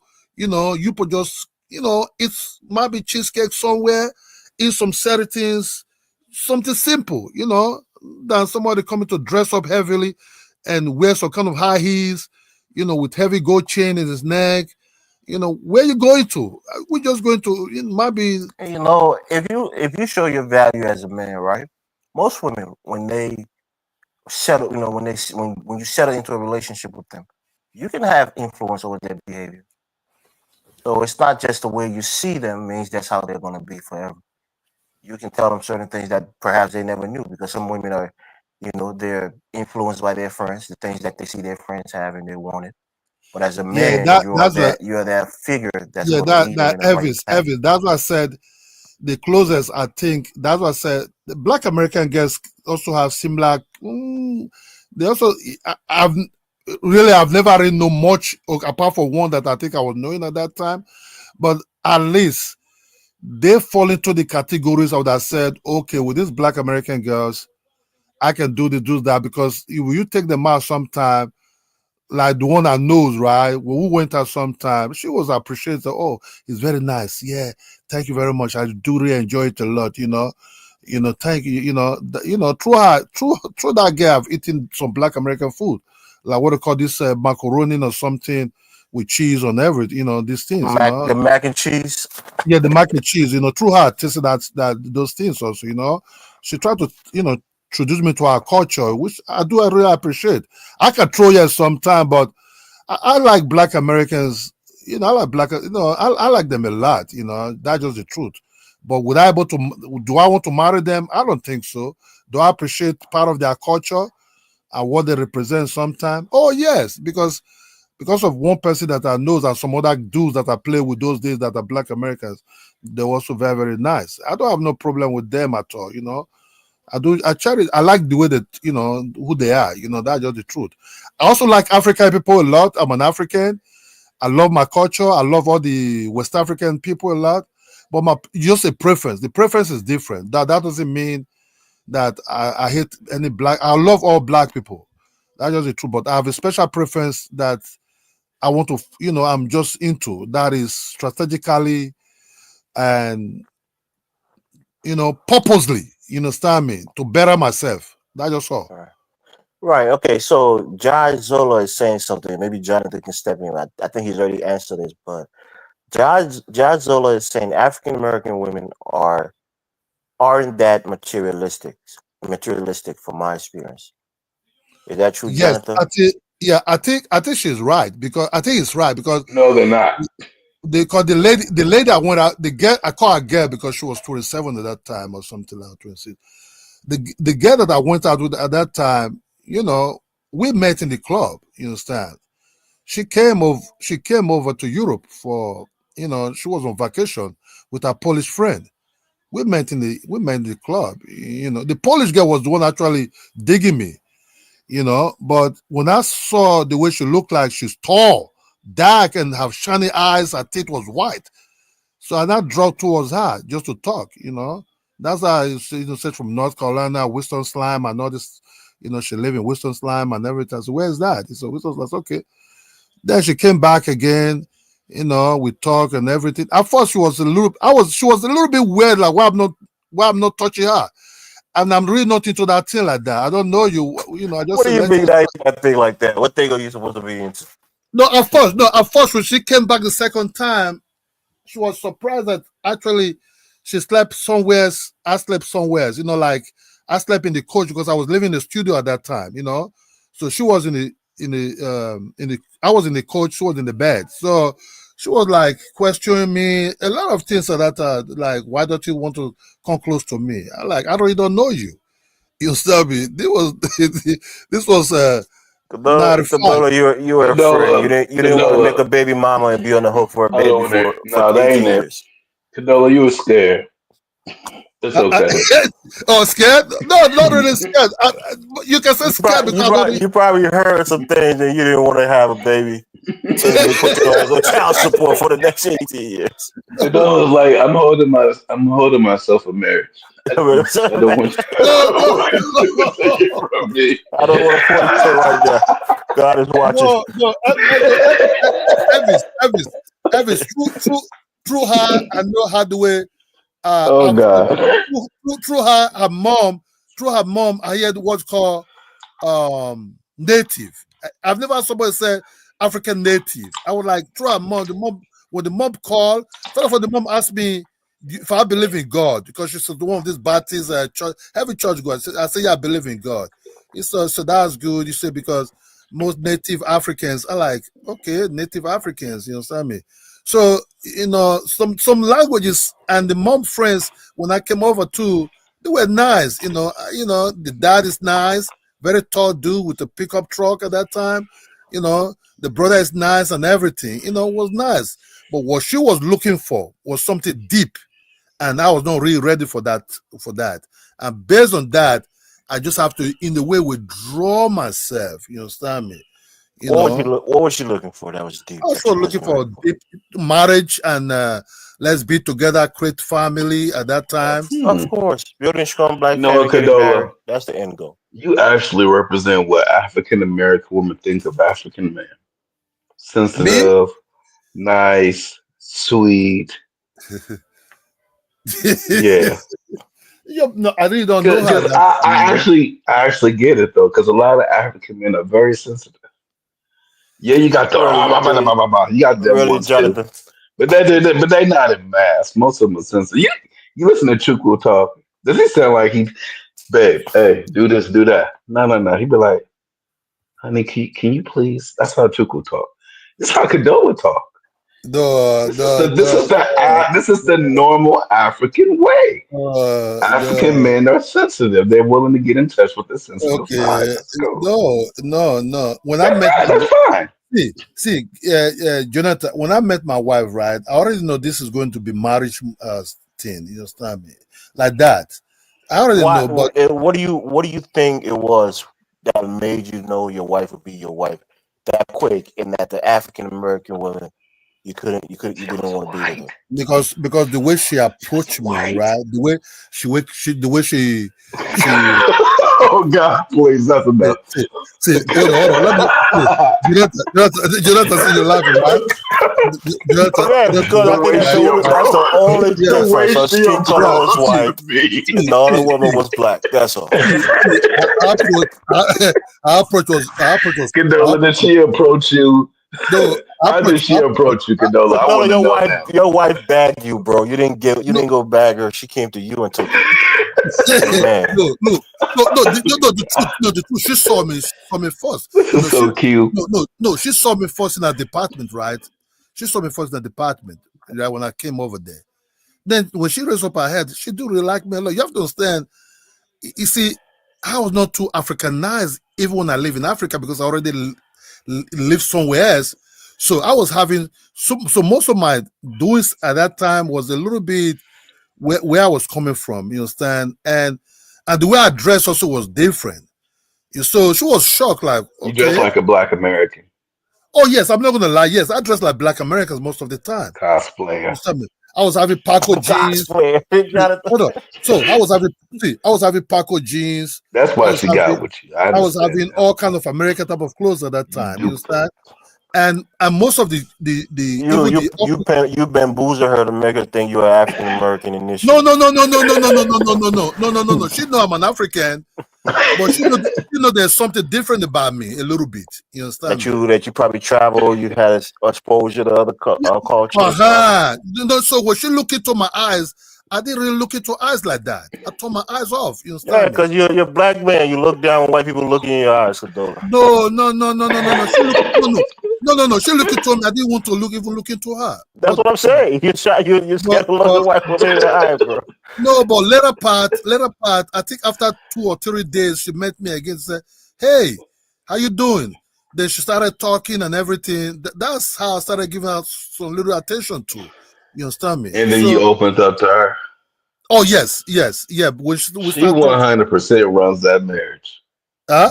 there is no way she approached you. She approached you. She's pursuing you. You know, as African things. No, she likes. And then when she gets out.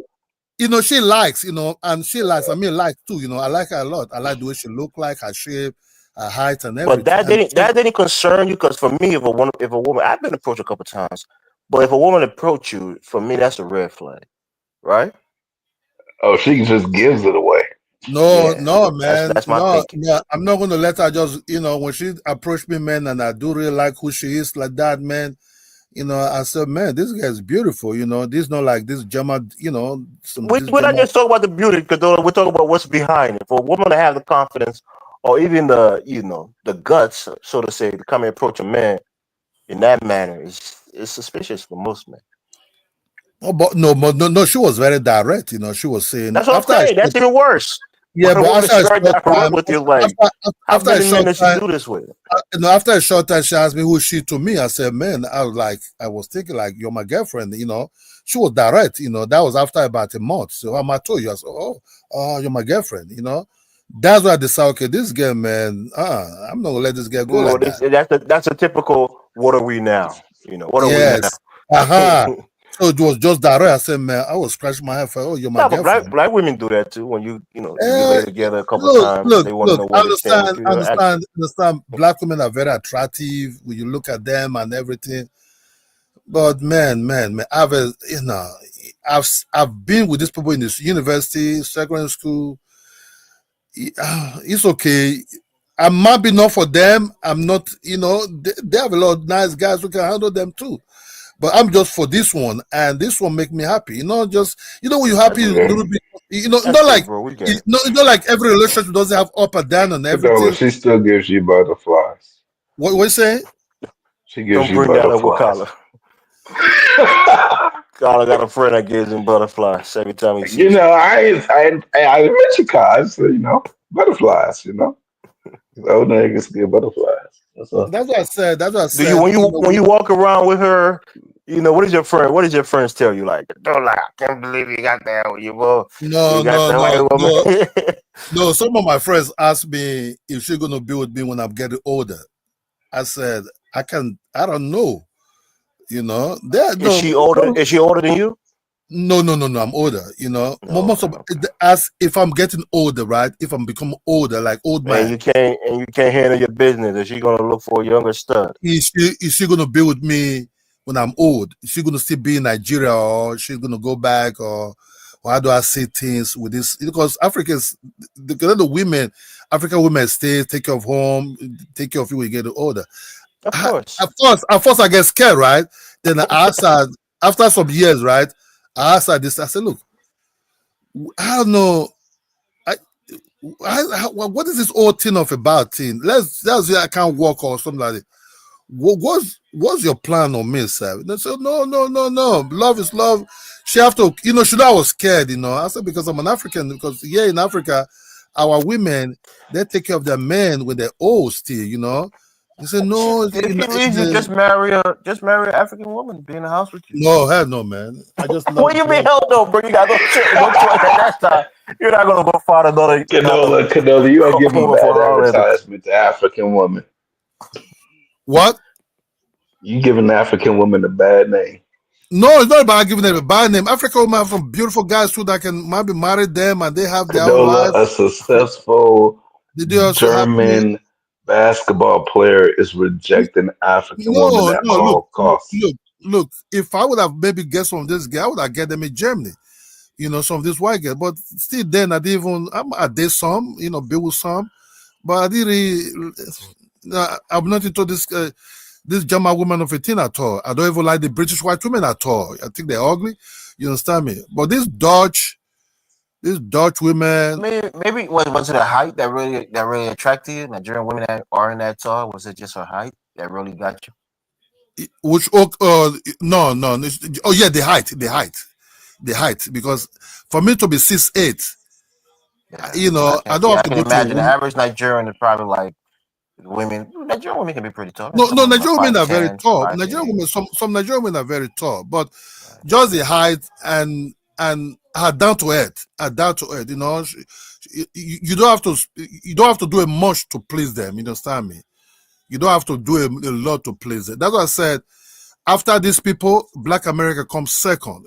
Because of somebody that I've encountered with that I appreciate just going out, talk. No offense to Black Americans, right? But you live amongst African women, right? Of course, on a day-to-day, you experience them, you have them, your family, friends, and you just don't think they are marriage material or.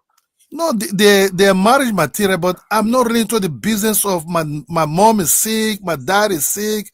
I want an iPhone 6, I want wig, I want shoe, I want all kind of shit. You I understand don't me? want to pay my Let me cousin's ask you a school question, fees. did you read a lot of when you was growing up? Did you read a lot of like nudie magazines and stuff like that? Oh my god, that color comes. What? Kyla, I mentioned that I'm earlier. saying, He might have been looking at Playboy I'm saying like magazines this, back in his younger days. you basically watch a lot of Maybe putting videos. B's where they shouldn't put B's. Did you watch?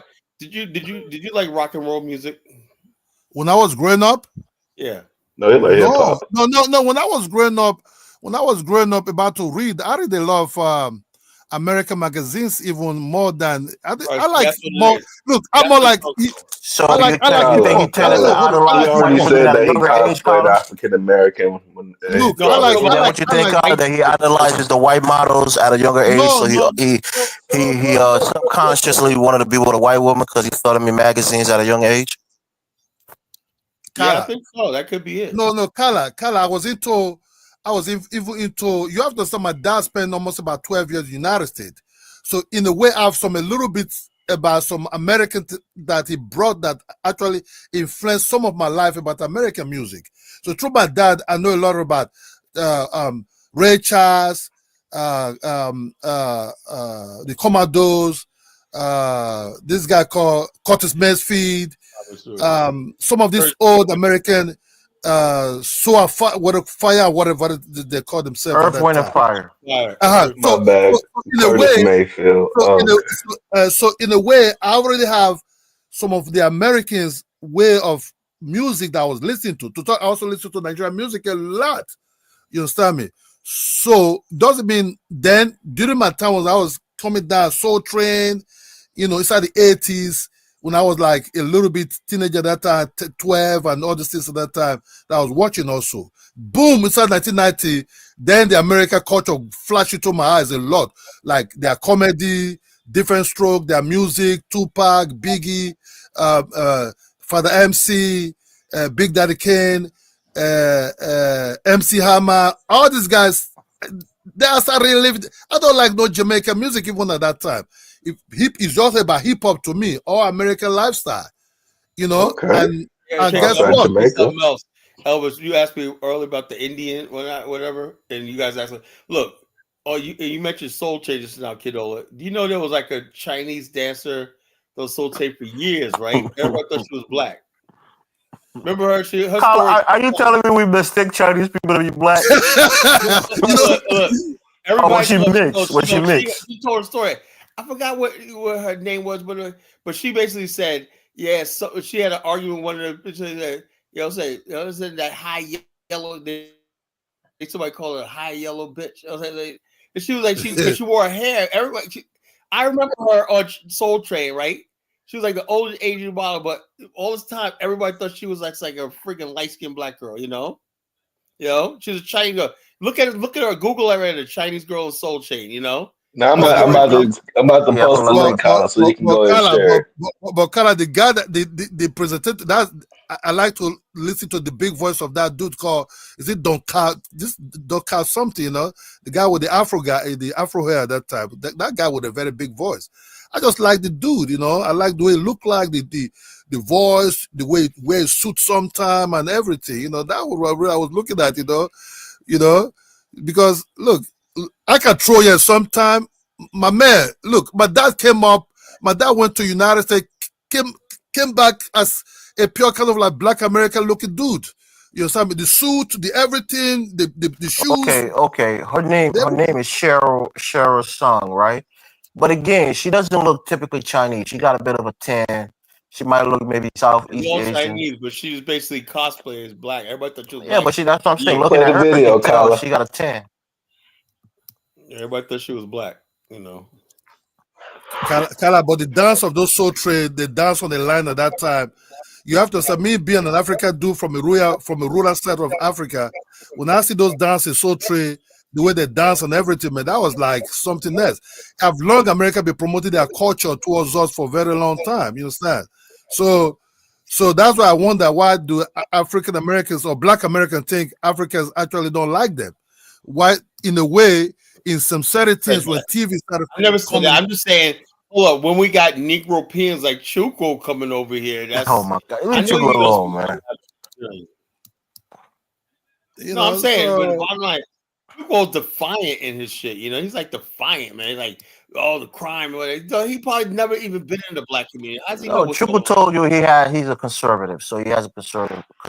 I know he's a racist. He's a white racist. Chuko got ripped up last night and disproved everything that he was talking about. I was a Soul Train dancer from 1976 until 19. Oh, your bit rate is so low, bro. Every time I got a virus on your computer. Fair use, damn it. Fair use, folks. What's this video saying? What kind of internet you got? How many megabits per second is your internet? Internet? No, it's video. It's program. It's not YouTube. Look at the channels on TV, and I said, "Wow, look at all." You see, the YouTube is not even loading full. It's taking time to load. This was I was saying, Carla. This was I was saying during my time, Carla. Whoa, see those Afro hair? I didn't start dancing until I got. I saw this article right here. I went to a predominant. That was I was saying, man. When I was growing up, everybody was into dance. A lot of my friends. Let's watch this, kiddo. At Dorsey High School, I knew they used to dance on the show, but it was like a million miles away from me. Two of my friends, they came up to me and they said, "We're going to bring you on Soul Train," and I think it was more of a dare to see what would happen if they brought this Asian girl on the show. And I remember walking on the set, utter silence. So they played music, they let me dance on the floor, and after that was history. In the beginning, there was a lot of flack.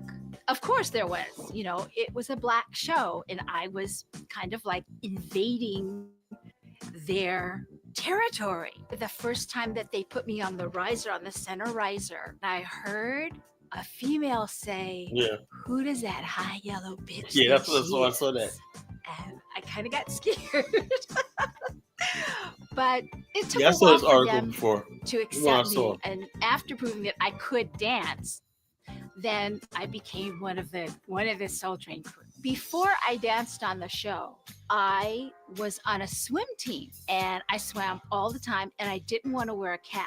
So I had a really, really short haircut for, swimming. And I'll never forget this. I was in school and I was wearing a dress with my short hair. These two guys were walking by me and they said, "Man, that girl looked like a dude."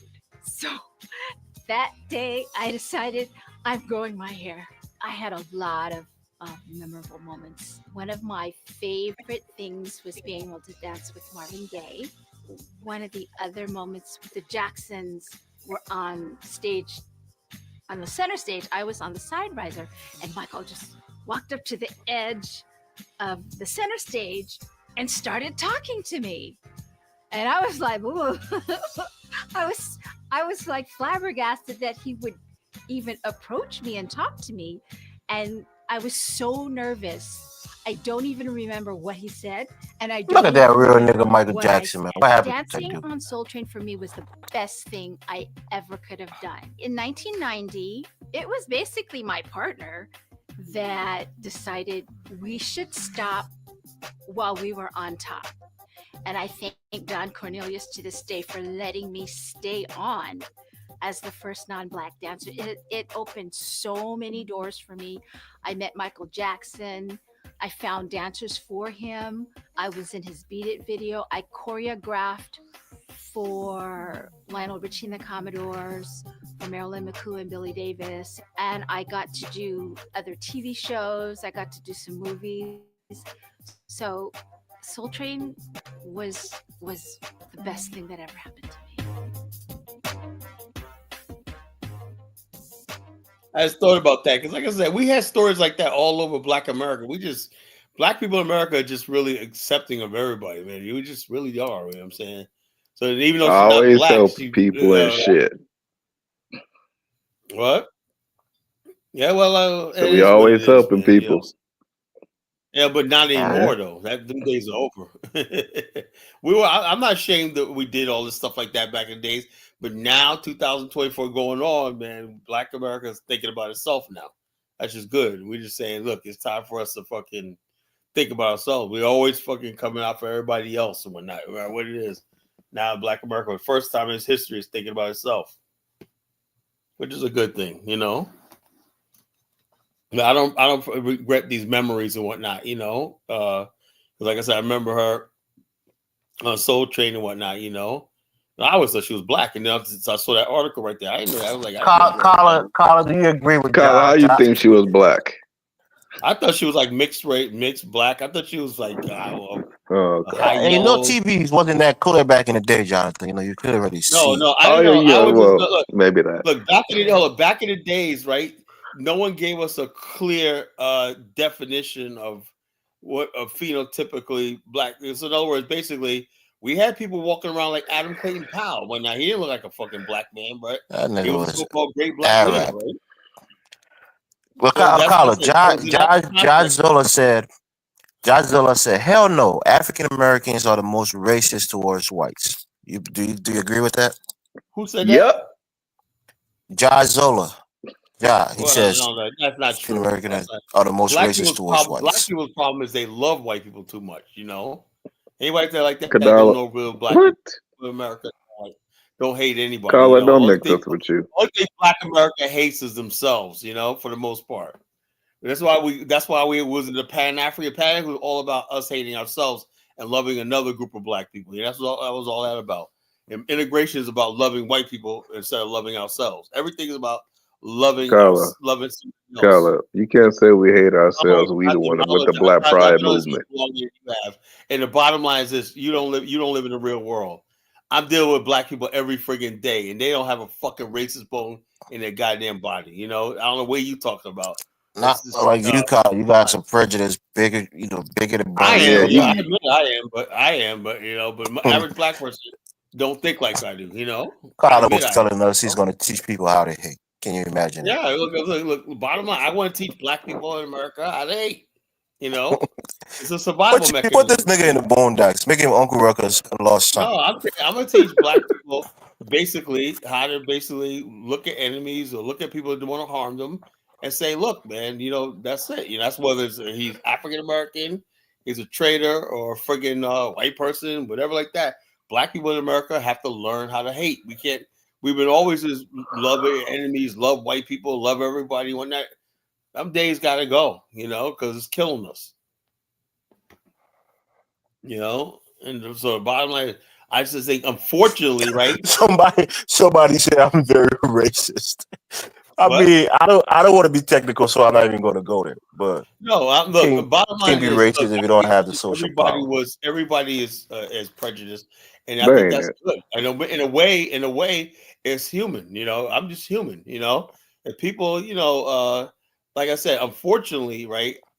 this awakening of having a Black America comes at a time where it's caused a lot of division between Black America and other Black people and whatnot, unfortunately, you know. And so it's nothing personally, it's just that Black people are lashing out against other Black people instead of bringing lashing out against white people who was oppressing them for the most part, you know. That's what I see, you know. And so the bottom line is Black people are like, why are we always doing it? Well, you marched for the white gays, you marched for the Jews, we did all stuff like this, so why didn't suddenly you want to delineate now when it comes to Black immigrants and Black people did not march for no white gay people, color. Yes, but what do you call it? Look, are you crazy? We just got through talking. Like even Elvis affected Elvis. You know, Elvis is it affected Elvis. How did it affect me, Carter? Elvis? Because you up here camping for the gays and whatnot. You was like, oh my gosh! Oh, Elvis! I didn't know. I didn't know. Oh yeah, man. Carter, you want to go there? Don't go there, Carter. You want to go to Elvis is like a lawyer for the gays and whatnot. You know? Nah, nigga, like I said, I'm a liberal. I believe people should be who they are as long as they're not impeding on the rights of others or breaking the law. Elvis, there are liberals that don't care for gay people. No, it's not about caping. I cape for anybody, women, men, anybody. If you want to be who you are in America, be who you are. You're not bothering my life. Gay operation. You're not hindering anything I'm doing. Be free to be who you are. As a Black Power group, Black Lives Matter was nothing. You know. Why is Zongo? I thought that was you know how many gay people I got in my family? A bunch. 0. Got no gay people. You have 2 gay relatives, or had at least 2 gay relatives. Elvis, why is Zongo coming at you? That's y'all boys, man. No, forget Zongo. You want to talk religion? Zongo know he can't stand it, so you know. There's a separation. That's what the idiots don't understand. This is a secular country. I'm a Christian. I don't live in a theocracy.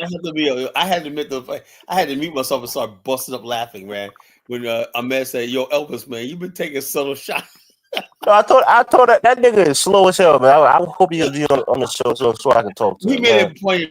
He made a good point about that. Nah, he's a slow dude. The Sierra Leone textbook about the white man. He hates himself, bro. No, I don't think so. He wants to see the best for his country, man. You know? Hell nah, man. He's a conspiracy theorist. Everything is being controlled by the white man. Yeah, he does go a little far with that shit, but you know, of course, and you gotta call him out. When you get your ass whooped by the white man so much, man, you kind of think like that, Elvis. You know, the white man. That nigga said he heard somebody speaking Fula and he thought they was speaking Spanish. Can you imagine? And he's a Fula guy from Sierra Leone. Fula do not sound like Spanish. It is, you know. All right, anybody else want to come up before I jump the gun? Come on home, Dongo. Even I want to listen to you and Elvis talk religion again. You don't like to be in the back talking about I'm a fake Christian. What is the punishment for gay people in Islam? It's not beheading. You're supposed to beat them with a slippers. You're supposed to beat them with sandals. Let Elvis know what's up, man. Yo, come up here, bro. Elvis, they got plenty of gays in Islam. Of course, we know that. They got the bachi boys in Afghanistan. The dressy little boys up as girls. They got the ones in Pakistan. They're over there clapping them little kids' cheeks. Exactly. Unfortunately. So don't call me a fake Christian, Zongo. It's not something that I condone personally, but this is America. People are gay, let them be gay. They're not bothering me. I don't even deal with them on a regular basis. I don't see gay people when I go to work. Crazy. Yeah, that's what I'm saying. They be over there fucking on them little boys and shit, then want to stone the wife and not listening to them. Like, come on now, right. Really?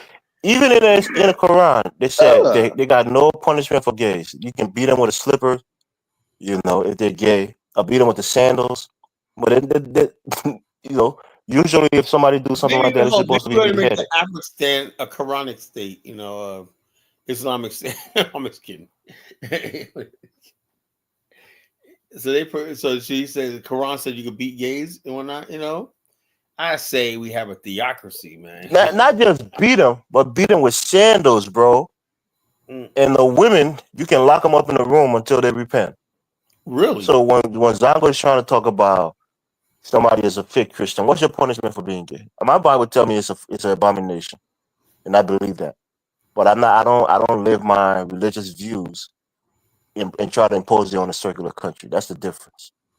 You gotta know where you are, bro. You're in America. That's why what's going on, fellas. That's why I believe black people we should be on the theocracy. That's what kind of state that I want to see, honestly, like a Christian based sort of theocracy, something like the Vatican or something like that. But what's going on? I came on a panel to kind of like talk about the relationship that Black Americans have with, like, socially and maybe in in terms of relationship with white people, right? Because I heard Carla said, and I see Princip says like, oh, African Americans, we love white people, we worship white people, whatever the case may be. I disagree vehemently.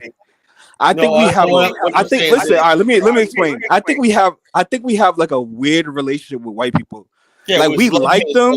We like them. We enjoy them sometimes, but like we really don't like them like that. Like we have a different. Listen, wait. Let me finish. I think we have, compared to Africans and Caribbeans, I think we have a different historical experience with white people, and I think we do hate them. We do show some hate towards white people in that way. Yeah, like for example, if I was to date a white woman, right? I want to listen to the truth. For example, if I was to date a white woman, right, and I was to bring her home, like if I was African or Caribbean, like the families would probably praise them or whatever the case may be.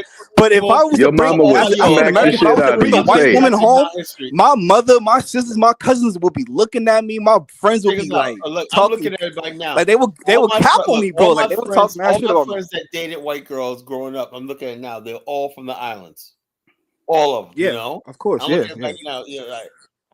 guys that came from America. Y'all don't date white women, Carla? Like we date white women. Some of us do date white women. He's not saying that. My Haitian brothers, my Barbados brother, Jamaicans. Oh yeah, man, they didn't have a taboo with that. Us black people. I just feel like Africans and Caribbeans worship white women way more than we do. Way more. I mean, bro, disgustingly more. Can y'all believe that Nigerian brother was getting his ass whooped by a little white girl? Yeah, now that we got Zongo and Kadolo on the panel, the snow bunny hoppers are, are in full swing. Okay.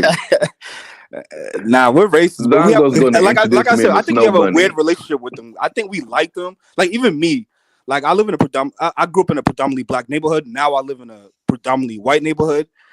It's okay. Like I like white people, but I don't like to be around them for too long. I don't like to be around them for too long. Like they just irk me sometimes. Yeah, but I don't like them either. I mean, I don't like them either. Yeah, but you I work with them. I'd be like white exactly. Like they to me, they so fake. They like to smile in your face too much, and I just don't like. I don't like the energy. And that's the thing that Kyle, I think you get it wrong because even black women. They will hate white women like a motherfucker. Yeah, it doesn't matter, but black women hate black American women are the least. They're the least likely to date outside their race. They hate everybody. I would believe that if black women start wearing weaves, I would believe that. But what does weave have to do with anything? I get what you're saying. Listen, Color. I get what you're saying. Like that's why I said in terms of like socially, and I'm saying in terms of like relationship dating. But in terms of like maybe economics or whatever, like obviously we're pegged to the white man. This lifestyle culture is also pegged. Our lifestyle and culture is also pegged to the white man. So in that terms, yes. We display more white. Come up here and tell us why you love white people, Rob Maurice. Come up here and tell us why you love white people. Man, I wanted to go in a little deeper as well. Man, you people are just lying, man. Zongo love white people. We know that for sure. That's a given. Zongo, we understand how you like to dabble in Cyprus, okay? Hold on. I wanted to say real quick, right? Hold on, real quick. I wanted to say about African American women. Like to me, they are the top of the notch, best women to date or to be in a relationship with. Mm-hmm. And I think for some Africans or maybe mostly Africans, right, to dating a Black American woman, like you can't approach them in the same way you approach a African woman. Like you have to respect them. You have to honor them. Like you can't just like treat them like the bottom of your shoe. Not saying that that's what African men do to African women, but you just can't approach them in that. Does that make sense to you, Jonathan? Like you can't do that, bro. They're not. You have to respect them, bro. You're not gonna come to a Black American woman talking about some polygamy or talk about women get in the kitchen or women be so. Well, what about Hold on, wait. You can't go. An African man, listen. An African man can't go to a Black American woman and say, "Oh, be submissive." First of all, if you tell a Black woman to be submissive, you already lost. Like your aura, like off the back should. I ain't no damn dog. That's why we got Black girls. You feel me? Be submissive. This ain't the 1950s, motherfucker. But the thing is, that's not to say that African American women are masculine. No, they will be submissive, but you have to earn that. You have to earn that. You can't just think that they're gonna just submit to you. I don't know about African American women. Listen, I'm talking. Listen, you could disagree with me. I'm just talking from my personal experience. Man, you guys are just lying, I 100% vouch everything that he said. No, that's a lie. See, if an African American, now mind you, Zongo has only been in America for like what 5 years, so you don't. Can I make my point? I'm talking about my culture. African American, bro. Can I make my point, please, without interjecting, please? No, go ahead. That's my temporary resident partner. When you travel extensively across the U.S., you see a lot of African Americans dating white women all the time, man. Just like Africans, man. But hold on, but I didn't say that we don't date. I didn't say that we don't date white people. Finish, man. I would say it's mostly coming from Black men, not black women. But let me finish, man. Let Zongo finish. You see them dating white women, having kids with them, even on social media. They're happy. They have mixed baby with nice hairs, man. I mean, a practical example. Even a practical example is a pastor. Bro, you're basing it off of social media, bro. You haven't traveled throughout. You have not traveled throughout America, bro. You admitted that you've never been to the South. You never been to certain parts of the East Coast. Like, can I finish, man? Without interjecting. No, because you're not making sense. Never been to California. You travel. You never traveled throughout America. John, let him speak, bro. You're too active. Let him speak his point, bro. Man, even the passport bros, when you see them traveling looking for internet shit, they go everywhere except going to African countries, man. Like, what are you guys talking about? Are you just talking? They're not going to Europe. Hold on, it's not just a passport bros. Do you know that there's large numbers of Black African Americans who are living overseas now, right? Do you know Africa's continent is not even in the top 10? That's disheartening. Yeah, of course, you know. Yeah, of course, man. Kala.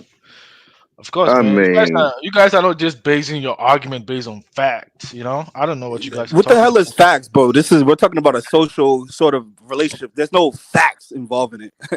There's no statistical, data that we can point to. No, but what I'm saying is that we can point to statistical data. I'm not. Listen, Zongo. I'm not saying that Black American men don't date outside their race, right? We obviously do. Black men in general date outside their race. I'm saying that we don't worship them. If we're dating a white woman or whatever the case may be, like, it's not out of worship or we consider them exotic or anything like that. No, we actually don't. You guys date out of you guys come from you guys come from predominantly Black society, so you guys see a white woman and y'all be like, oh my God, the white woman. Like, we don't have that same. Ja, let me finish, bro. Calm down, brother. Let me say, to your point, right? I remember years ago, like 10 years ago, I was driving Uber, right? And I picked up this little white girl. Uber exists 10 years ago, Colin. Stop capping. Look, I'm gonna make my point, or you guys will drop me out. Look, really though. Did Uber exist 10 years ago? Why are you like this? It was like 10 years ago. Anyway, I was driving. I didn't hear about it when it first started. Anyway, this was like 2014 when it first came out, right? And I did it part-time. Anyway, I remember picking up this one girl, it was a white girl, right? And she was working at a place where a bunch of Arabs or Indians, whatever like that. And she was like, man, I don't like being around those guys, man. I don't like being around foreign guys. I go, why is that? She goes, only guys I like being around, I don't like white boys, is Black African-American guys, right? I go, why? Because they don't freaking worship you because of your white skin. These Indian guys up there, every one of them want me. They only want a white girl. They only want my white skin. And I was like, damn, man. She goes, only black guys that cool I can kick it with. and that cool. They don't go drooling over me because I'm white. When I was like, damn, man, it taught me. She was like, yeah. So real quick, I think the only exception I would give to is Haitians. I don't see. No, Haitians she said as, Black American. She said Black American. No. I know what you're saying. College But I is agree. telling you that the Black Americans are the best. Everybody else. No, I'm not saying that. No, Look, that's not what he's saying. All my Haitian friends growing up, they all were white chicks, man. And they would, yo, bring that white girl up. See, that's not my experience in the Boston. No, but maybe you have a different experience. But college, well, right? New York Haitian guys like white. See, college is telling the truth. A lot of time on the internet, they say, "Oh, black men even like white women," but statistics shows that even most Asian women even date more white men than the rest of the races. Actually, college not lying. Well, black men. You know what it is? Not because. Let me tell you something. It's not because black men don't find white women attractive. It's just in this country, there's still dating white women is still dangerous in this country. It's still dangerous. Carla, I think what I disagree with that. I think what NM said in this comment is kind of true. When I was growing up, I had like 3 friends that was killed for dating white girls, murdered for dating white girls. Oh, really? Where? Which part? Well, they mentioned New York. Listen, Carla, I slightly disagree. I slightly disagree with you. I think when black American men date white women, hold up. If you guys don't believe me, Google Sean Edwards, Middletown, New York. Right? Can I say something? And then I'll jump off. Yeah, real quick. So I wanted to say. Right now, why? Because he was dating a white girl. Carla, I slightly disagree with that. Like, I don't think black men are like, the Ku Klux Klan is going to come for me. No, I don't think that's what we're thinking. No, I think when black American men date white women, a lot of times, and not only the white people, right? Cis black women will let it be known when they see a black guy with a white girl, they act out in public. It's a lot of pressure if you're with a white girl. Trust me, I know black. Now listen, but real quick, I just want to say real quick. You see the mixed couple one night, and I was like, "They're over there. We're over here. Why do you care? Why is that brother with a white girl or not? Why do you fucking care? Black women act like black women are their personal property." Colin said it before. He hates to see black women dating white men, but he's fine with black women. I'm not gonna lie. I hate it too. I don't like it. Look, every time I go to a restaurant and I see a mixed couple, I don't say a word. This shit is weird to me. Always get to leave. I'll say, give it off. Colin, your bigotry, bro. Colin, when I see it, it's almost like it's a public spectacle. Like, what? Yeah, what is that? Nigga, you live in America. What do you think you live, man? I mean, this whole idea. Yeah, but listen, where I grew up at, generations, right? Black people kept to themselves. Black women knew they had to marry white. We didn't have no competition with white men or whatever like that. Oh, so now you got competition with white men and you don't like it. No. The bottom line is black women basically think that they have options, and they don't, And they do. What do you mean they don't? What do you mean they don't? Everybody have options, Carla. You have options. You can go and get a Chinese woman right now if you want to. Look, we got options. I know that I'm a man, but I'm to black women. So black women don't have options. Listen, I don't know. I'm not gonna go as far as say that black women don't have options, but I just think they're just not attracted to white men. They're just not. For the most part, it's vice versa. White men, they are, man. If they get a chance, why not? Only time white guys. You don't know what you're talking about, bro. You're speaking like you know. Man.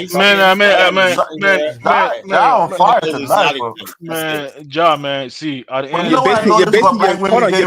you're basing your views on. They always give them swag. No. Yes, you are, because you just mentioned the passport bros. Like what? Like majority of black people don't even have passports like that. What are you talking about? An example. I'm just citing real life example that everyone can relate to. You can't tell me about real life examples. You only been to like 2 cities, bro. Like, what are you talking about? Like, you have not traveled all the country. And add on to what John. You only been here for like 5 years. Most of the passport bros, especially the ones that got killed, they're not even African American. Right. Exactly. What are they? Most of them. Hold on, real quick, Jonathan. They Caribbean. Before I leave, Jonathan, do you agree with me on this? Right? I think when black American men date white women is mostly because they see them easier to manipulate. It's not fact. It's not out of I worship her, or I think I got it's partners not that no they white women. They treat them exotic or like a whore. attraction or nothing like that. No, They it's doing because they're reverse easier slave to taxes with manipulate. them white women. The games that they play with white women, they can't play that shit with black American women because we grew up, we come from the same mother and father, so we understand each other. That's some weak shit as a man. It is some weak shit. It is some weak shit if you ask me. Yes, it is. You're being objective. That is some weak shit. I agree with that.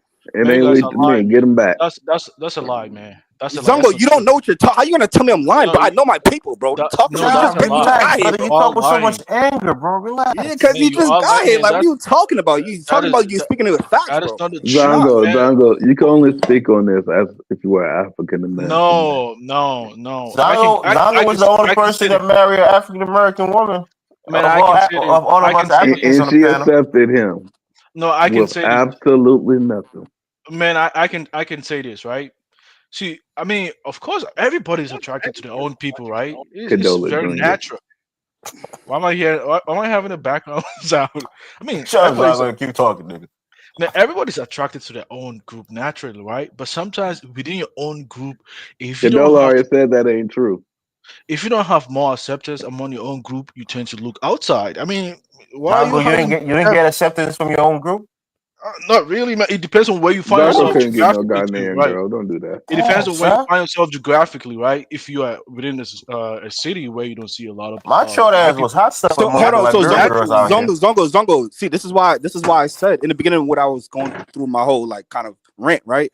I said that Black Africans and Caribbeans, you guys come from majority Black society, so you guys have a different kind of experience with white people. You like us, we grew up with them, so we don't really see them as like. We don't see them as something special. Like that's just a fact. Man, it still doesn't matter, man. At the end of the day, if you live in a society whereby you rarely see women of your own group, you're gonna date the women that are in proximity to you. I mean, it's just natural. I don't see why you have challenges with this. We live in America. This is a multicultural country, bro. So white people are all around us, bro. We just don't. Some of us don't just find them attractive, bro. That's just a fact. But the same thing too. An African over time, he's going to get used to stuff like that. It's not like he's going to take him exotic. No, it doesn't happen that way. There's a lot of Africans over here that are married to white people. I still stand on what I said, and I think the only exception I would give is with Haitian people, from my experience. Do you have the data? Zongo, who do you prefer? White women and black women? Man, I like women that like me in general. So that means that means white women. Whoa. Hold on a second. See that, Elvis? That's what I'm talking about. That's the second African. The woman got to like him for him to like her. Man. This is a common thing. Man, you guys are just crazy with your thinking, you know? Like that's not Zongo, you just said that yourself. When you leave, see what that means is I like easy women. I don't like to fight. I don't like to pursue. No, it doesn't matter. I don't like to go after what I because I want who because comes to me. Elvis, well, white women, black men can play whatever manipulative games they can play. All that mind games and all that shit, they can play that with white women. They can't do that shit with black American women. Shut up, man. They see right through that. You shut the fuck up, nigga. Don't tell me to shut up, nigga. Oh man, relax. Don't tell me to shut up, bro. Man, you shut the fuck up, bro. To, man. For real, nigga. You shut up, man. Respect gang like that. Respect gang like that, nigga. You got a lot of anger, bro. You gotta check that shit, bro. Because I told him before, you can't tell me to shut up, bro. Man, shut up. I said shut up, man. You shut the fuck. Yeah, look, you're the internet. Internet bitch ass nigga. What you gonna do, man? You gotta crazy. All right, that can be destructive. So hold on. We're all friends here. So let's what you gonna do? Yeah, niggas talk crazy because they're on the internet. I swear to God, he wouldn't say that shit to my face. What you gonna do, bro? Come on, man. Don't even stop that. You gotta be crazy, man. I'm not worried about you, man. Relax, buddies, man. Don't do that, man. I had to learn that. Yeah, but Elvis, it's not about that. Elvis, me and Zongo talked about this, and I told him that shut up thing is disrespectful, bro. It was John Zongo that got me on Telegram. I thought y'all were boys. Yeah, man. You guys. Zongo's my boy, but Zongo's my boy. But I told him before, like you can't tell a man to shut up. Man, I wasn't even referring that's a disrespectful thing. Zongo wants to act up. Let him have his 15 minutes. If you tell another man to shut up, bro, he will fucking like hurt you, bro. He will hurt you. We get it, bro. This is not the hood. This is not the streets. Get the fuck out of there, man.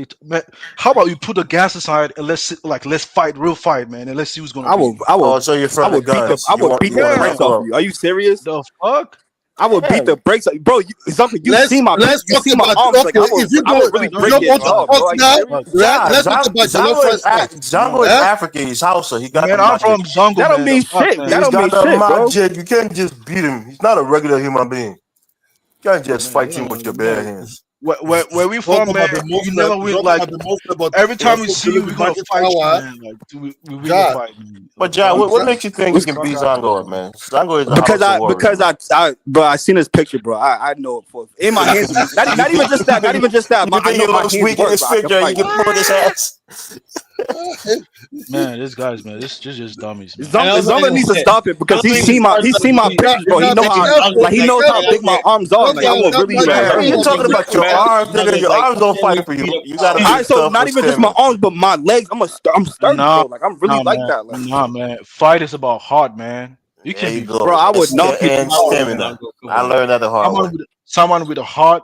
It's not always it's not gonna give up, man. Bro, listen, I will knock you out in one hit, bro. And one thing about me, I can take a hit, bro. Like bro, I'm Ja, a you hooter, talking bro. like a nigga who can't really fight for real. Real niggas that fight don't Nah, really talk like that. nah, but the thing is, I'm trying to apologize. So I'm not even trying to be argumentative or even combative with him. I'm apologizing for reacting that way. But my thing is, the reason why I reacted that way is because we had this discussion before about telling people to shut up and stuff like that. That's not a good thing. Where I come from, you feel me? So I just like I would respect something that he would want me to do. I would expect the same. I just want mutual respect. That's all. Let's settle it. Zongo, you can bring your if I'm talking over you, Zongo, or if I'm talking too much, just say excuse me. You can bring allow me your to talk. Man, I got $300 on Zongo, man. We put you guys in the ring, man. I got $300 on Zongo. Man, see, man, we make sure that the winner gets 2 snow bunnies. That's extra motivation for Zongo. Man, a lot of times, people just have a lot to lose, man. They just let things go, man. Just stop it, man. Zongo, you do be talking greasy. We all talk greasy, man. Shit, that's all that I'm saying. You don't really be on the panel regularly, so. I don't be on the panel regularly, but I talk to people. I talk to people like Zongo, like behind the scenes regularly. So, where's Judah? Zongo is a two-faced nigga. You act like you like you, and then you come. Zongo's cool. Zongo's cool. Maybe I overreacted. Where's Judah? Judah the Bantu. Where's that dude? He's still around. He's just on a TikTok. He's on a TikTok Spaces. That's what he's doing now. Oh, it's Judah, man. Let me say something. Judah is trolling the Somalis on TikTok. That's what he's doing. I'm not trying to be funny or nothing like that, but Judah Empire, whatever like that. See, he's a little weasel, right? That one time I had my show. No, he's not. No, he's not. Call out nine. I don't even know who that is. That's somebody that used to be in the space. Judah basically comes up there. See, he says that's why Kala. Yeah, I appreciate your passion being passionate. Then he'll have me going. Next thing you know, he stabs me in the back and whatnot. Like, but now he can't do that because I don't give a fuck about Pan-Africanism. He'll come in and just like this, like sauce up me and talk about Pan-Africanism, and I'm like, I don't give a shit about Pan-Africanism anymore. So you can't do that. As Judah was like this, he should show me some raggedy ass road. You want to see infrastructure? I'm gonna show you my town. I saw that video that you did. Like, I think he showed you. Like, Kyle, if you always shitting on infrastructure in Africa, leave our roads alone, man. No, that's how your roads are gonna be looking in Afghanistan when you get started. But I say, damn, you got to put some buildings on it, man. You just drive. All you see is weeds. Whatnot, where's the power line? Where's the power line? But Kala, where Judah come from? It's a lot of roads and grass and shit over there. Yeah, but where Judah come from is a beautiful country. Cameroon. Yeah, but they got Judah in it and his people. That's what's messing it up. Well, Judah he's officially American now because. Well, who is that nigga? I've never heard about him. Does he Bantu Supremacy. I think that's his name on. No, Judah Empire. Judah Empire. What is it? Judah Empire. That guy's knows the man. Man. That guy's crazy. You don't go to you haven't been to Afrodama's panel in a while, like from the first start. That's why you don't listen, Judah says a lot of outlandish things, but when you talk to him one-on-one, like he's one of the most down. He's one of the most down to earth people you'll ever meet. He be against the FBA and shit like that. He's like an Afrodama's kind of nigga. Yeah, somewhat, but hold on. But when Khaled said that Judah's a snake and this, that, like I disagree with that because one time after Damas was like, I was on his panel and when I got off his panel, he was trying to like almost sneak diss me a little bit, and Judah stuck up for me. Like, so that's one like I will never forget that. Like I'll always remember. Every once in a while, right? Yeah, Damas don't like niggas. Every once in a while, he gets real, right? when he talks about African leaders being corrupt and whatnot, stuff like that. It's the government. That's the government. It's the government. Carla, you know that. You know it's the government. The government. Judah used to be Pan-Africanism before. Yeah, Judah used to be Pan-African, just like Michael Alawale. They used to both be Pan-African. But a lot of people used to be Pan-African too. It's not a bad ideology, actually. No, I think look, Pan-Africanism will work when black people in America get their Afghanistan, and you guys be able to build your own government. The government, then it'll work. I think no, Carla. I think when it comes in terms of Pan-Africanism, I think we shouldn't expect everyone to be on board. Right, with the small amount of people that we have, you have small amount of Black Americans, small amount of Caribbeans and Africans that agree with this ideology. They should come together and work towards these goals. And then once people start to see the progression and start to see the results of it, then everyone else will follow. The whole thing is, my philosophy is this, right? And people you could disagree with me. I'm real like that, right? But after all these years, I just came to the conclusion, right? If Black America is suffering from abandonment, we lost everything, right, through the transatlantic slave trade. So if we're not going to get something equal back, there's no point, What we lost is sovereignty. So we're not going to get going back, then we really have no stake in Africa. And like I said, I wish Africa the best of luck. So you are the spokesperson of the entire Black Americans in America. Carla is a niggerologist, like he said. Oh, he's a negrologist. I know what's look, Zongo. I know what's best for the Negro. Because someone said that 500 African Americans got citizenship in Ghana, and Ghana said he feels sorry for those fools. Hold up. Yeah, that's what I got. Let me ask you a question. I'm like, damn, Ghana, really? Your boy Kofi got his citizenship. You know that, right, Ghana? Last week. Question, right? Oh, for real? Ghana can barely pay its bills and whatnot. It has no money, no infrastructure like that. Hold up. 500 Negroes in America. I'm a Ghanaian. Now go ahead and starve. Be ridiculed, ostracized. And living in how is that different from American government? Yeah, I'm in Ghana. I'm a citizen. America has over like $3 million budget deficit, something $1 billion or $1 trillion budget deficit. Kala, you get it wrong. Kala. They can pass those citizenship to their grandkids. They can pass those citizenship to Kinola, to do what? Ghana is the future, Carla. They will be a part of that future. That's what they said 60 years ago. No, Carla, they can pass that to their grandkids. They can pass it to their children and everything. Now, Carla says he want to go to Angola. I'm like, okay, good luck. Well, the bottom line, we could build something there. Why? Because Angola has infrastructure. We could build our own settlements there. Why do you want to have?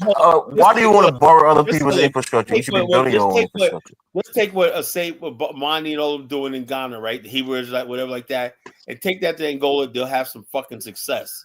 But they don't look. I don't know why you think Angola. You're so confident in Angolans, right? Yeah, you don't really know them like that. You don't interact with them that much. I know, but I talked to them one night, and the bottom line, they seem very civilized. And they get it,